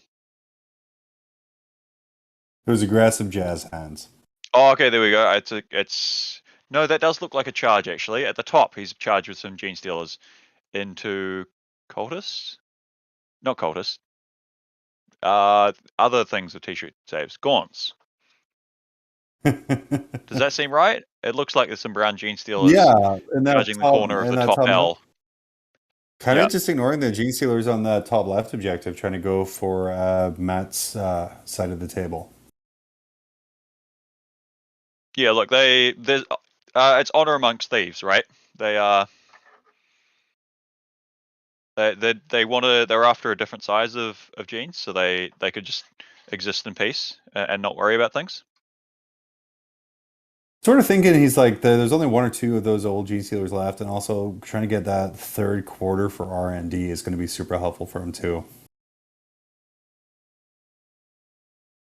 And it kind of draws his attention away because do you go to shoot all the trucks in there? Because really, with banners, grind, and assassinate, you need to go for those characters because I have like total faith in Alex to get R&D behind enemy lines. I mean, with the way Gene Stealer Call play, they're kind of built for that. And Alex is really good at playing it that way. It really forces Matt to come out and try and grab assassinate to kind of make the difference in primary. So making them move forward there.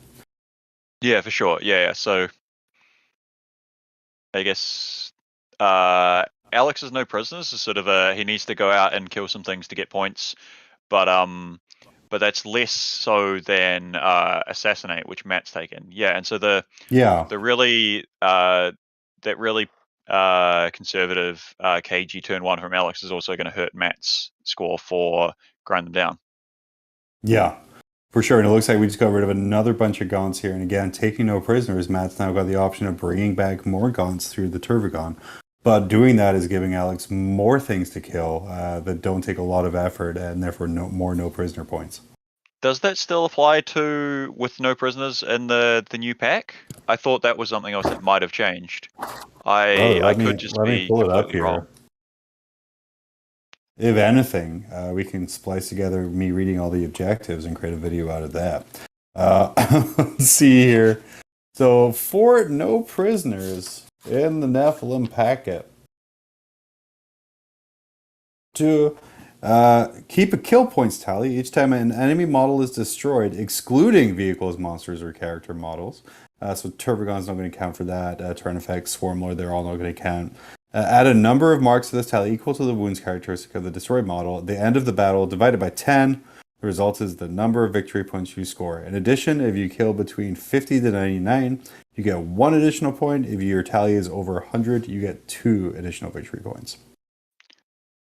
So no mention of models being resurrected or not in that? Nope, just models killed. So really Alrighty. puts that Turbogon at a slight disadvantage. And so I think that was still shots coming off of the intimidatingly parked trucks that picked up those gaunts. And so now we're having charges coming in from the Gene Stealers. So they're charging onto both of the objectives. And so it looks like Alex is measuring to see if he can get these Gene Stealers outside of heroic intervention range of the Turvagon. Because if that's the case, Yep. and he can It clear is. the Termagants, then he might pull down that banner. If there aren't some extra gaunts pooped out by the Turvagon. Oh, It looks would like seem that he we're wasn't intervening able to him. do that.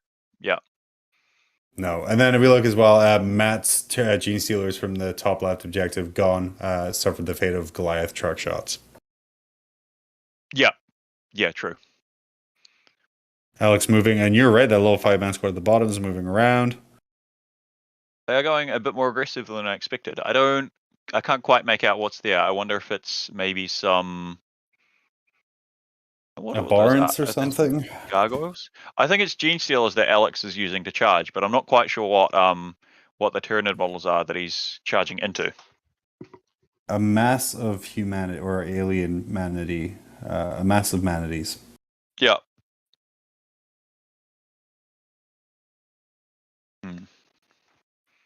There's some almost butterfly-looking wings there, which makes me think potentially gargoyles, but not quite the right quantity to make that add up.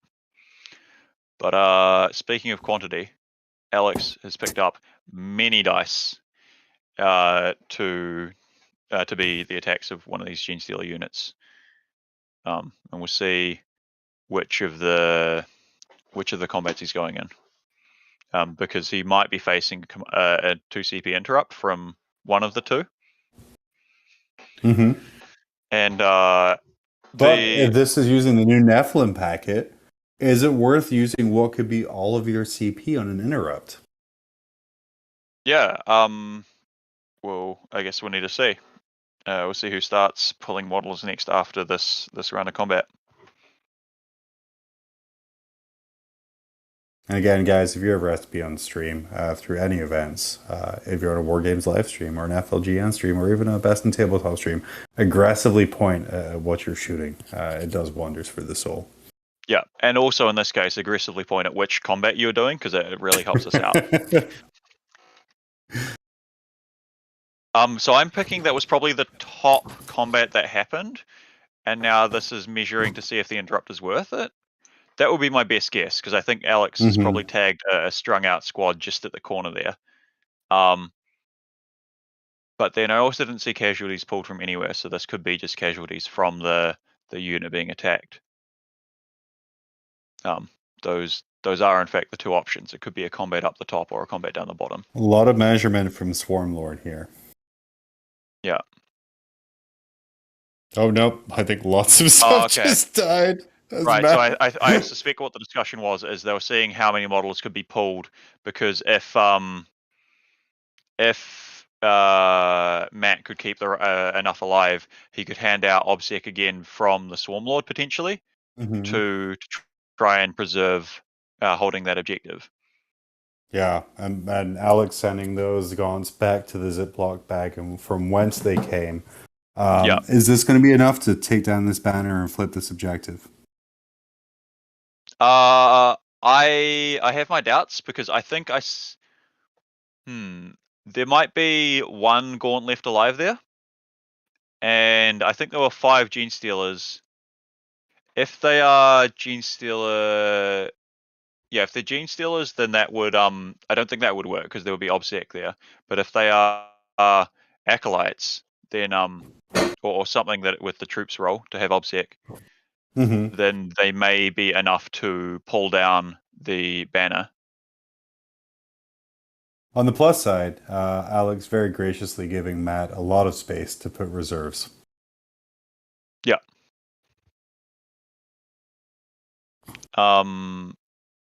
Yeah.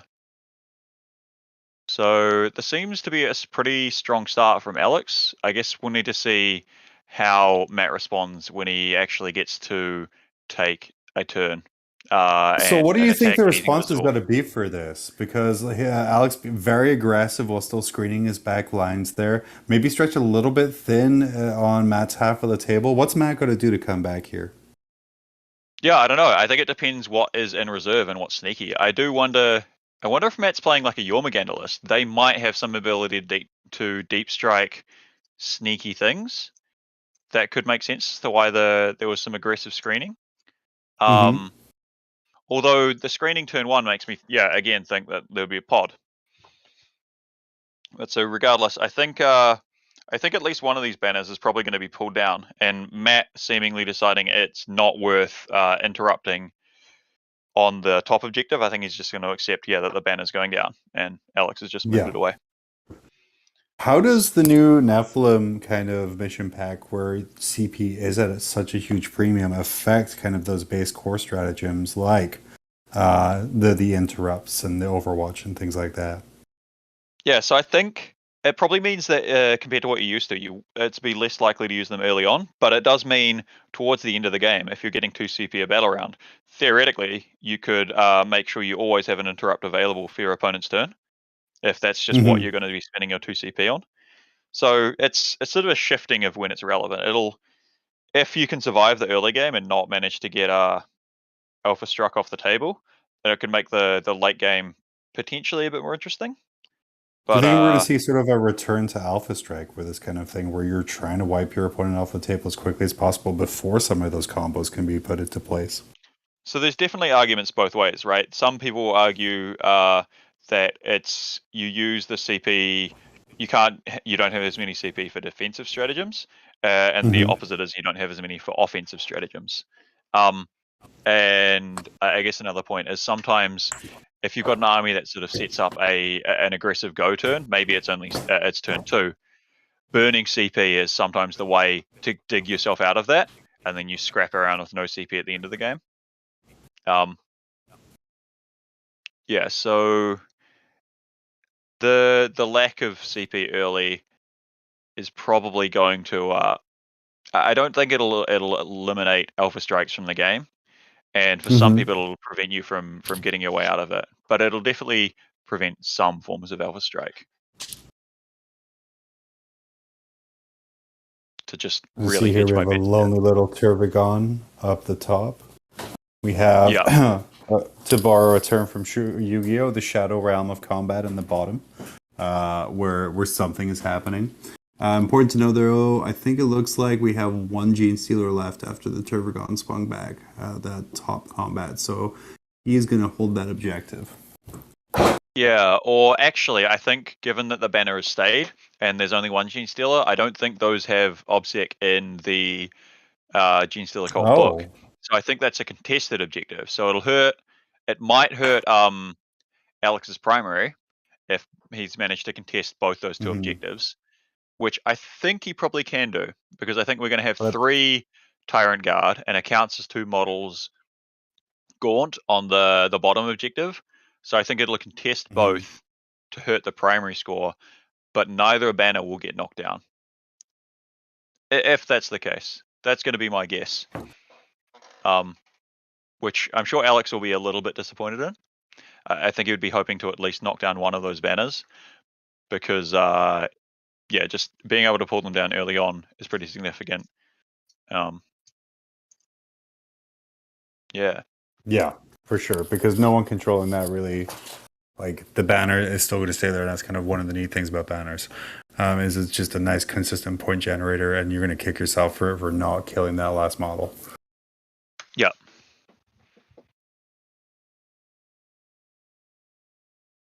So a lot of threats from Matt, though. We still have Swarmlord there. We still have the Tyrannofax. The Turbigon isn't a slouch. We still have those Zone Interrupts in the backfield, too. Yeah. So like the Gene Stealers, and I expect there's some sort of acolyte or troop based GSC unit at the bottom. They've picked up a bunch of chaff, but there's still a lot of meat, a lot of beef in the form of big bugs for Matt. So I guess we'll see if that is able to clear enough of Alex's stuff. it'll definitely hurt his ability to screen, which I'm sure the Gene Stealer Cults Underground will appreciate. Mm-hmm. Brightness of the far future, LED candles are still a thing. They're not natural. It's fine. I mean, that's fair. So yeah. I'm not quite sure what is going on. Do we have a frozen stream, or do we just have Alex and Matt off camera? It's hard I to don't know. think Alex is off camera because we don't have any aggressive pointing. I feel I would see a limb flying across the table. Yeah, there was a brief bit of off camera, like a point coming in from off screen.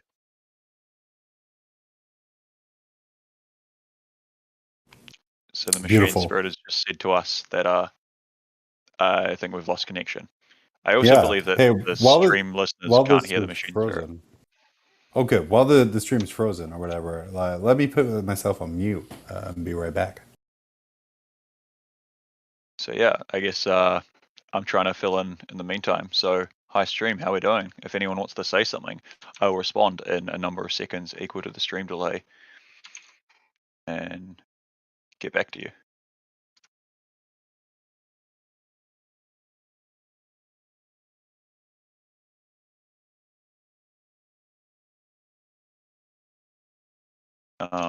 Yeah, because in the meantime, I'm looking at a table where nothing's moving. So I guess I'll repeat again if you're just joining, or if you're not tired of us saying it. This is Charity Hammer. We are a bunch of people getting together, some of us from afar, to talk and commentate, to support Child's Play, a wonderful international charity who are all about helping ease the time in hospitals that sick kids are spending. So Child's Play is about providing toys, games consoles, games, all that sort of jazz to children's hospitals. Another really cool thing they do is to help hospital staff who might not know how to set this up, is they provide people to go around and set these consoles up and assist with that. So really a great cause, and they provide. They're involved with. I am blanking here. Domestic abuse shelters. So a really wonderful cause. Everything you donate will 100% go to Child's Play. None of it is used to sponsor the stream here. But every $30 US that you donate will get you a raffle ticket. And so that can win you a bunch of prizes throughout the event. And I believe, hopefully, we've got John back, and we've also got Movement back. I do. I'm back. Yeah. We have movement. We have aggressive pointing. Nurgle Matthew We chat do. letting us know that he would be aggressively pointing for me. That's one a threat and a great honor at the same time. So thank you for that. We're seeing some playback here from Matt. Yeah, we've got Seems like some Hormagaunts Swarmlord- have appeared at the bottom. And so I think Or the Morgans. Hormagaunts at the bottom may have been regenerated with a stratagem by Matt, non-Murgle Matt. This is Tyranid Matt on stream has regenerated them, and I would expect the Turvagon has pooped out a unit of Termagaunts to go up the top there. Jump on that objective. Really Yeah. trying to deny Alex a primary score. It looks like right now Matt had 12-3 for a really good turn of primary. Yeah, Matt's doing a really good job there of denying Alex any banners. That might also be due to the fact he hasn't taken them, but it's still working. Alex will not be scoring banners points. But it's a good effort from Alex to score the 3 kill points for his primary, because he hasn't got to score holding objective primary. And so at least one of those objectives was fully cleared and hit back of the Gene Stealers. I expect that might have been the bottom objective. Maybe the Tyrant Guard managed to swing and clear off the Gene Stealer cults from there. Yeah. We see the Tyrannofex on this top corner here moving back to kind of monster up that top objective, make it a real threat it's going to go near. Also, beautifully enough, we see the Ziploc baggies of Gaunts and Termagaunts ready to go right there. Swarmlord aggressively moving up the center. Looks like he's going to make a little charge for the little green dude in the center. God, I hope that's a mobile in the center there. And I here think we I see start- a model there as well. So we're going to start seeing some aggressive play, but it looks like Swarmlord, who probably still make the charge, but probably a little bit of a minus for having to go through the field of, I guess, no texture terrain. Yeah, and so yeah, that is a WTC forest there, I believe. And I thought yeah, it was so a Gmod texture. yeah. No, that's is that not the pink and black checkerboard? Oh yeah. Yeah, Man, yeah. WTC, get your. It's an alternative Goths clan, I think. Yeah. Um, For the benefit of all of our viewers on Twitch, the audio on Twitch has gone away. Just to let our tech people know here. thanks, John. You Beautiful. could make like Nurgle Matthew Sorry, YouTube. and just and just hop between the two as you wish. Yeah. Oh, we have more aggressive pointing and measuring from Alex here. Yeah. I think trying to figure out some synapse range possibly for Swarmlord here. Yeah, trying to keep I within expect 12. there'll be.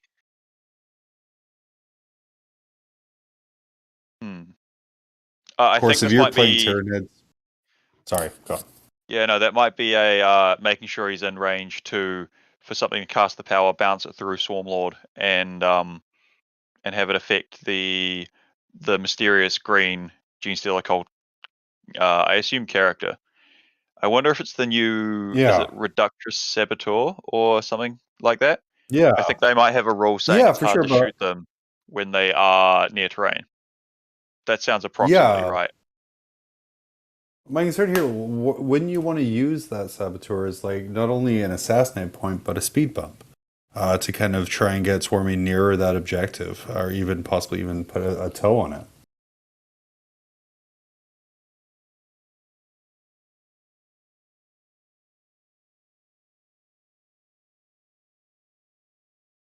And so it's like we're moving. Yeah, screw this game. We'll be Yeah. back. Hopefully Jesse knows how to point aggressively, as we're going to be going over to Jesse's house, who's taking Sisters of Battle against Josh's Genestealer cult. Man, those guys get around.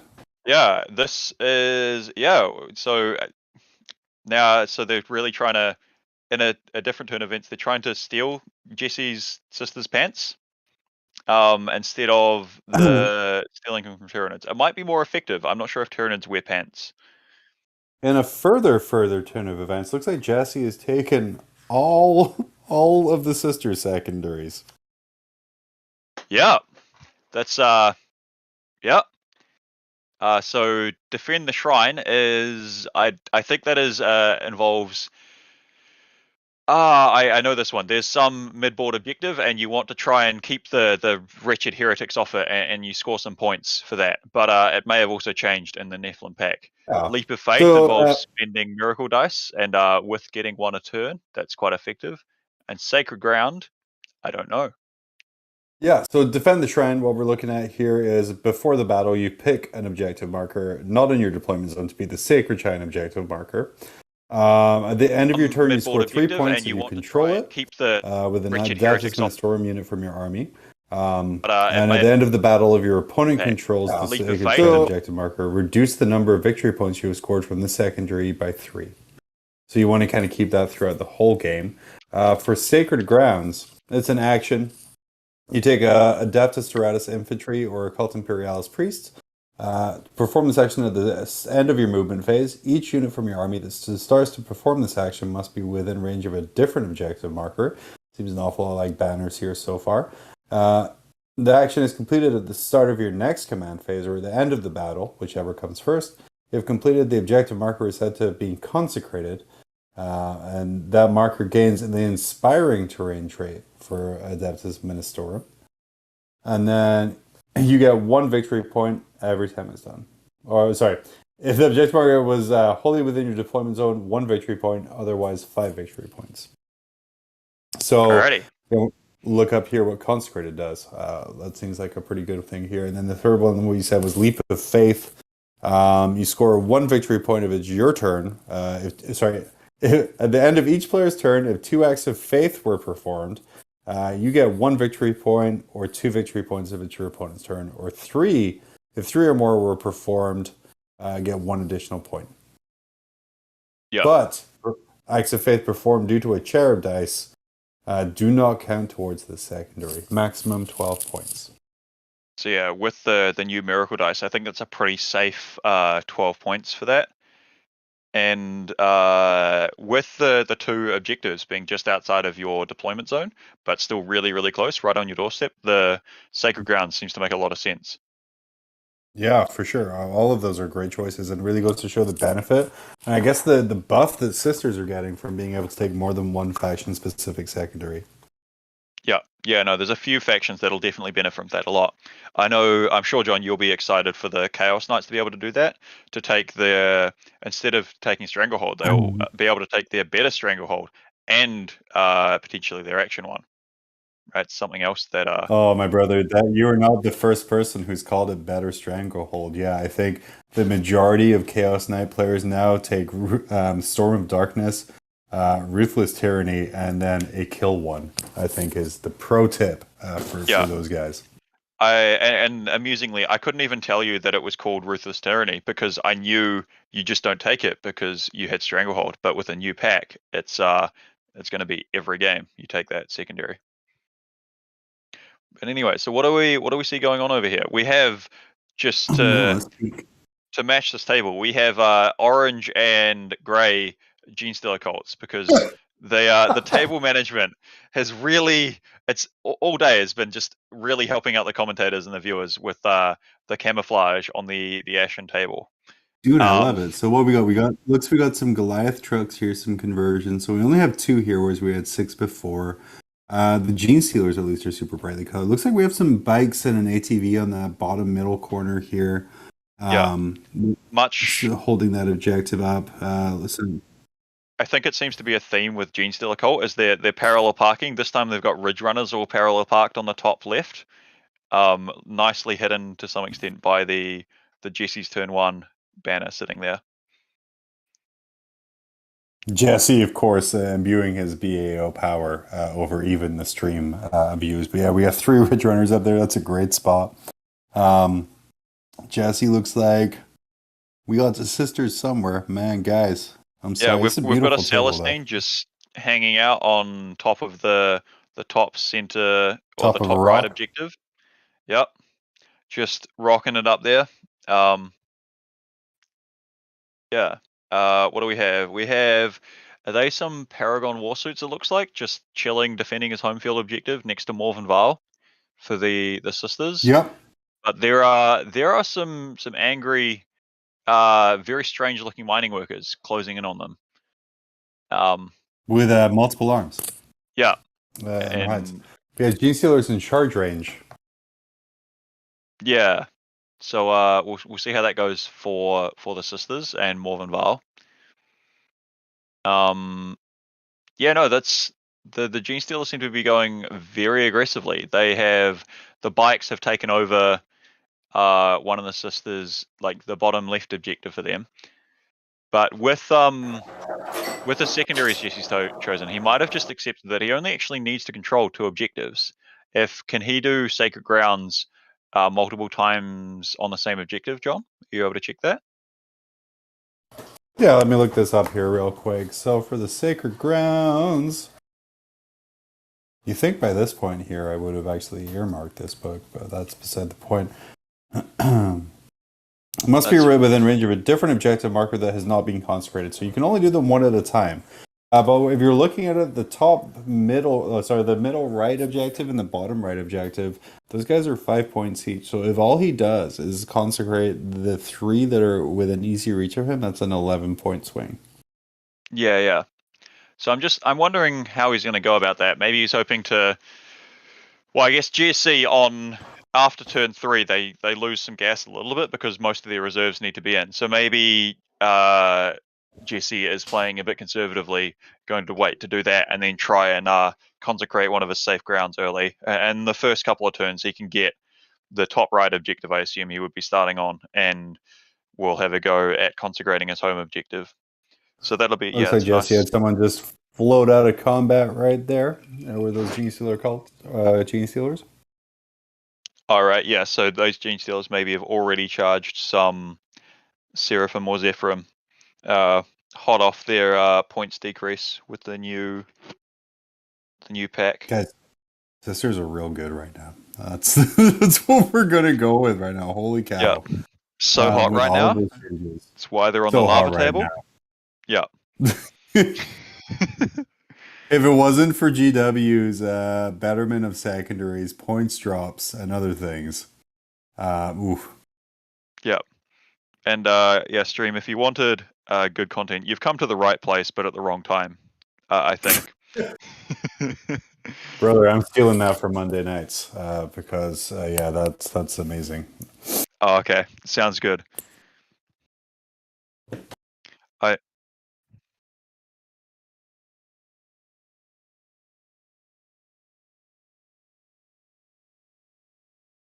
Yeah, guys, good news. They're going to reset some stuff, redo some chants. We're going away for a couple seconds, possibly. We're going to keep talking.